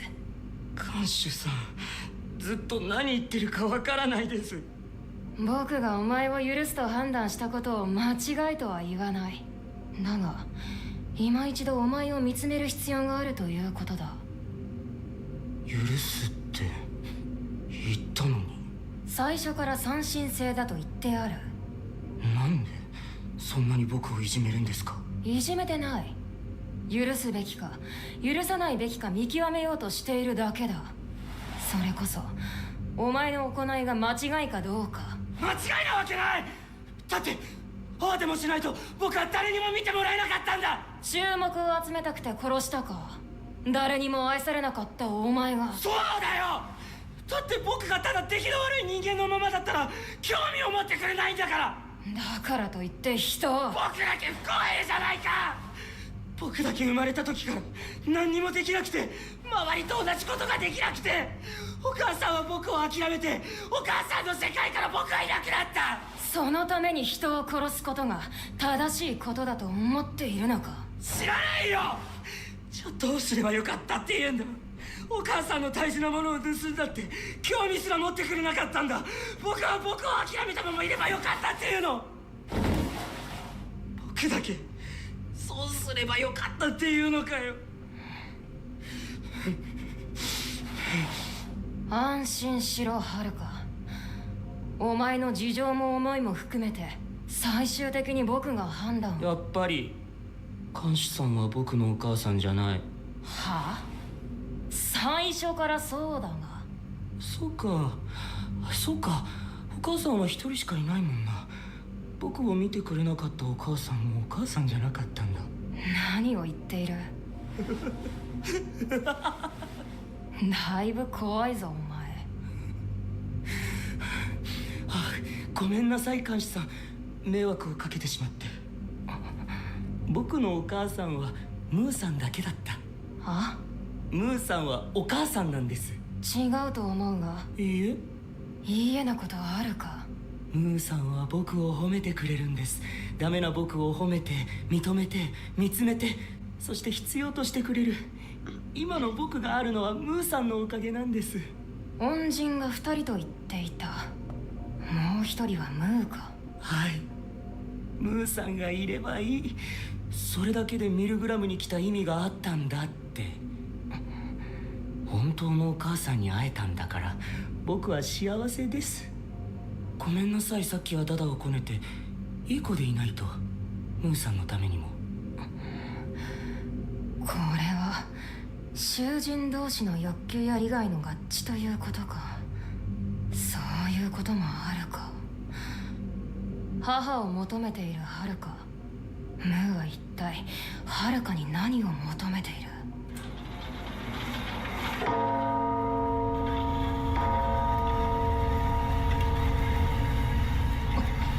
時間か。情報量が多くて頭がついていかない。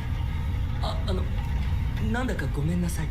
急に塩らしくなりやがって。最後に何か言い残すことはないか。言い残すことないならいい。いいえ、ありました。なんだ。看守さん、ムーさんはミルグラムに怯えています。これ以上ムーさんを脅かすのをやめてください。この場で他人のことを心配するか。はい、次もムーさんを許してください。言ってくれるじゃないか。ムーを母と慕うのは結構なことだが、お前を利用するために優しくしているのかもしれんぞ。だから何だって言うんですか？利用されてたから何ですか？利用されるっていいことじゃないですか。僕に利用する価値があると思ってくれるなんて幸せなことじゃないですか。はるか、お前。ムーさんを許さないと殺しますよ。学習能力のない男だ。お前に僕は殺せない。ああ、そうでした。じゃあ死にます。貴様、それは禁止されていましたか？記憶にないな。ほら、僕はバカじゃないでしょ。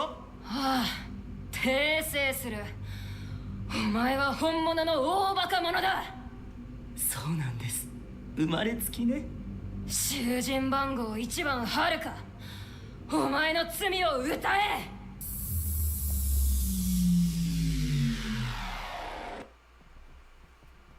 Can we like pause real quick?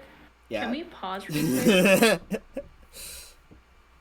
Yes. What in the ever-loving fuck happened? Can we talk about that? He What? became more of a bloody fucking masochist since he was affirmed and his beliefs were freaking corroborated, blah, blah, blah, blah, blah. My freaking depiction on him is straight too fucking guilty. He straight up confessed to killing a little girl who was smaller than him for attention. Oh my fucking god. What? Okay. Shall I show you guys the music video? No, hold on. Whoa, hold on. Give me a break real quick. Hold on. No, Granted, it's a lot of information. Cause like, from the first shot, he seemed like this really like, you know, well mannered and, you know, stuff like that. Then all of a sudden, like, now he's like fucking acting psychotic. He kind of already, like, first trial already gave off the vibes of, like, masochism, self-depreciation, like, enjoyment of being controlled. Because he enjoyed when S hit him. He enjoyed it. He enjoyed the attention. Because it was attention. Yeah. He was always in need of attention. And I called it in the first one, too, that he had mommy issues. I called that. Straight up. Same Mommy here, issues. dude. Same Proven here. in this High one. five. Mommy issues. His mom was not there. Did not give him the attention he needed. And he went crazy for it. But it still does not give him the right to kill someone just for attention. It does not give him the right to kill anyone in general. Especially a little girl who's smaller than him and weaker than him. He took advantage of that just to get noticed. Guilty. Guilty, guilty, guilty, guilty, guilty, guilty, guilty, guilty, guilty, guilty. Dishonor on you, dishonor on your cow. Dishonor on your whole family. Dishonor on you, dishonor on your cow, dishonor on your whole family. Yeah, like fucking shit, dude. Oh my god. No, cause like he just like he went so psychotic, and I'm just like, I'm not gonna lie. Can I say this real quick? As long as it's Switch friendly. You got hot and bothered from it, didn't you? No. I called it. I know my child. No. I did it. But yeah, no, he did kind of show that off in the first one too, because the first trial, he also tried to attack S to begin with, and stated that he was just testing the rules of the boundaries because he heard that he wouldn't be able to do whatever, blah blah blah blah blah. You might be thinking of Kazui. Or was that Kazui? That was Kazui. Oh, okay. Well, then, yeah, I was getting a little mixed up. But he still enjoyed when S slapped him. Yeah, that one is Haruka. Yeah. He had the You know what? Hold on. masochistic vibes. Because I do remember too. I made the comment: a masochist knows a masochist. I'll be right back. Okay. But yeah, I knew it. I knew it. I knew it was coming. I knew it was coming. Did you think it would be on this level?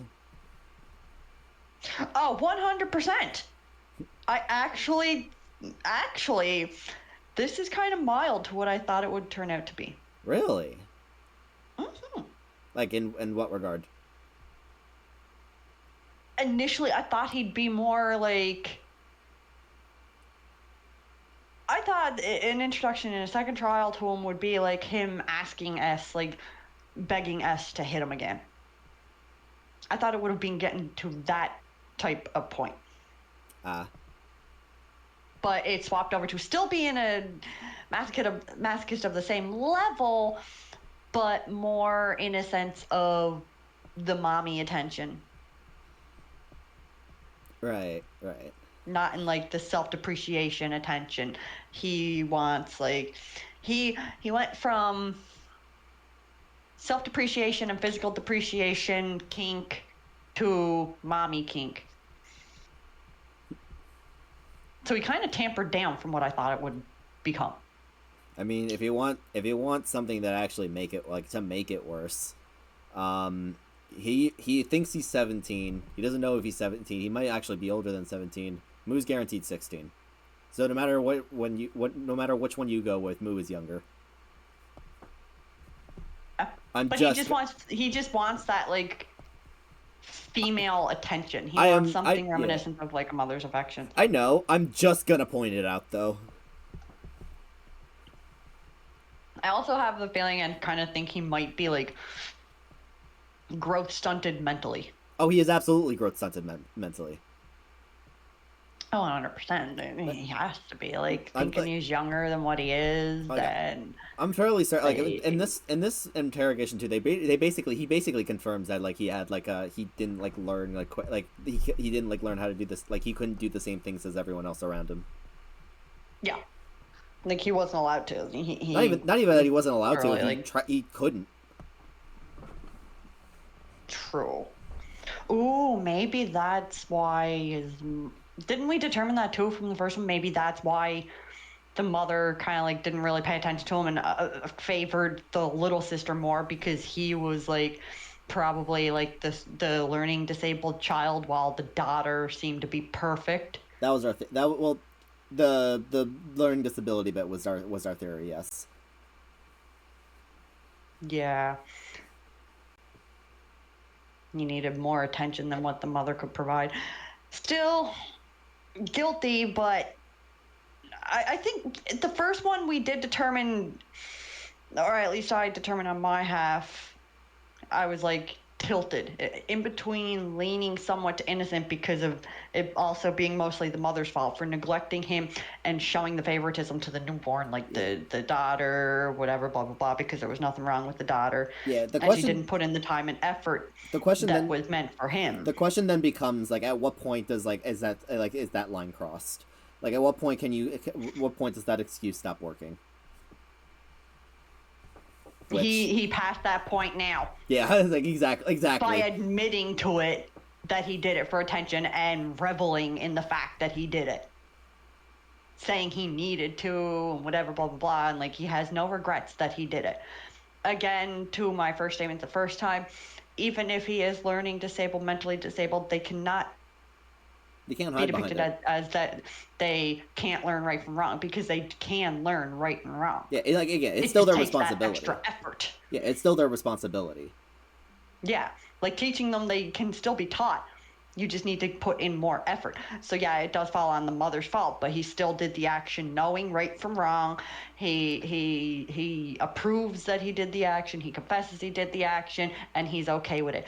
I was on the lines at first because he kind of showed I guess the timidity that they had of him was kind of giving the inclination maybe he was at a point he didn't know what he was doing was wrong, whatever, blah blah blah, or that he was regretting that he did it, he was sad that he did it, kind of thing.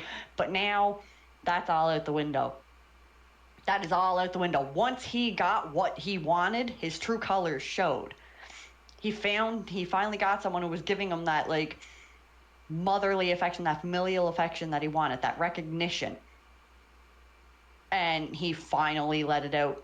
I killed her for the attention.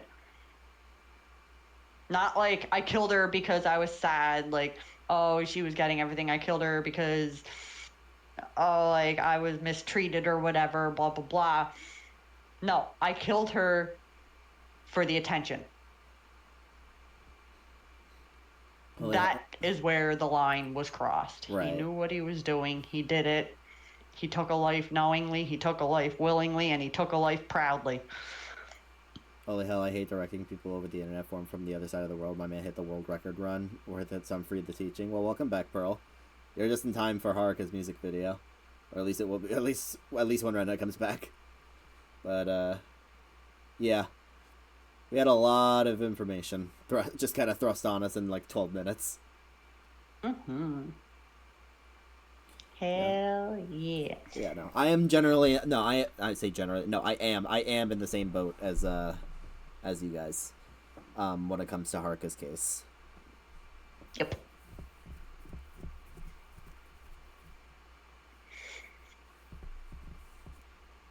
So, I so freaking badly, I just want to make that fucking jackalope costume for Year of the World. Also, welcome back, Rena. I want to do the little hat. Yee, welcome hat. Welcome back. Yeah, I want to do the little hat with the antlers for you, and then the little, neck cape. If you want to have it for next time. But... Oh, yes. Yes. But, okay. Are you two ready? Mm-hmm. Yes. All right. This is All Knowing and All Agony.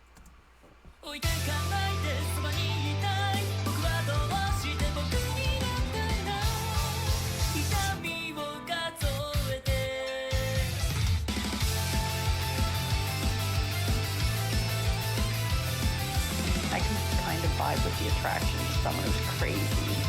Hi, Billy. Welcome. How you doing tonight? Crazy.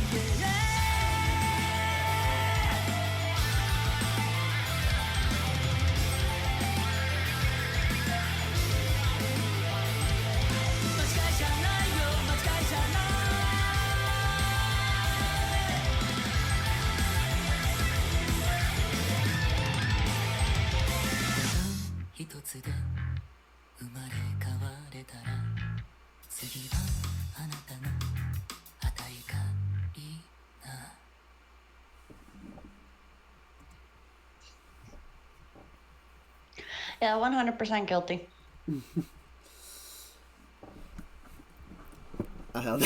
Yep. He knowingly killed the sister, and he just confesses in the music too. He will keep killing for the attention. He knows what he did, and he's willing to continue doing it to others. Yep. He's guilty, 100%. I feel like we mostly had our discussion on this one already. Like, there's not too much else to say. I know it was like tilted at first because of thinking like, okay, with like the actions of the mother, kind of like the whole nature and nurture type thing. He was a kid born like obviously like with a disability, obviously something wrong in his learning, or it could just be like he might have the trauma of it. Could have caused that disability. It could have been like he wasn't born with it. Now, especially with this music, like he's literally saying like, love me and like hug me and hold me like you used to. So like the mother could have been like very loving and affectionate towards him and like could have been raising him and like he loved that attention. And then as soon as the daughter was born, she had a favorite. She played favorites, and that could have caused enough trauma to him to actually like have a mental snap, which could have regressed him. And so after that, it's just like, obviously, like he was, I'm taking a wild guess from this, like maybe put into a mental institution or something, like definitely not left with the mother afterwards. Well, absolutely. Was in some kind of institution where. How's that looking, Vic? It's think of like Jason Voorhees. And like Michael Myers, okay? Think of Michael Myers. He was a normal kid. A situation caused him to snap. He killed, and then he was put into an institution where he grew up in the institution. But he still had the mindset of someone of the age of the time that he went in there, because he did not learn anything else afterwards. Because they focus on their mental instability there. They don't focus on, like, education. Right. So maybe that was the case. So that's why he also doesn't really know, and he might have spent so much time in there within these walls. There's why he also doesn't even know his age, because time gets lost. Maybe the mother didn't visit and all this, and like staff wouldn't celebrate a birthday, so he never really had a birthday celebrated, so he didn't even know, like, to count and know what day it was, how long it's been, can't remember what his age would be. He was abandoned by everyone as soon as the sister was born, and that caused his snap. But still, he knew right from wrong. Even if he had a regressive snap, he's still self-conscious of the decisions, and he did it willingly, did it knowingly, and stated he will continue doing it for the attention. He's guilty. Yeah. Like, I think, like, one of the big things, like, too, is, like, especially to back that up, like, both the interrogation and the music video, they highlight the argument that he is akin to a child. Like, he hasn't grown up at all. No, 100%, because it keeps literally flashing between his adult self and his child self. Mm-hmm. It's literally back. Every scene is showing both him and his child self doing this scene. It's not like a whole, like, jump back into memories type thing. It's literally equating that he's still a child doing these things as an adult. Mm-hmm. But he still did it. Like, even a child, and we decided this already with our little friggin' schoolgirl. Even a child can be tried for something they did, especially if it's something as committing murder knowingly. Yeah. And he committed murder knowingly. Yep. He already stated it, even in this video. And at the point, and so this video is kind of depicting that he was smart. He was in his right mind. He was like developed. He was mentally developed at that time that it happened. And it was like this switch between, like, the mom kind of like favoriting the daughter over him, like switching, like picking favorites, choosing favorites, and just completely choosing him to be like the scapegoat, ignoring him in favor of the daughter. Now, obviously, in any type of family, like, you choose a favorite, there's going to be, like, a whole, like, this other one's going to snap, like, why are you no longer paying attention to me kind of thing. And that's, like, what is equating to what he did. Mm-hmm. Rena, do you have anything you want to add to this, or?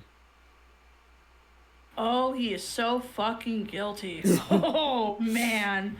Oh, fucking man. Like, I get it, being neglected as a child. I understand that. From a viewpoint, I was neglected as a kid. But it doesn't want to make you fucking snap and want to kill your sibling, or, you know? Like, holy fuck, dude. You are so fucked in the head. Yeah. Like, holy shit. And honestly, I'm gonna say this right now, his fucking... If his mom just paid attention to him, he'd be fine. Yeah. I think he would have been okay. Yep. No. Or at the very least on the right path. But on the right path. But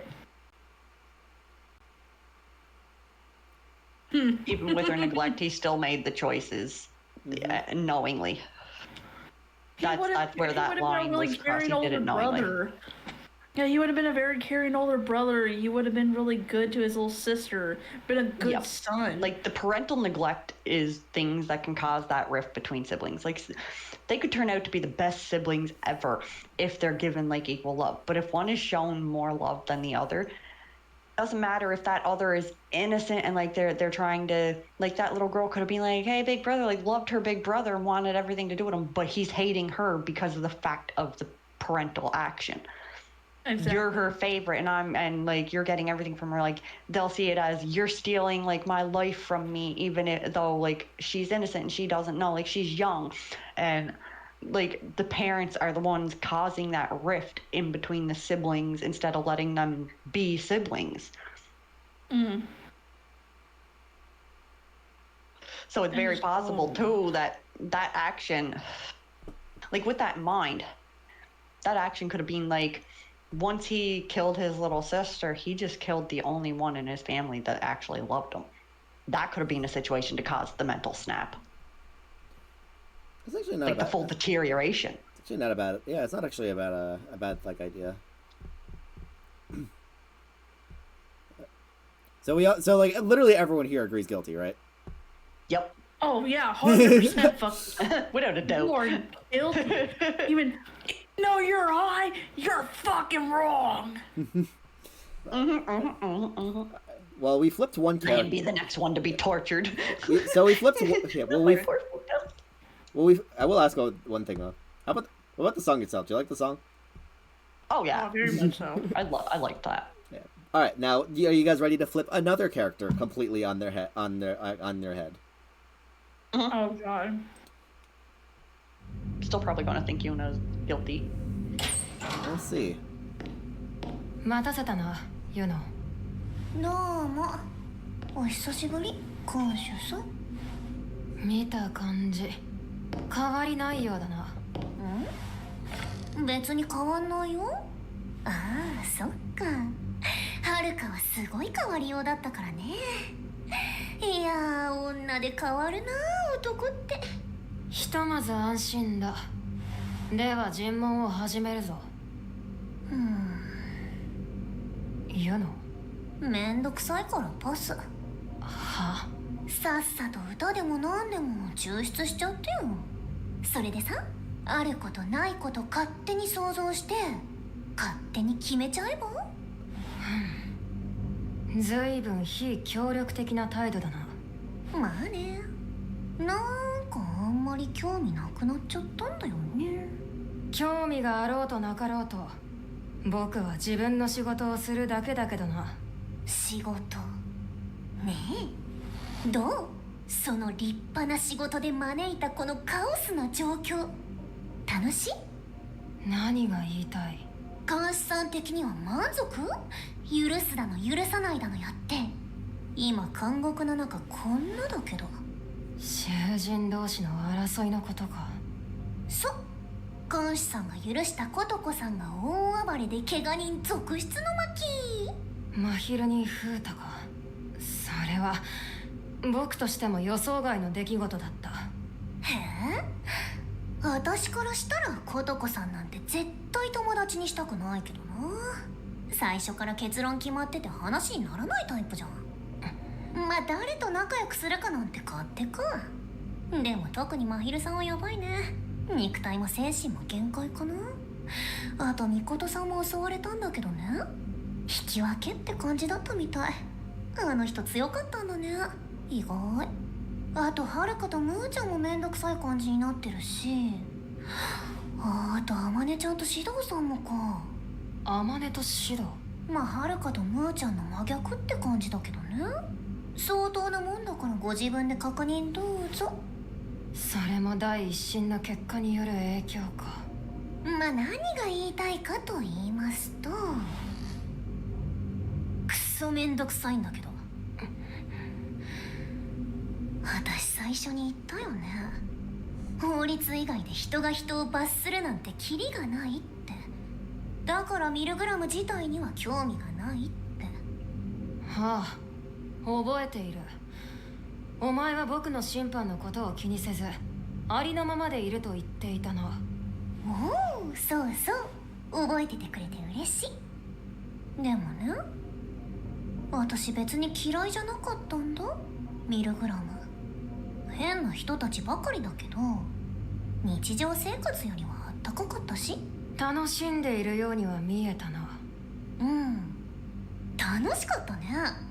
人殺しなのかもしれないけど面白い人たちだもん。なんか安心するよね、足りない人たち同士って。それが僕のせいで変わってしまったと。そう、この状況のめんどくささが楽しさよりも勝ちました。なのでとても冷めてます。以上で、満足なのこの状況？お前たちは人殺しだ。お前たちの罪を明らかにするためには必要な仕事だ。ミルグラムはお前たちの本質と真実を明らかに。それ必死で自分に言い聞かせてないと持たないわけ。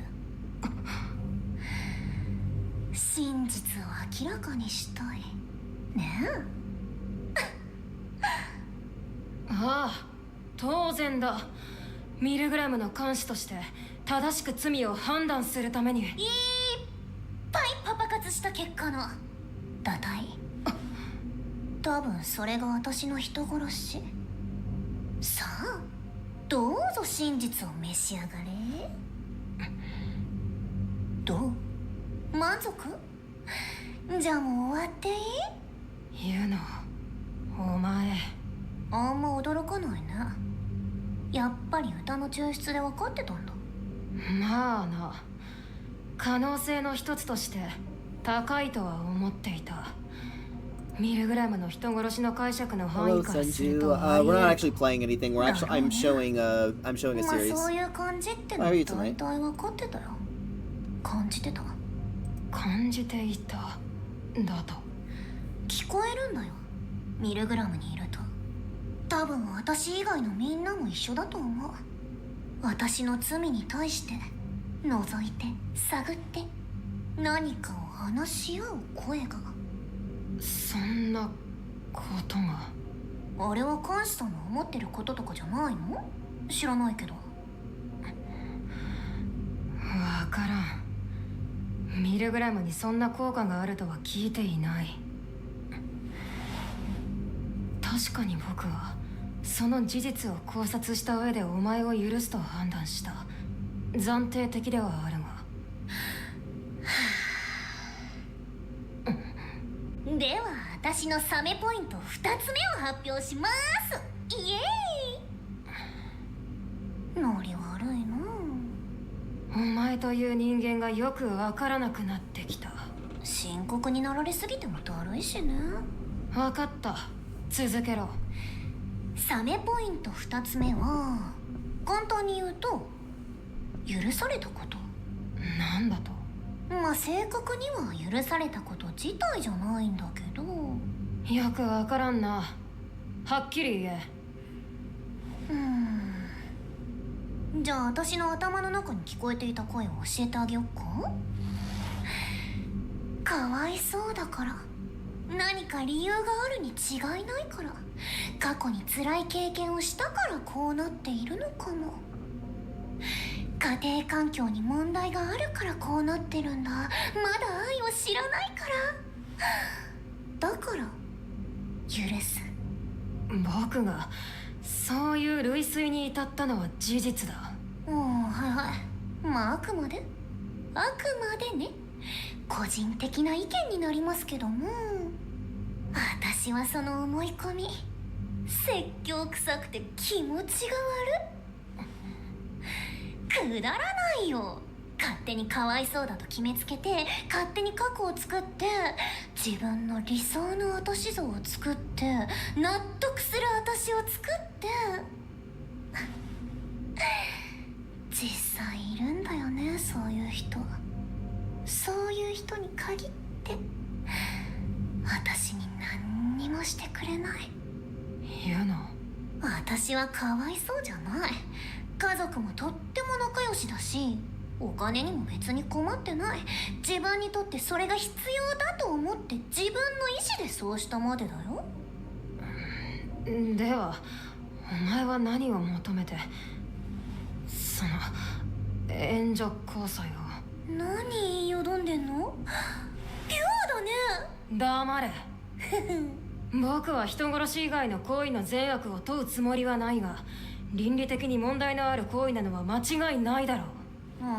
倫理とか道徳とかあんまり興味ないんだよね。お腹膨れなくない？だいぶ危険な思想に聞こえるが。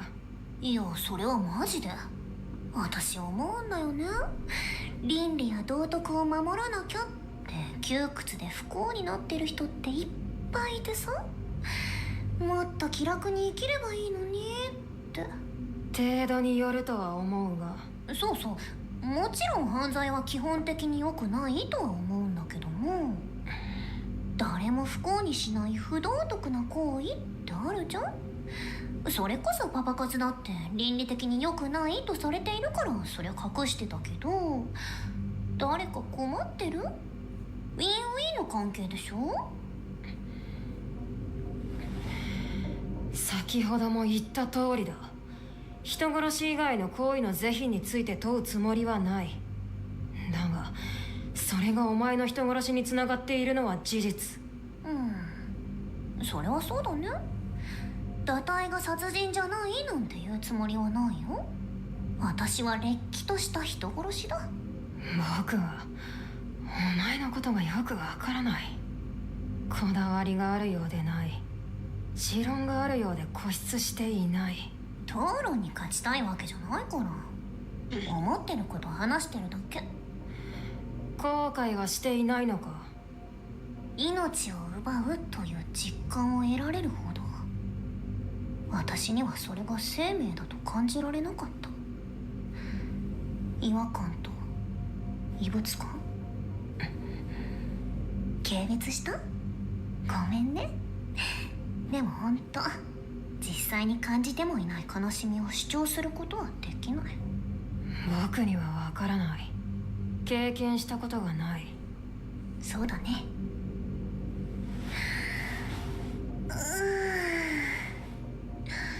私は別に監視さんに軽蔑されても許さないって言われてもよかったんだ。私は自分が悪くないって思ってないし、納得。それなのに私のこと勝手に想像して哀れんでさ。私は私の意思で合理的に判断しただけなのにね。悪いがミルグラムはそういうものだ。じゃあ私ミルグラム嫌いで結構。何か大層な理由がなきゃ許せない？じゃあ逆に何か大層な理由があれば許せる？そういう側面があるのは事実だろう。やったことは同じなのに？ミルグラムではなく法律に照らしたとしても酌量減刑、いわゆる情状酌量は存在する。動機は重要なファクターだ。まあそっか。でも法律に照らすとどちらにしろ私は殺人に問われないだろうけど。ここはミルグラムだ。はいミルグラム大好きだね、看守さん。別にそんなこともない。だろうね。辛そうだよ、看守さん。僕が？他に誰がいるの？そんなことはない。まあそういうことにしとくかね。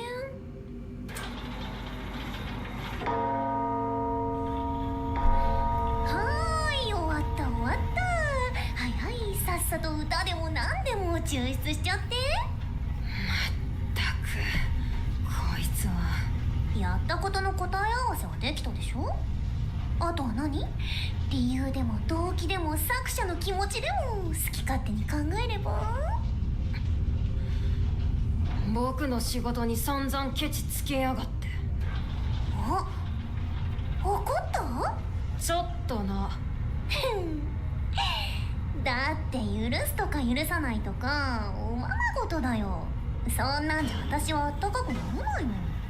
抱きしめてくれなきゃ無理。言ってろ。僕はお前が何と言おうとやめないぞ、ミルグラムを。言ったはずだ。お前のことはどこまでも身勝手に判断してやると言ってたね。好きなだけ文句を言ってろ、問題児め。あのさ、そういえば一個気になることがあってね。なんだ、言ってみろ。私ってさ、本当に生きてる？それはどういうわかんないならいいや。言うの？ほら、もう時間でしょ。ああ、囚人番号2番ユノ、お前の罪を歌え。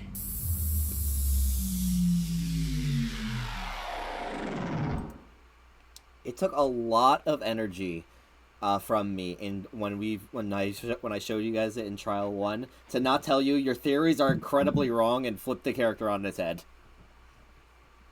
Wow. There's another character, by the way, where the theories are incredibly wrong. That I won't say which one it is. So, any thoughts before we move into Teardrop? Okay, understanding more now that they're literally she just point blanks proved Milgram has her in there on the basis of murder for an abortion. Yep. Hi Ichi, welcome. How you doing? That was Overwatch. But yeah, there's difficult topic because it comes with a lot of like different beliefs, familial beliefs. Like you have religious beliefs, like religious families don't think. I grew up in that. I'm not religious myself, so my opinion is on a different plane than family. But I can understand the differences in, like, it depends on family. And she was also stating like how morally like the public criticizes like abortion as something bad and like sugar daddying as bad. So that it was literally, I guess, in a sense of what she was explaining, to make a living herself. She was doing the only thing she could at the time by, well, being with wealthy men. And obviously, eventually that would lead to it happening. I wouldn't be able to try her as guilty over an abortion because of the fact not every person wants to ruin their body with having a child. Even if she like carried a full term and put it up for adoption, that would affect her life still. Even if she's not the one to raise the child, that affects her life. When it's her body, it's her own choice. And like, you got to think of things too when it comes to things like that. You got to think of stages. Abortions can only be done up to a certain point in time. You have a very limited window for one of those, specifically for the reason, and this has become a lot of things because you got like your religious view of people that are against abortion because, oh, you're killing like this innocent being and all that, not letting you have a piece of life. Yeah. For the literal first 3 months of a pregnancy, that is not even a human being. It's literally a virus, a freaking thing inside your body, an alien basically inside your body with no heart, no heartbeat, no brain, no function, no nothing. It's just this little cancerous ball of cells that you can have removed before it begins developing. Before it becomes life. Yeah, there's no life in it that you're extinguishing within that first term period. That you're not really killing a life, so you cannot be deemed a murderer for having an abortion within that time frame. Morally, if it's after that time frame, because there is the limited time frame, you can still abort a baby even after the developmental stage starts. You can up to, I think, like at like 5 months along or something is the cutoff of when you no longer have an abortion. You said that like I can't say that 100%. You said that for like sure. You said that like you were going to follow it up with a but. There is the but. 5 months is that cutoff, but you can, when it comes to aborting, like say you pass that first little threshold, this creature inside of you starts forming, and then finally there's life, there's a heartbeat, there's like brain function, there's There's like developing limbs. You're literally growing this life, and then you abort that. Morally, it's murder because you're literally taking the life of something that has a life to take. That can be equated to murder because that's what murder is, taking a life. Right. But it's only morally. It's not like a punishable murder unless it's a state that is like a no abortion state. Like it's illegal. Then yeah, you can technically be tried on the basis that you committed an illegal act by having an abortion. But those states are very rare. Yeah, and even to find. And even in those states themselves, you'll still have a good number of people who because the whole Yuno's case, at least at this current point, the question is about like your views on abortion. Do you consider abortion murder? And granted, in a lot of state and like there are absolutely people who like religious folks or people who do believe that abortion is murder, but like, and then you'll have the groups that they're like either like the scientific side of like why it's not murder, or even without the scientific side, really it comes down to equating to her and her life. That was gonna be what I was gonna follow that up with. Yeah, like she stated, she did something based on the fact of her own life.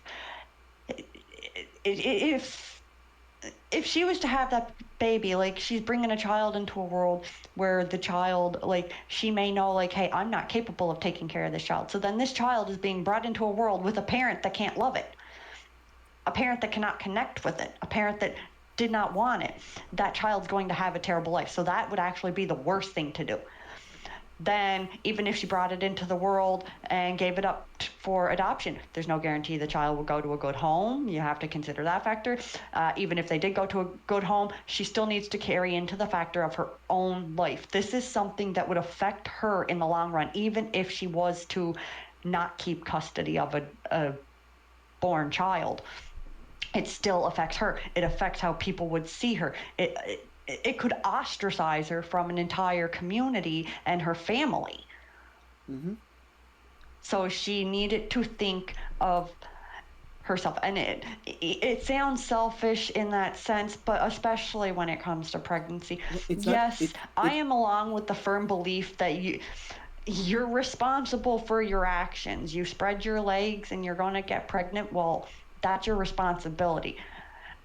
I have 3 kids. I have 3 sons. One was born before I was 16. I know it's a responsibility, and you got to make sacrifices, and then sacrifices can be hard. And you're literally like, for a woman, you're sacrificing your body. You're sacrificing, like, you're putting your own life at stake. Anything can go wrong in a pregnancy because that's weakening your body. I'd also argue that's pulling at everything. I'd also argue too that like it's not even just thinking about yourself too, but you're also thinking about the child. Like if they're like you've already kind of touched on this too, but like if like the parent has to like watch out for their own body, but like also like the child, like for when they like if they were to come into this world, can they reasonably be like given a good like a good life, a good upbringing? Yeah. Like sometimes not everything is the right time, and you need to make that when it comes to things like that, you need to make that decision quick before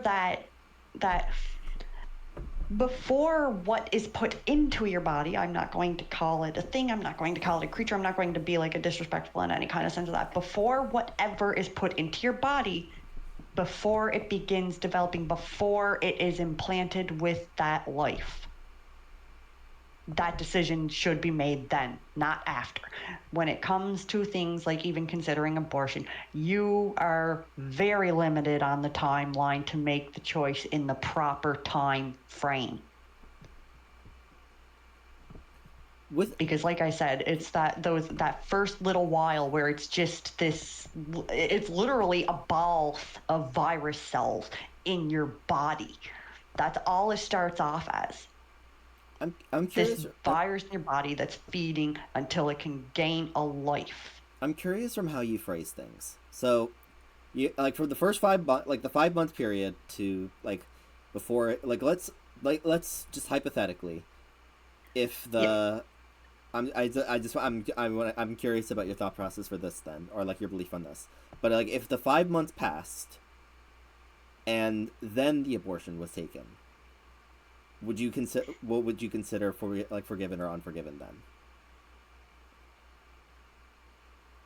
That's where it gets hard, because again, it's still her thinking of her own body, but at that point, at that 5 month mark, you literally have a developed person inside you with a life, with a heartbeat, with brain action, brain functionality, limbs, fingers, toes, like a nose, ears, eyes, mouth. Like, you have this living being inside of you. It's no longer this ball of cells, it's a living being. So then, like, it comes down to the whole, like I mentioned, morally, yes, it is murder, because you're literally killing a developed human being. A baby can be born at 5 months, and like with the right NICU care, incubator help, and all that, it can still grow. It can still become a human. It can still advance. But prior to that, abortion prior to that is you're literally just getting rid of cells in your body that have no function inside them. An abortion prior to that time frame is easier because, again, think of like biology, think of like your body. For a woman, it's literally just this tiny little thing latched onto an ovarian wall that can, with medication, can induce like a period where it's shedding the lining of the wall and that thing's just coming out of you.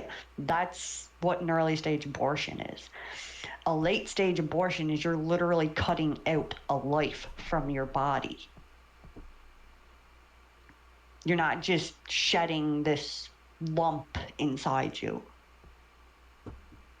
Right. That's why, like, you're limited on that time frame. So after that 5 month mark, I would equate it as like moral murder, but I still wouldn't put her as guilty, I guess, unless it was like to hit the 6 month mark.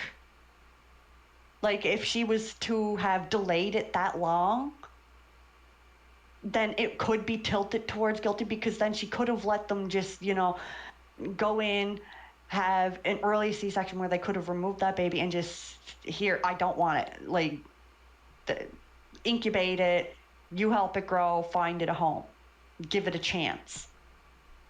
Because then its body's at that stage where it's developed and it can still, like, grow and have that chance of survival outside of a body. Okay. But I wouldn't 100% fit her as guilty, because she was still thinking of her own self in the sense. It's just, it would be tipping towards the guilty because she waited that duration of time, knowing that she's letting this thing of cells become a being, and she's killing a being instead of cells. Now I'll ask, like, what if it's not a deliberate choice to wait that long? If it's not deliberate, like if she's like forced into that or something, and then makes a last like a split decision, like a split-second decision in like a moment of clarity, then no, not guilty. Okay. Because she was denied that chance to make that choice when it was more legible for it. Okay. Any more words before we move to the music video? Everybody, abortion is wrong, but if it's for your body and health, do what you need. It's yourself to choose. Your body, your choice. Okay. Rena? I just think she's some, like, I mean, I didn't like the way she was talking, honestly. Just kind of rubbed me the wrong way. But I agree with Queenie. Your body, your choice. She should be put up for trial just because she chose, But I don't want to touch that topic because some people are sensitive to it. That is true. Yeah, that's why I said like it's a very, very touchy subject in that because there's so many different opinions on it. I do think it's a good discussion to have, though. Like, oh, it is like bringing awareness to people because like that's why I was pointing out on like those time frames because not everybody, especially women, not every woman knows about those time frames. A lot of women are raised and told from the moment they learn that they're pregnant that this is a life inside them, when biologically it's not a life yet. And they don't know that, so they're being deceived and dragged out to a point where it'd be too late to make that decision within the proper time frame. Because really at the start of it, within those first few weeks of pregnancy, like I said, it's just this ball of cells inside you with no life, no heartbeat, no brain action, no nothing that equates to a living being. And it's the same thing as going in and you got a skin tag on your body. You're going to go to the hospital and get them to cut it off. Those first few weeks are just like that. You're removing like a polyp from your body that was not there from birth. Right. That's my body, my choice. Sure, it's 2 a.m. now. I should let my body sleep. Y'all are doing great for having these discussions for open awareness. Yee, thanks for hanging out, Ventus. Hope you have a good rest of your day. Get some sleep. But yeah. No, I agree. Let's, so, I should also note, Yuno's Trial 2 music video doesn't do a ton in terms of, like, adding to her case. It is, however, a really good song. It's also Nini's favorite song, I think, if I remember correctly. So, take that for how you will. I also learned how to sing parts of this song. Ayo.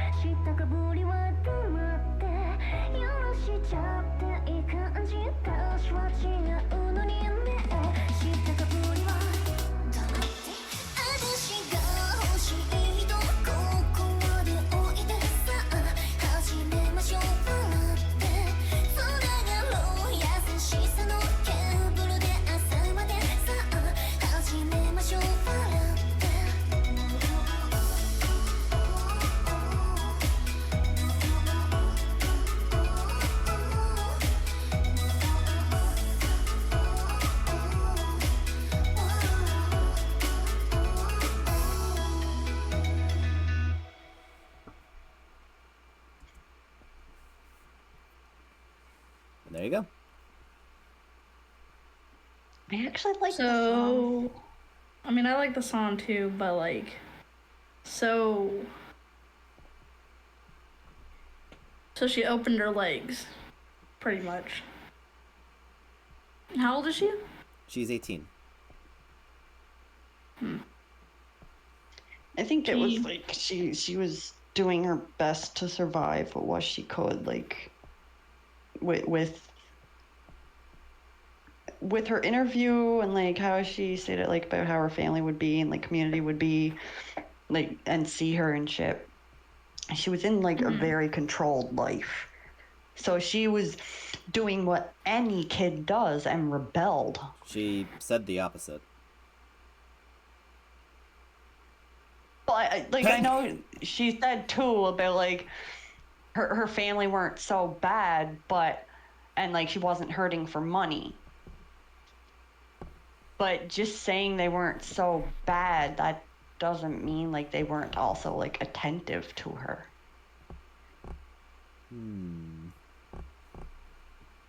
So like any kind of kid, like they could have a family that gives them everything they need, but without like proper attention, they're going to rebel. They're going to. It's just like the first guy. He would do anything to seek out attention because he wasn't getting that attention. It's just like something that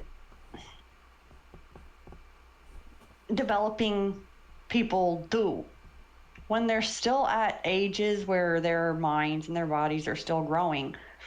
They're always seeking something, whether it's a thrill, whether it's attention, and it always equates to something that they are lacking in their life.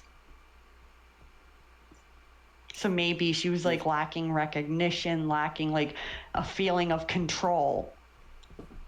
I do agree with like she like her feeling that like she's missing something in her life. I hesitate to think that that's what she thinks she's missing though. I do too. I'm just saying like those are examples in senses of like what. So we have to think too of like what everybody else is thinking as well, like different factors in what the video could be meaning, what her words are meaning. I mean, here's the thing: as someone who also will have periods of like who has had periods of his life where he goes like where I'll have like a cold, like an apathetic or a cold feeling heart. These are some like sometimes you just like sometimes the motive is to just feel something, like to feel anything, and even if it takes like going like more extreme actions in order to feel something. Now, see, this is where I kind of, in her case alone, cutting out like the whole abortion thing. In her case alone, I have the apathy of experience. As I've told you, as you know, I was 15 when I got pregnant with Nikhil. Right. And that was a rebellion against my family, my parents, because even though like my mother was always there, she also wasn't always there in a sense. Physically, but not always emotionally. Not always like attentive. And my father was barely ever there because he was either at a bar or he was out fishing. I had never had a single birthday where my father was even there. So when I met my oldest son's father and he gave me like the kind of attention that they weren't like recognition, like, oh, happy birthdays to me and like gifts and stuff. At that age, like being a teenager, it was the impression is like, hey, he's recognizing me how like my family weren't. So that was like an interest, and that's like what would keep me going to him was that attention, that like I guess having the recognition and all of that put onto me, and like someone actually like spending money on me in a sense. That's also like why now I get weirded out when someone spends money on me, because I feel like I had that phase where I was just like so into like seemed like a money mongrel kind of thing because I loved having someone that would spend money on me that my family never did. Yeah. And then I got pregnant with Nikhil. All of it, like, insane senses of her. Like, he was pretty well my sugar daddy before a boyfriend. And when, like, I know there's, like, different senses of sugar daddies. Some that just, like, want someone to talk to. Some that just want, like, attention to, whatever. And then others that are in a sexual sense. Right.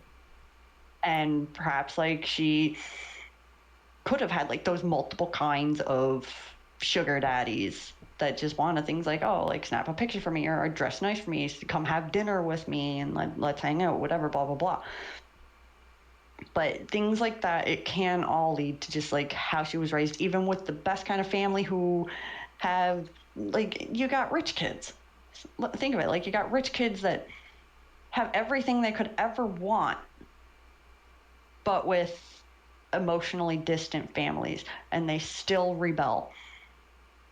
They can have anything they want. They could have, like, all the friends in the world.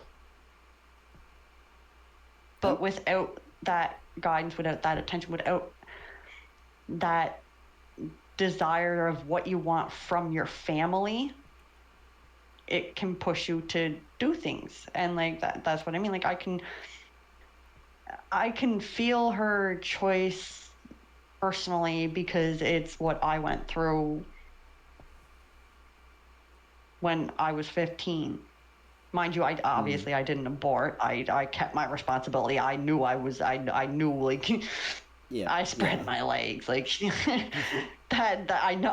At the start, I'm just like, I know this isn't, like, anything with a life right now, but still, I want it to be. I created this, like, I'm not going to throw it away. I'm going to give this its chance. But the events that lead up to it, it's things that, like, a lot of kids experience nowadays. Like, back in the day, you had families that, like, families, in a sense, for decades now, have always been like that. There's always that in any kind of family, like, you could either be too attentive and push your child away, or not attentive enough, and that child gets pushed away. Yeah. It happens. It always does. And the only difference is, like, back in the day, being old school raised, the way they were raised was accepting their responsibilities. Now, it, like, later down the road, it became easier with, like, abortions being, like, legalized in other places and stuff, and, like, women having all of these options that they didn't in the past. Right. And, like, safe ways to do as well. Yeah, like, safer ways. Like, back in the day, like, you had, like, botched freaking van abortions, like, nothing in, like, a literal, like medical place. Or, like, back alley abortions. Yeah, back alley ones, home abortions with a literal coat hanger hook or a freaking suction device. Yeah. Like, they had all of that, and that's the extremes that some women would go to, and then they would be shunned for it and ostracized, and if they were even found out. Yeah. And these days too, like, I had a classmate in high school where she ended up she got pregnant in high school, and she ended up, like, keeping the baby. Thankfully, she's like raising the baby pretty well, according to my other friends. Mm-hmm. But, like, I feel like this gen is, like, in this, like, decade, or, like, just, like, this, I don't know if I should say decade or this generation, but, like, getting pregnant younger is it more common now? Yeah, it's gonna say I don't know if it's more common now or less, but I felt like it was more. It felt more common. So, in history, it was really highly common, especially back in the day when it was okay for an older man to marry a younger woman. Like, you had women being married off at 15, 16 and having children. Yeah. And then it's kind of like generational growth went to being the whole, okay, now women need to be a certain age before they can get married and whatever, and now it's illegal for a man of a certain age to be with a woman of such a young age.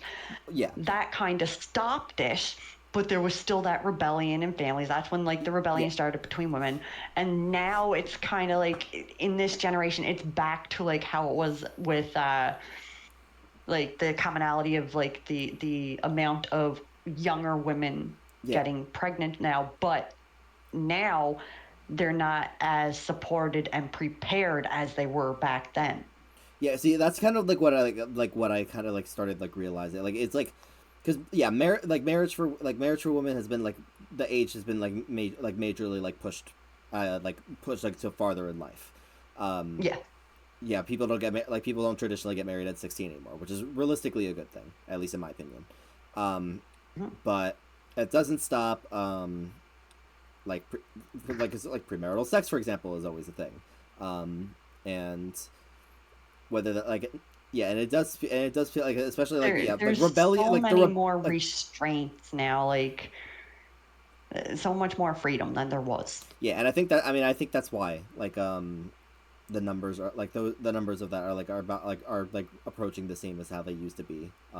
Just like it's like my mother said to me when I found out I was pregnant at 15. She told me, "You're not the first, and you're not going to be the last." Yeah, it's what was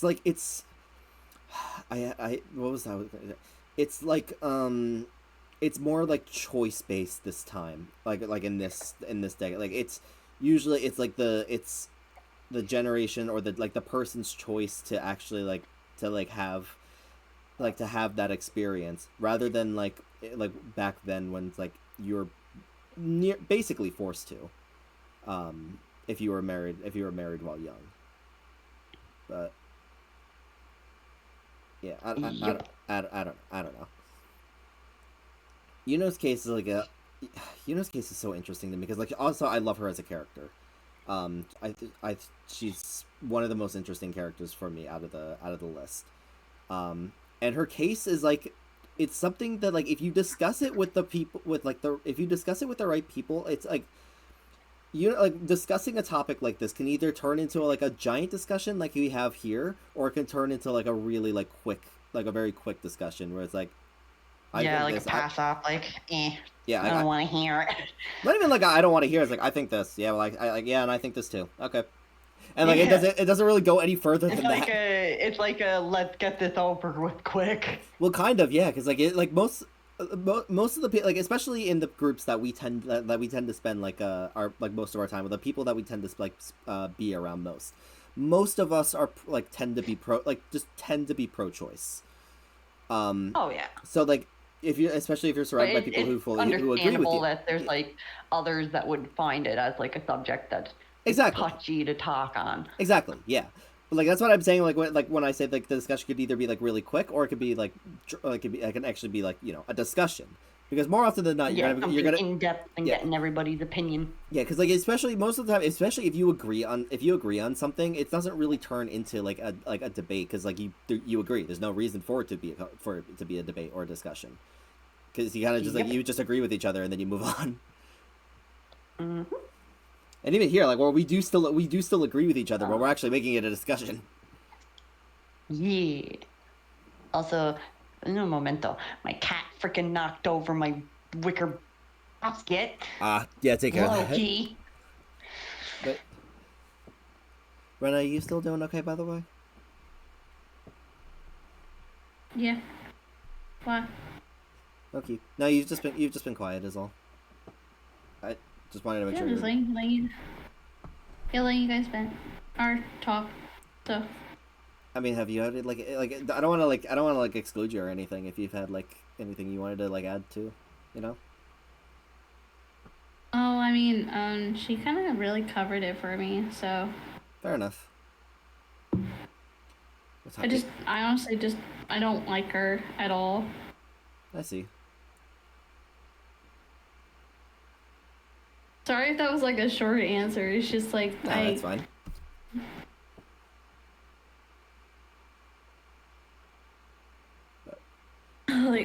Yeah. I mean, huh? No, go ahead. No, I grunting. I was trying to move in my chair. Oh, I was gonna say like it is like 5 in the morning, so I'll probably ask if we can make Fuuta's like our last one for the night, especially like we're ending it off strong because his music video is my if not like one of my favorites of the whole series. Yeah. I just like I just didn't want to interrupt her, and I didn't want to feel like I was intruding on our conversation. Yeah, no, not at all.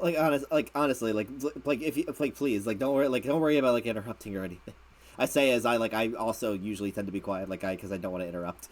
But yeah, because she's the one that usually talks a lot. She is. She's a bit of a yapper, but I mean, granted, I do think that's also it's a good thing to an extent, because but also we need to make sure that we can squeeze in what we want to say as well, you know.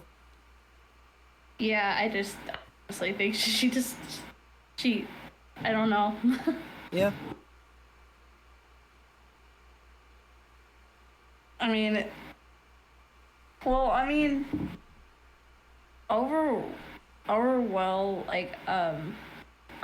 my thought about this character, it's gonna be negative because I don't like her. Mm-hmm. And people may think of me differently. But oh, that's fine. You're entitled to like or dislike a character.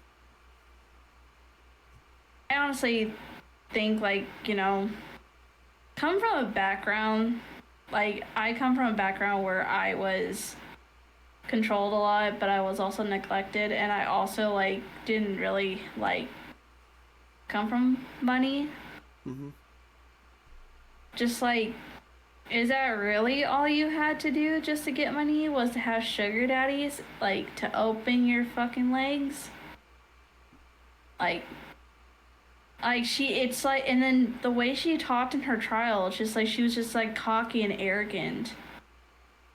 She's okay, oh well, whatever. She's sure, yeah, okay, well, yeah, whatever you say. Hmm. And then the music video shows oh, yeah, I had to do this for a reason. I had to do this for a reason. Blah blah blah blah blah. Girl, shut your bitch ass up. You act like you're some messiah or something like that. You girls, you have a choice to do what you want. Don't put that in people's heads. Come on now. Honestly, I don't like her, and I honestly think she's guilty. Really? Yep. Interesting. All right. 'Cause that baby she wouldn't have had to abort that baby if she hadn't opened her legs. Like Queenie said, there are different kinds of fucking sugar daddies. There's the I want affection, I just want to talk, and there's the sexual. She chose that sexual route. She chose the sexual men. And that's how she ended up pregnant. Just simple as that. She chose this life. She chose to open her legs and had a baby, and to get pregnant, not have the baby, but get pregnant and then abort it. But I do want to incense yes, you are entitled to the right of your own body. If you don't want the baby, yeah. But to prevent that, close your legs. I mean, I don't. Said and done. I mean, are you opposed to the idea, to the concept of sex work just in general, or? Yes, I am, because I'm gonna say this right now. The reason I have such a negativity towards that is because my own mother was sex driven. She had me because she was horny and she was high on shit. Had me out of spite to keep my dad. I see. So yeah. That's fair. Back. Welcome back. So yeah. I'll probably talk more on that topic more in trial 3, but I do have my own opinions on that part, but Queenie, I was also saying like we'll probably make Fuuta the last one for the night. But, okay. I get to see my poor damaged foot. Why does he look like that? Because he was beat the fuck by the girl that we freaking saved at the end. Yep. Fuuta, お前大丈夫か？その痛むか？なんだ、この傷が気になるかよ。ひでえだろ。はあ、今も全身痛くてたまらねえよ。頭がおかしくなりそうだ。カズイのおっさんがいなかったらこんなもんじゃ済まなかった。ったく暴力に訴えるなんて最悪だよな。ああ、暴力での解決は妥起すべきだ。そうかよ。それはコトコが負わせたものなんだな。はあ、しらしらしいんだよ。お前があいつにやらせたことだろうが。いや、それは満足か。お前は俺を許さないと決めたんだもんな。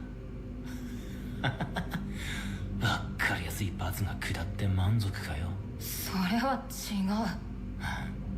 う。僕はこのような罰を望んではいない。コトコにも指示していない。暴力による罰などこんなことになるなんて思ってなかった。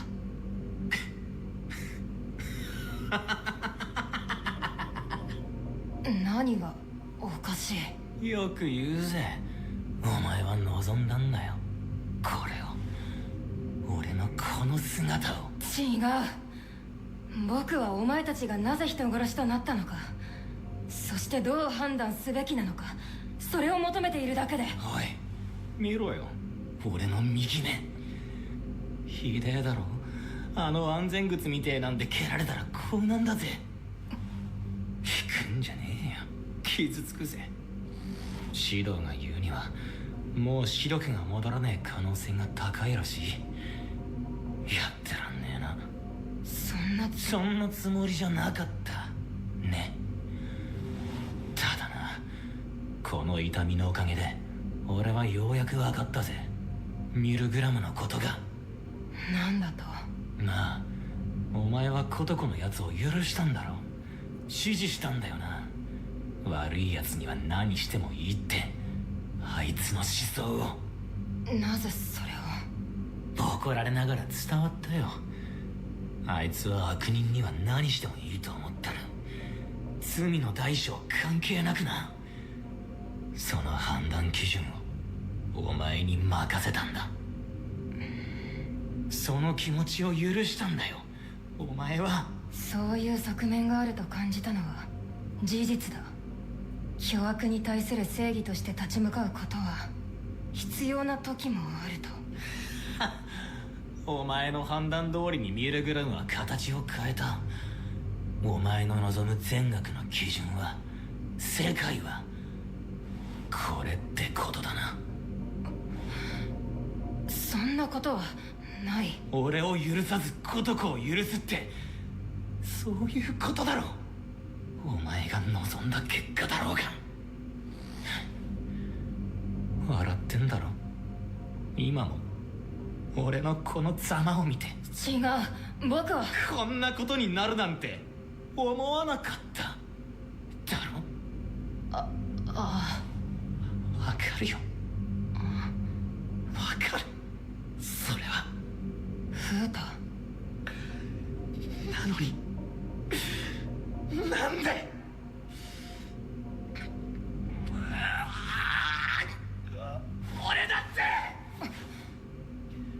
俺だってそうだったんだ。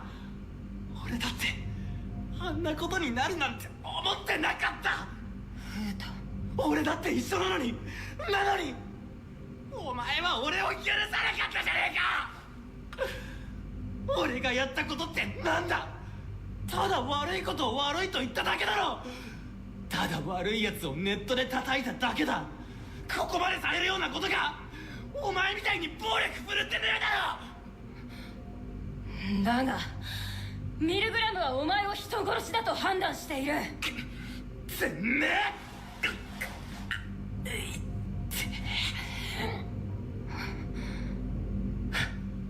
そいつは死んだみたいだ。確かにな。ではお前がしたことはネットで叩いただけにはならない。人殺しだ。でも俺が知ってるのは死んだっつう結果だけだ。俺の行為と関係あるかなんて分かんねえだろ。ミルグラムがそう判断を。知らねえんだよ、おっさんだよ。落ち着けフータ。体に触る。そうだ、死んだ奴を叩いてたのは俺だけじゃねえ。ドイツのコメントで死んだかなんて分かりゃしねえだろうが。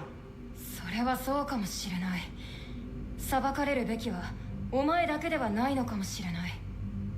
だがじゃあ俺だけがこんな思いしてんのおかしいじゃねえか。わけのわからねえ監獄でガキにああだこうだ言われて死ぬような目に遭わされて。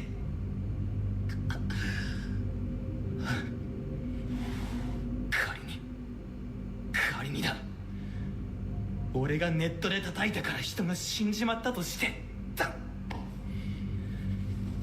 死ぬなんて思わなかったんだ。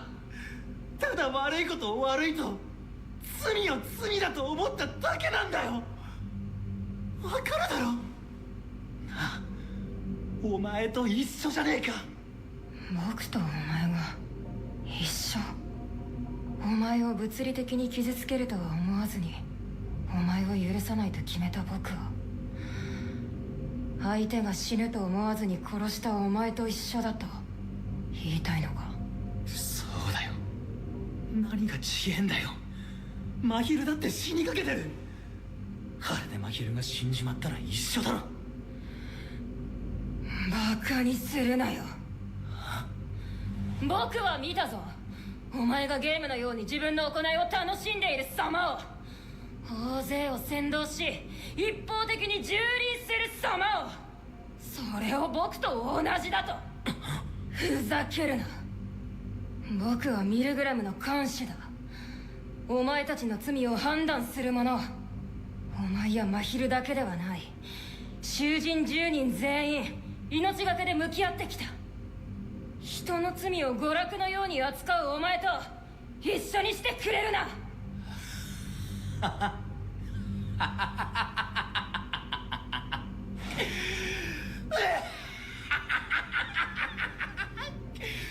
カだろお前。何？どんな上等なもんだと思ってんだ自分のことを。その立派な帽子と服は随分いい気にさせてくれるらしいな。言葉に気をつけろよ。囚人番号3番。真剣に向き合った？本当か？お前の中に俺の罪を、俺への罰を楽しむ気持ちがなかったか？何を？あのな、お前の声は俺にも聞こえてきたんだよ。ずっとな。聞きたくもねえ声が耳を塞いでもずっと。 Hi Andy, welcome, welcome. How you doing? 何万人もの声がいろんな言葉で俺を責め立ててた。興味本位で面白半分で気に入らねえからって全部が全部お前の言うお行儀のいいもんじゃなかった。別に俺と変わんなかったぜ。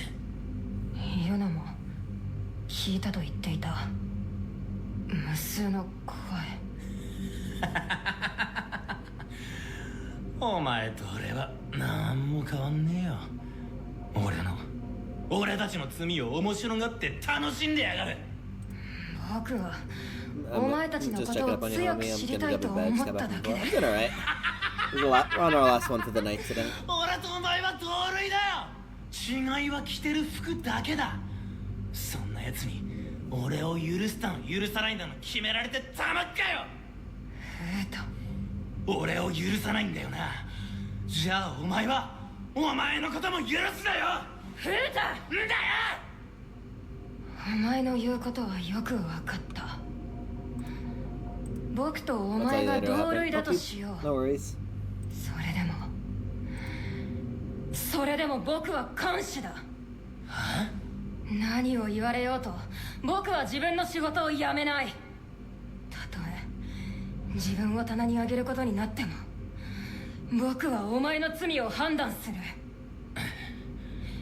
いかなるそしりを受けようと自分の責任は自分で取る。僕が始めたことだ。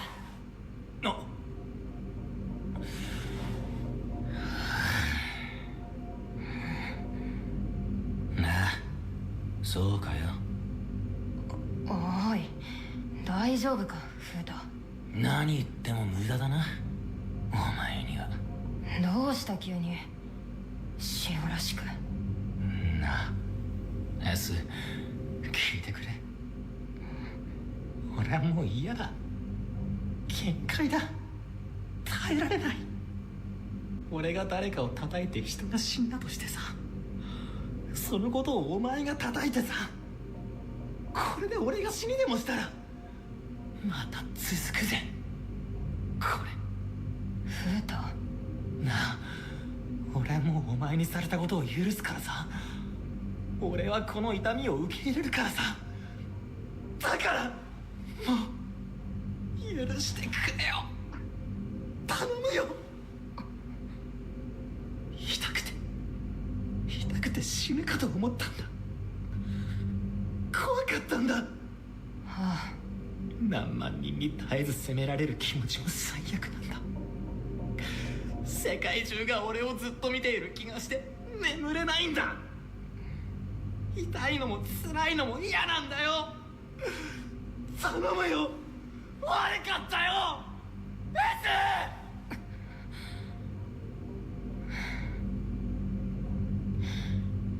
ス。フータ、僕はお前たちが憎いわけではない。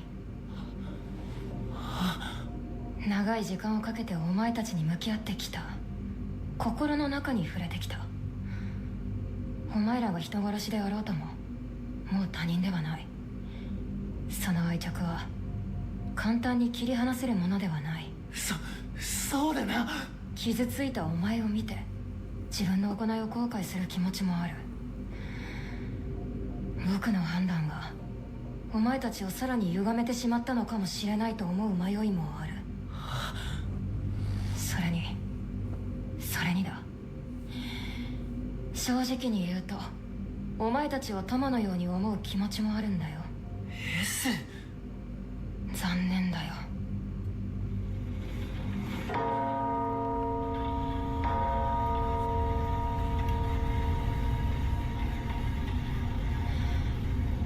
僕は看守だ。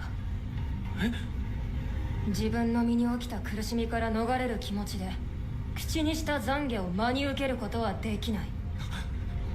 そんなこと。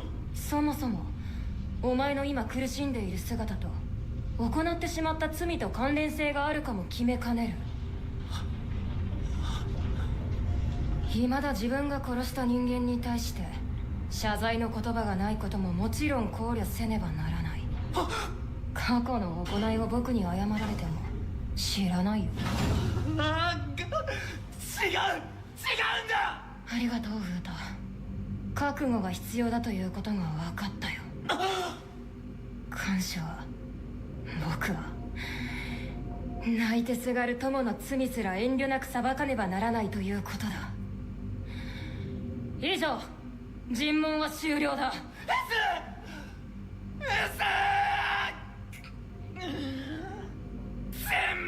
部殺してやる。聞いたのかってめえ。俺を許さなきゃ殺してやるからな。大丈夫。本当に僕とお前が同類だというのならいずれ僕はそうなるんだろうさ。囚人番号3番フータ、お前の罪を歌え。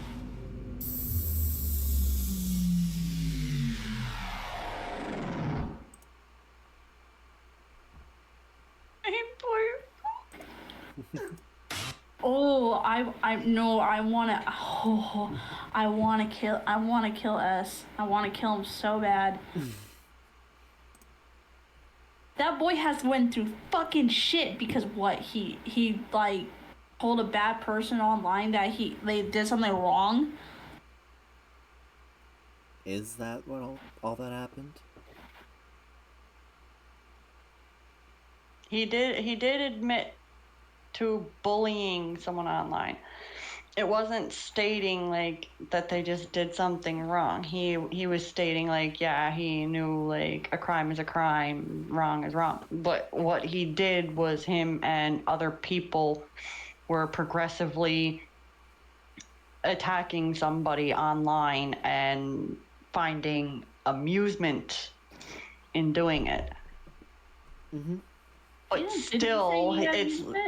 Yeah, well, as pointed out in the first video, the first music video was literally showing his actions as, like, a game.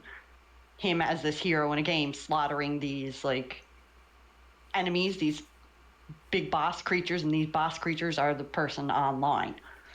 Mm-hmm. So they were treating it like a game. But still... I still stand by the fact, and he even stated himself, he did not know that they were going to kill themselves. He did not, like, think that would be an outcome. He thought he was just, like, even though he got enjoyment out of it, he was kind of, like, thinking, like, pointing out what they did wrong, like, their own crime. Like, it might have had something in a sense in his heart of being like, oh, yeah, let's remind them that what they did is a crime, since... maybe they got off with just a slap on the wrist, and he wanted to be like this whole, oh, I'm going to constantly remind them that, like, even if they got off from punishment, whatever, blah, blah, blah, like, this is what happens kind of thing. But I still stand by the fact, like, he did not know it was going to result in the death, and he did make a quote in it that he's not the only one who did it. There's no determination of whose comment is the one that pushed that person over the edge. Yeah, I want to actually show this video first, and like, and then, cause like, unlike Teardrop, this one actually contributes a lot to like to the arguments, in my opinion. Mm-hmm. Mm-hmm. Also, it's one of my favorite songs.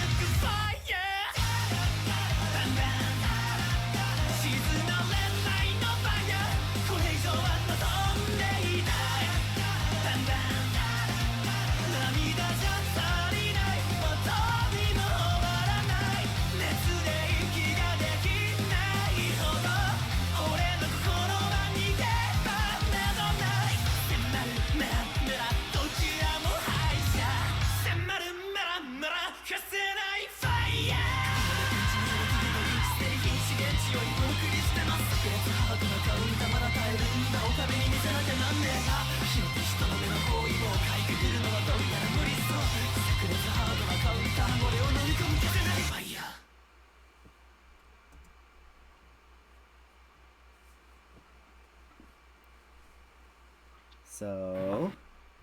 Oh. One, the music video is really good. Yeah. He's literally seeing like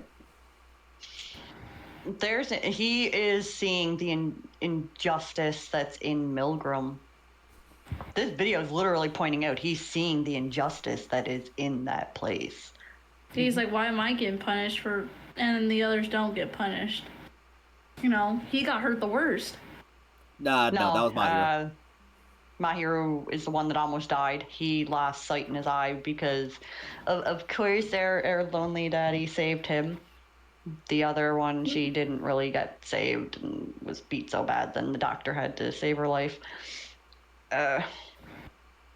But still, I still stand by he's innocent. He's forgiven because just like anything, like he's not the only one that was bullying the person online.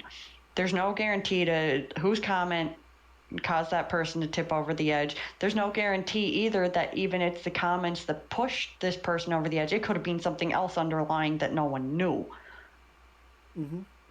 And they were just like adding to it. Like it could literally be like, it just showed the person is like a high school student. So maybe it was someone from his school, like a schoolmate or something. And there could have been like a rumor going around, like, let's just say example, okay, there's, because it's something that you see in a lot of like high school friggin' slice of life animes, whatever. This person gets a rumor like, oh, they're sleeping around. So they're going to go online and they're going to talk about it and shit, and it will turn into a whole online bullying thing, yes. But everyone's going to put their 2 cents in. That is life. That's literally what happens even outside of school. That it happens in everyday life. Anyone gets any type of bad stigma on them, the public and people are going to latch onto it until something drastic happens, and then they need to find a scapegoat to throw everything onto. And that's what they did with him. He's not the only one who did it, but they used him. He's the scapegoat in it all, and he's collecting the entirety of the blame for his actions plus everybody else's actions. And it's not fair on him. Yes, what he added into and like added his sense worth in on resulted in a tragedy. But he also, he's a kid. He wouldn't know, like, no one's ever going to think or be like, oh, I'm going to bully this person to make them kill themselves, whatever, blah, blah, blah. They're just going to put their 2 cents in because they're fitting in. They're in a group. They're, like, peer pressure is a thing. And he's in this big group of people that are literally doing the exact same thing, so he's going to do it. And it resulted in something bad. See, in my opinion, like, so one of my biggest, like, values, like, not values, but, like, one of my biggest things when it comes to this specific case is what matters a ton is how he feels about the crime after the fact. Like, if he's like not remorseful at all, if he's still in denial about, like, and still believing that it's all in the name of justice, then it doesn't deserve to be forgiven.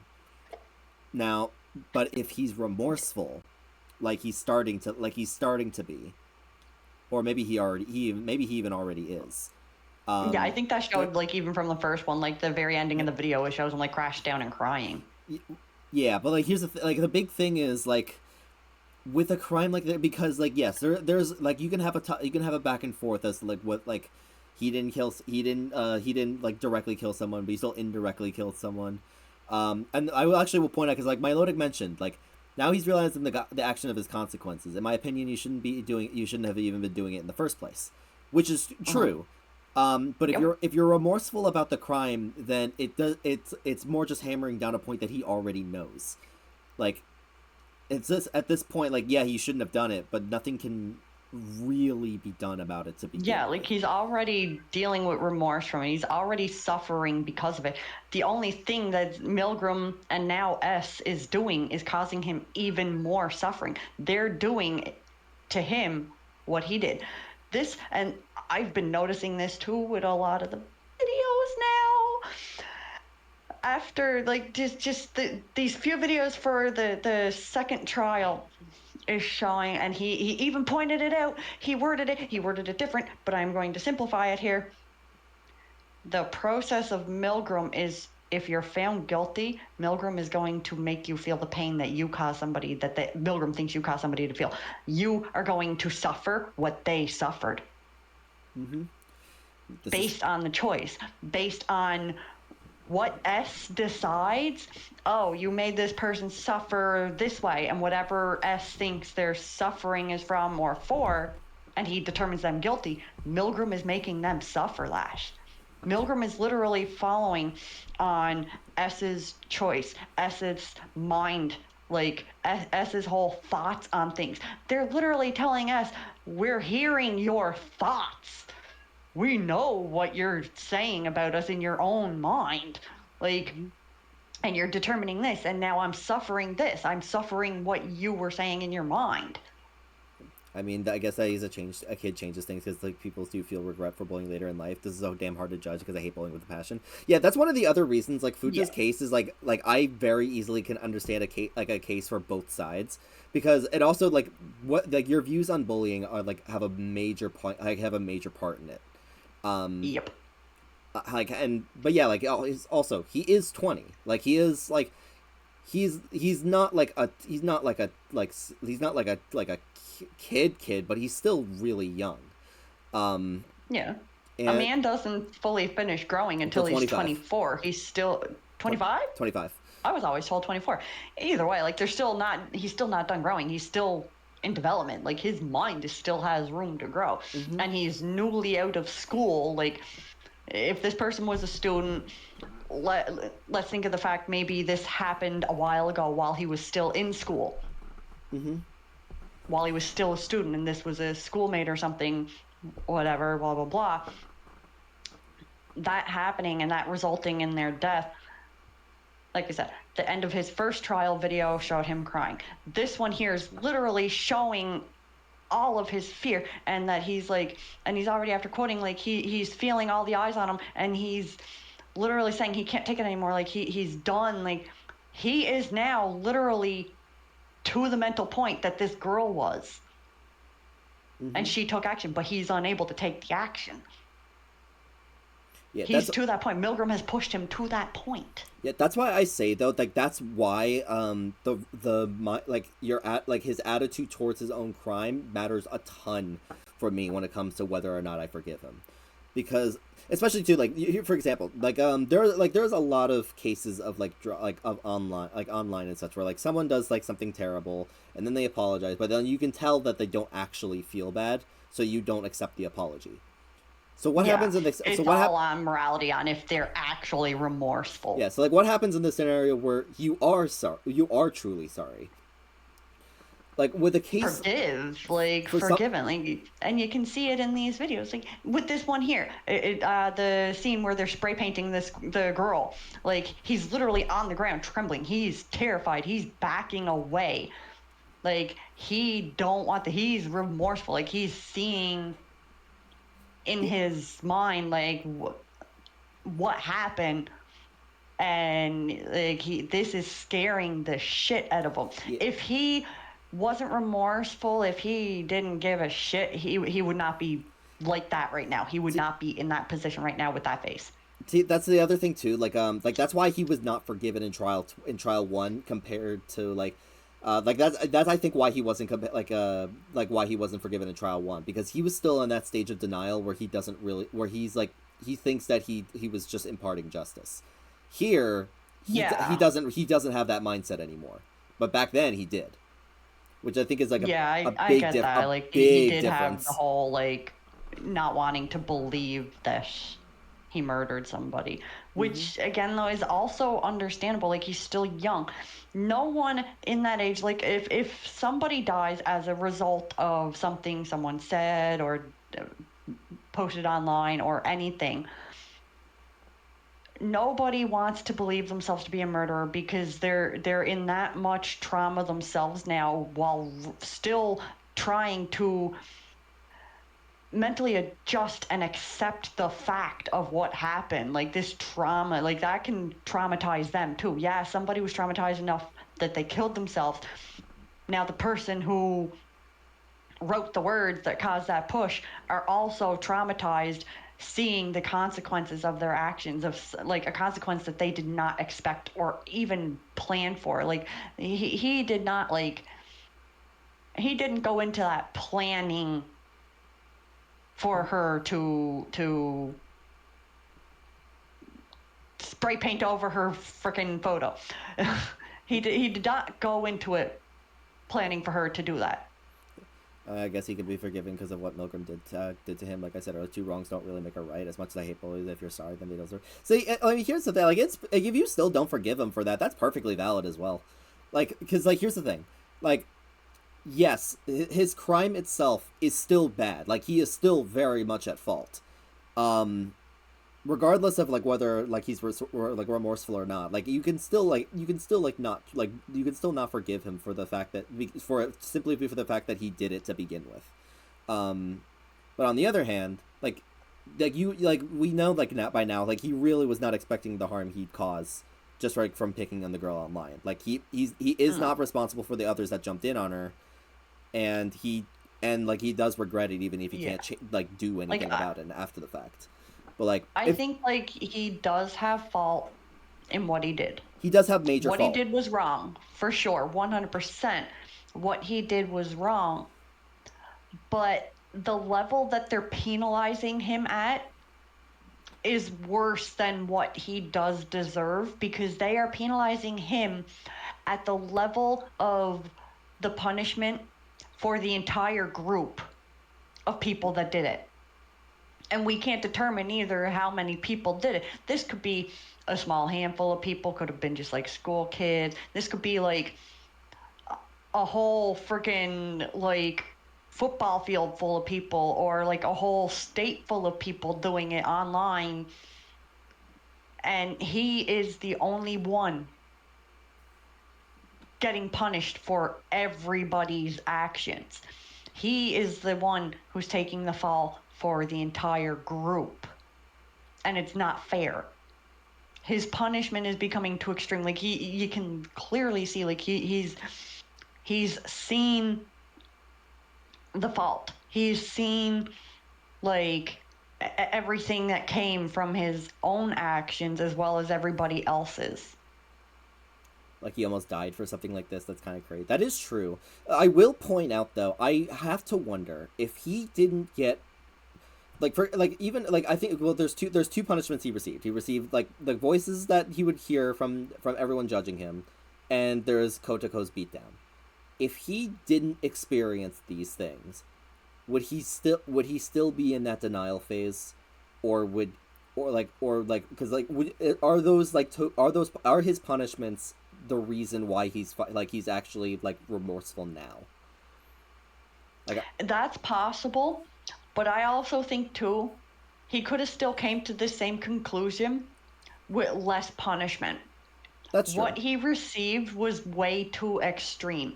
Kotoko alone was too extreme. Him hearing the voices in his head, to me, I think when someone does something wrong, their punishment should be equal to the case of what they did wrong. So him hearing the voices being judged and literally experiencing what this girl experienced alone just in his mind is enough to send him into a hysteric. Kotoko physically beating him when he did not lay his hands on someone is not equated to his own crime. Mm-hmm.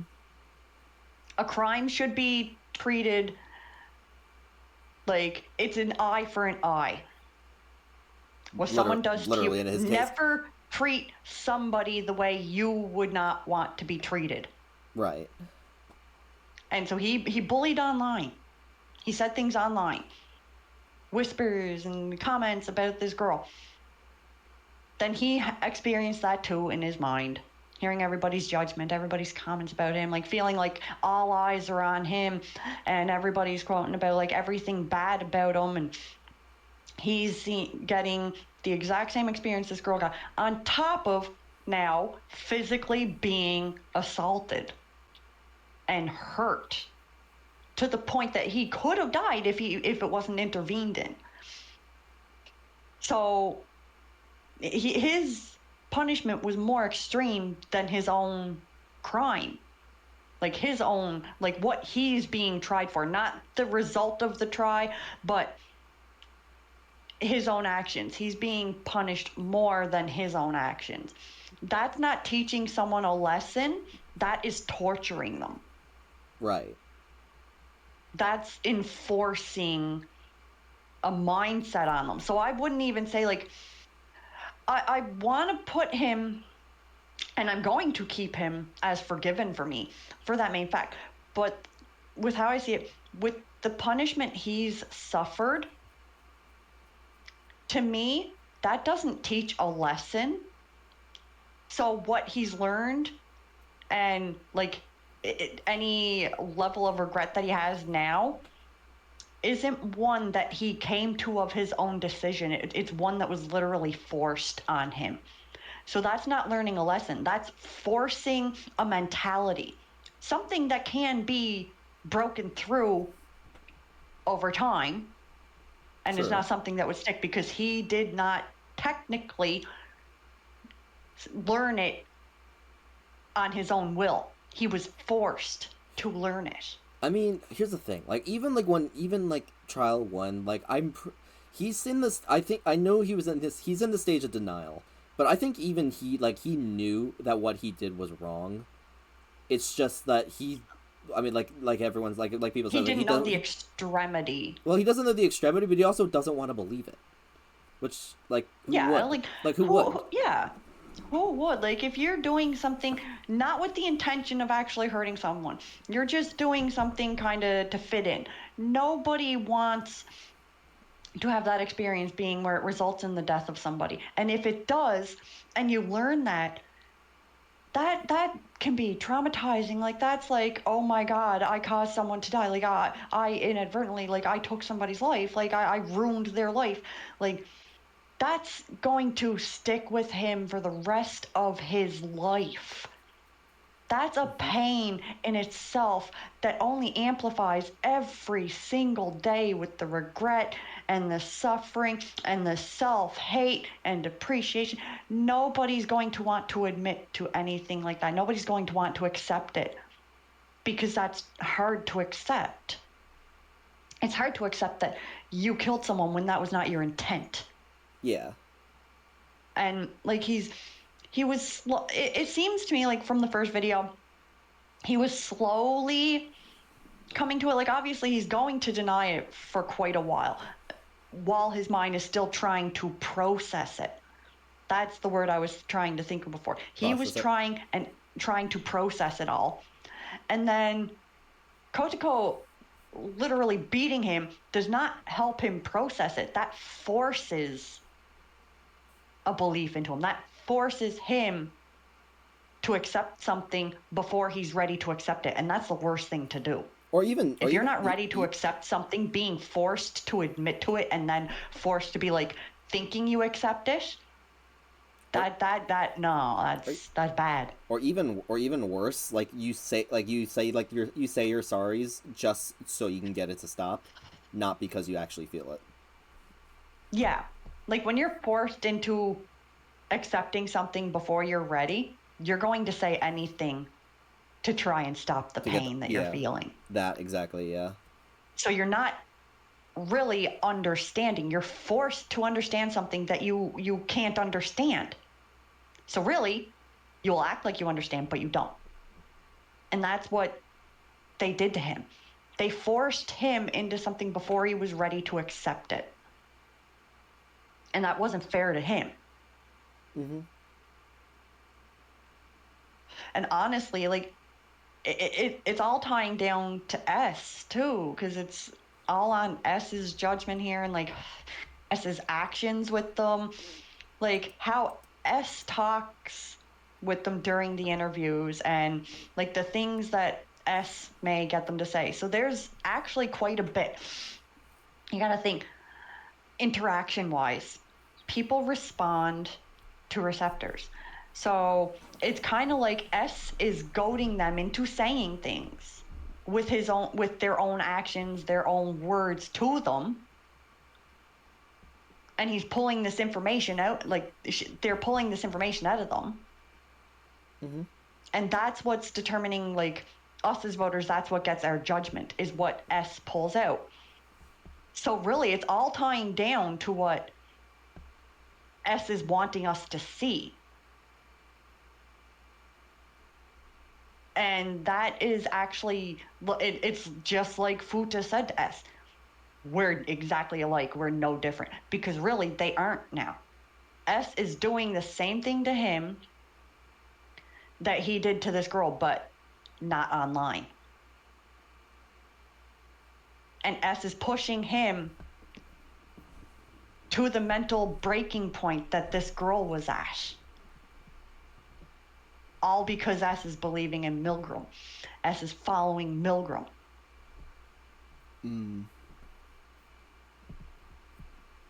Like, it's breaking people. It's causing them more pain than what they should be suffering. And that's actually bringing back to that 11th room. Maybe that wasn't the starting point of S's room. Maybe that's going to end up being S's room. Maybe Milgram is like some project to see if they can, like, a whole nature nurture thing, if they can create someone into being something. Mm-hmm. And that's going to end up being, like, maybe in the end, like, S will be the final one to, like, get this whole... I mean, we know, because we know Jackalope has done this a couple times by now, but we don't know how many times S has done this. Yeah, because S doesn't have any memory of their past life. Right. Before waking up in Milgram.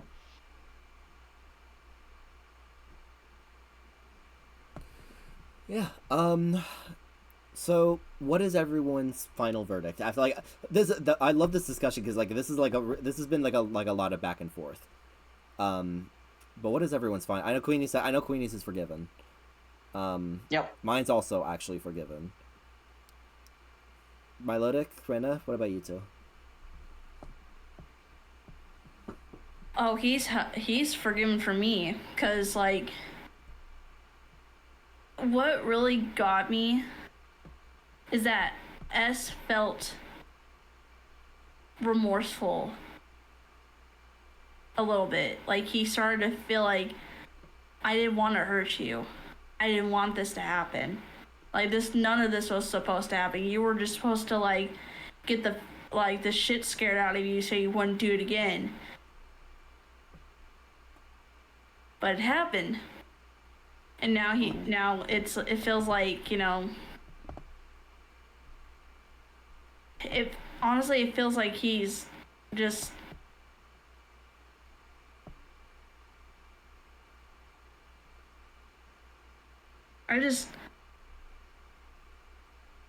I don't like that he was nitpicked from even the other inmates. Mm-hmm. Aren't getting the bad, like, the guilty ones. They're not getting as such. Well, yes, the female got bad too, but, like, the female, okay. Kotoko. My hero, I know, but I know what you're talking about. I'm laughing at the fact that you just say the female. I like her. I ain't gonna fucking say her name. Fuck. I don't give a shit. Anyways. But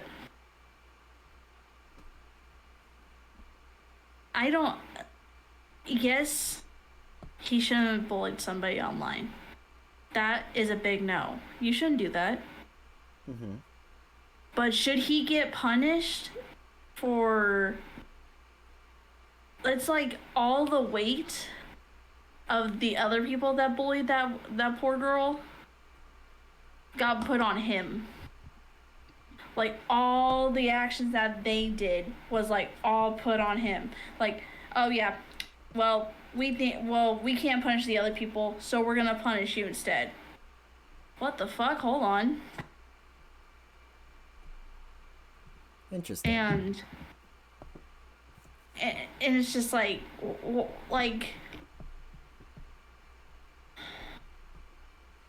I think he felt because in his first video, his first music video, after posting stuff like, you know, making posts about, like, writing something about her, about the girl. Mm-hmm.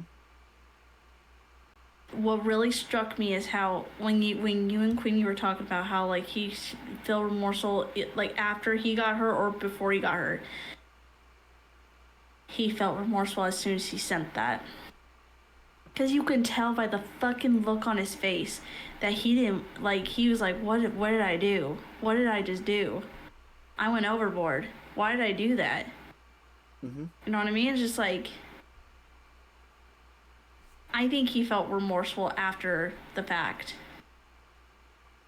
And what pained me the fucking most is that he was hurting really bad.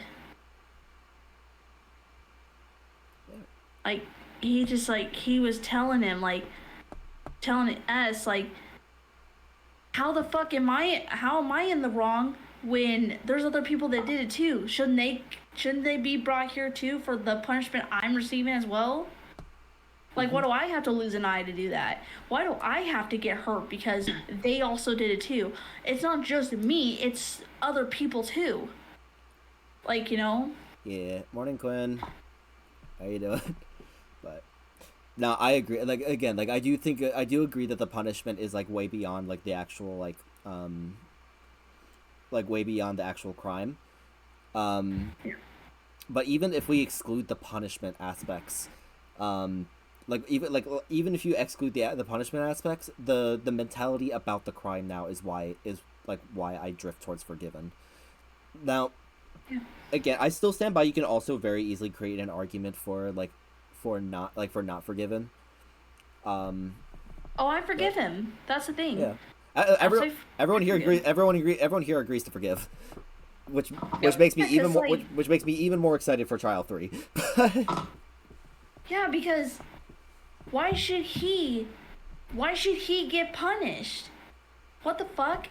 And he had a more pleadable case. Like, okay, the fucking psychopath, the fucking masochist got fucking, like, innocent, but he didn't? Okay, excuse the fuck out of me. I mean, did you think he was Did you think he was a psychopath in trial 1? What, Fuuta? No, Haruka.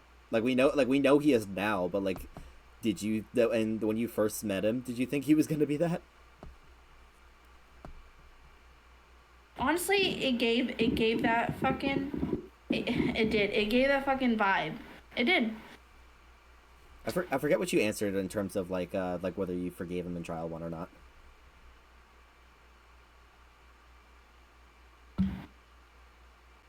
I didn't forget. I did not forgive him in. Oh shit.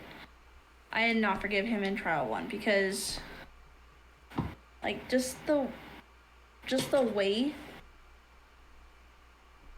he killed a kid, killed his little sister. How the fuck? But also, I felt bad for him, you know, cause, like, okay,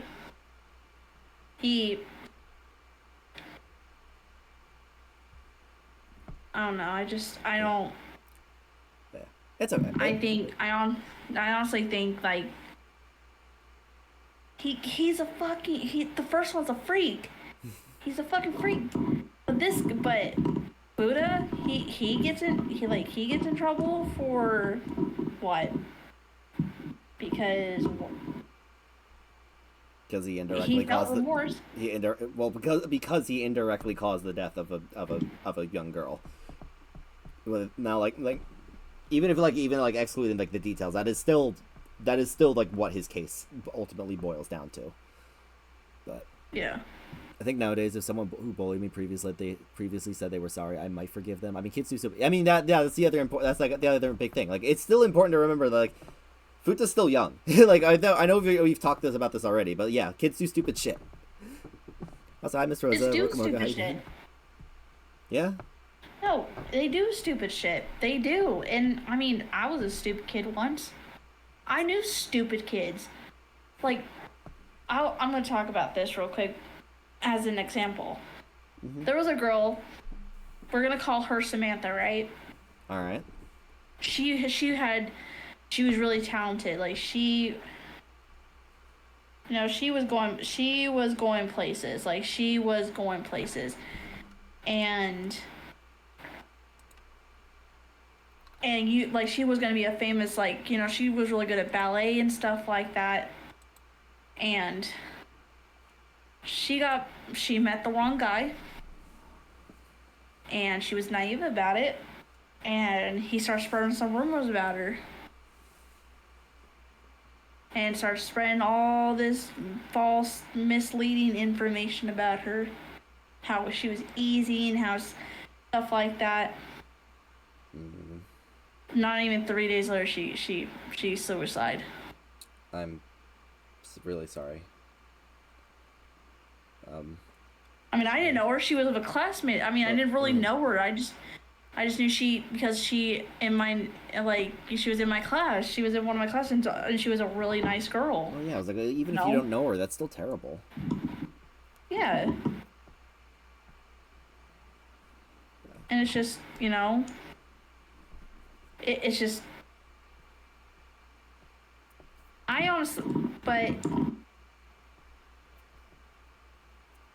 don't honestly think that he should get tried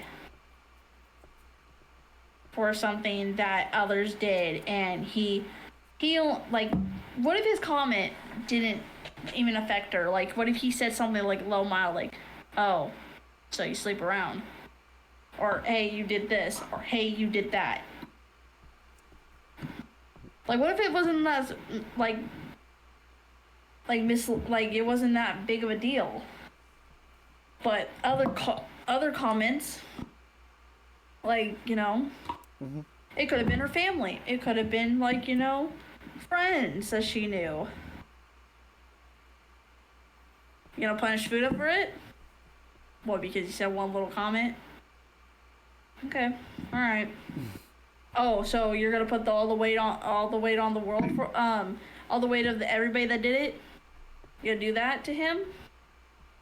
Okay. Well, I hope you rot in hell. Good job. Yeah. All right. But yeah, that's so what have you guys like? So, like, yeah, we've gone through Amane, we've gone through Mikoto, we've gone through Kotoko, we've gone through Haruka's trial 2, we've gone through Yuno's trial 2, we've gone through Fuuta's trial 2. So, what have you guys thought of it so far? Very, very insightful. Right? Like there's a reason that I love these Milgram discussions, and that is it. Because like every discussion, like even like in trial 2, like they evolved.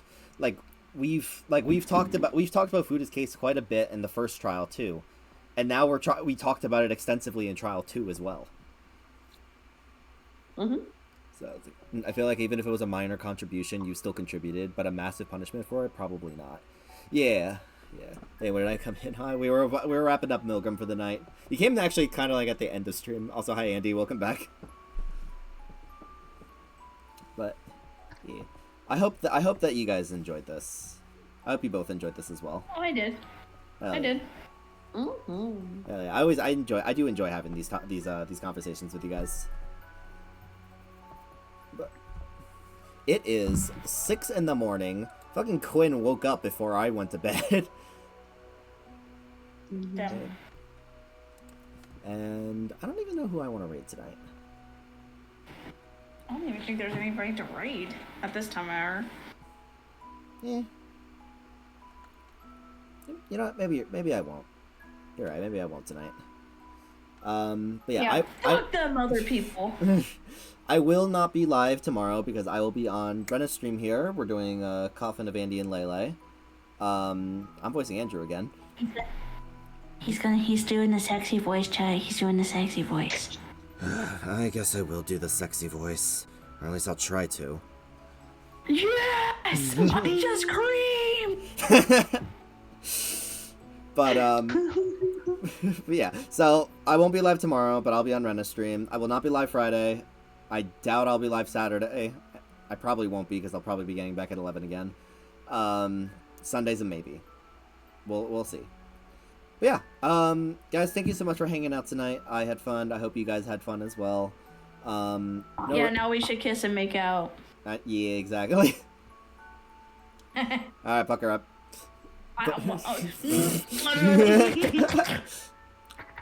Sloppy noises. Yeah, but I'm not floppy noises. I ain't gonna make out with my mom. That's kind of weird. But that's okay. I'll do it for you. That's my mom. Anyway, no raid tonight. I will. Any closing words before we head out? Yep. Well, kids, remember, touch grass, touch a Fuuta, and make out with him. That's all I gotta say. Hell yeah. He deserves the love. Fair enough. I will literally passionately make out with that man. Although it goes from Kazui to Fuuta. It's still Kazui, but I'm also a Fuuta now. I'm also like Fuuta. Okay. Fair enough. Alrighty, Green Symbol here, and we shall see all of you next time. Ciao for now.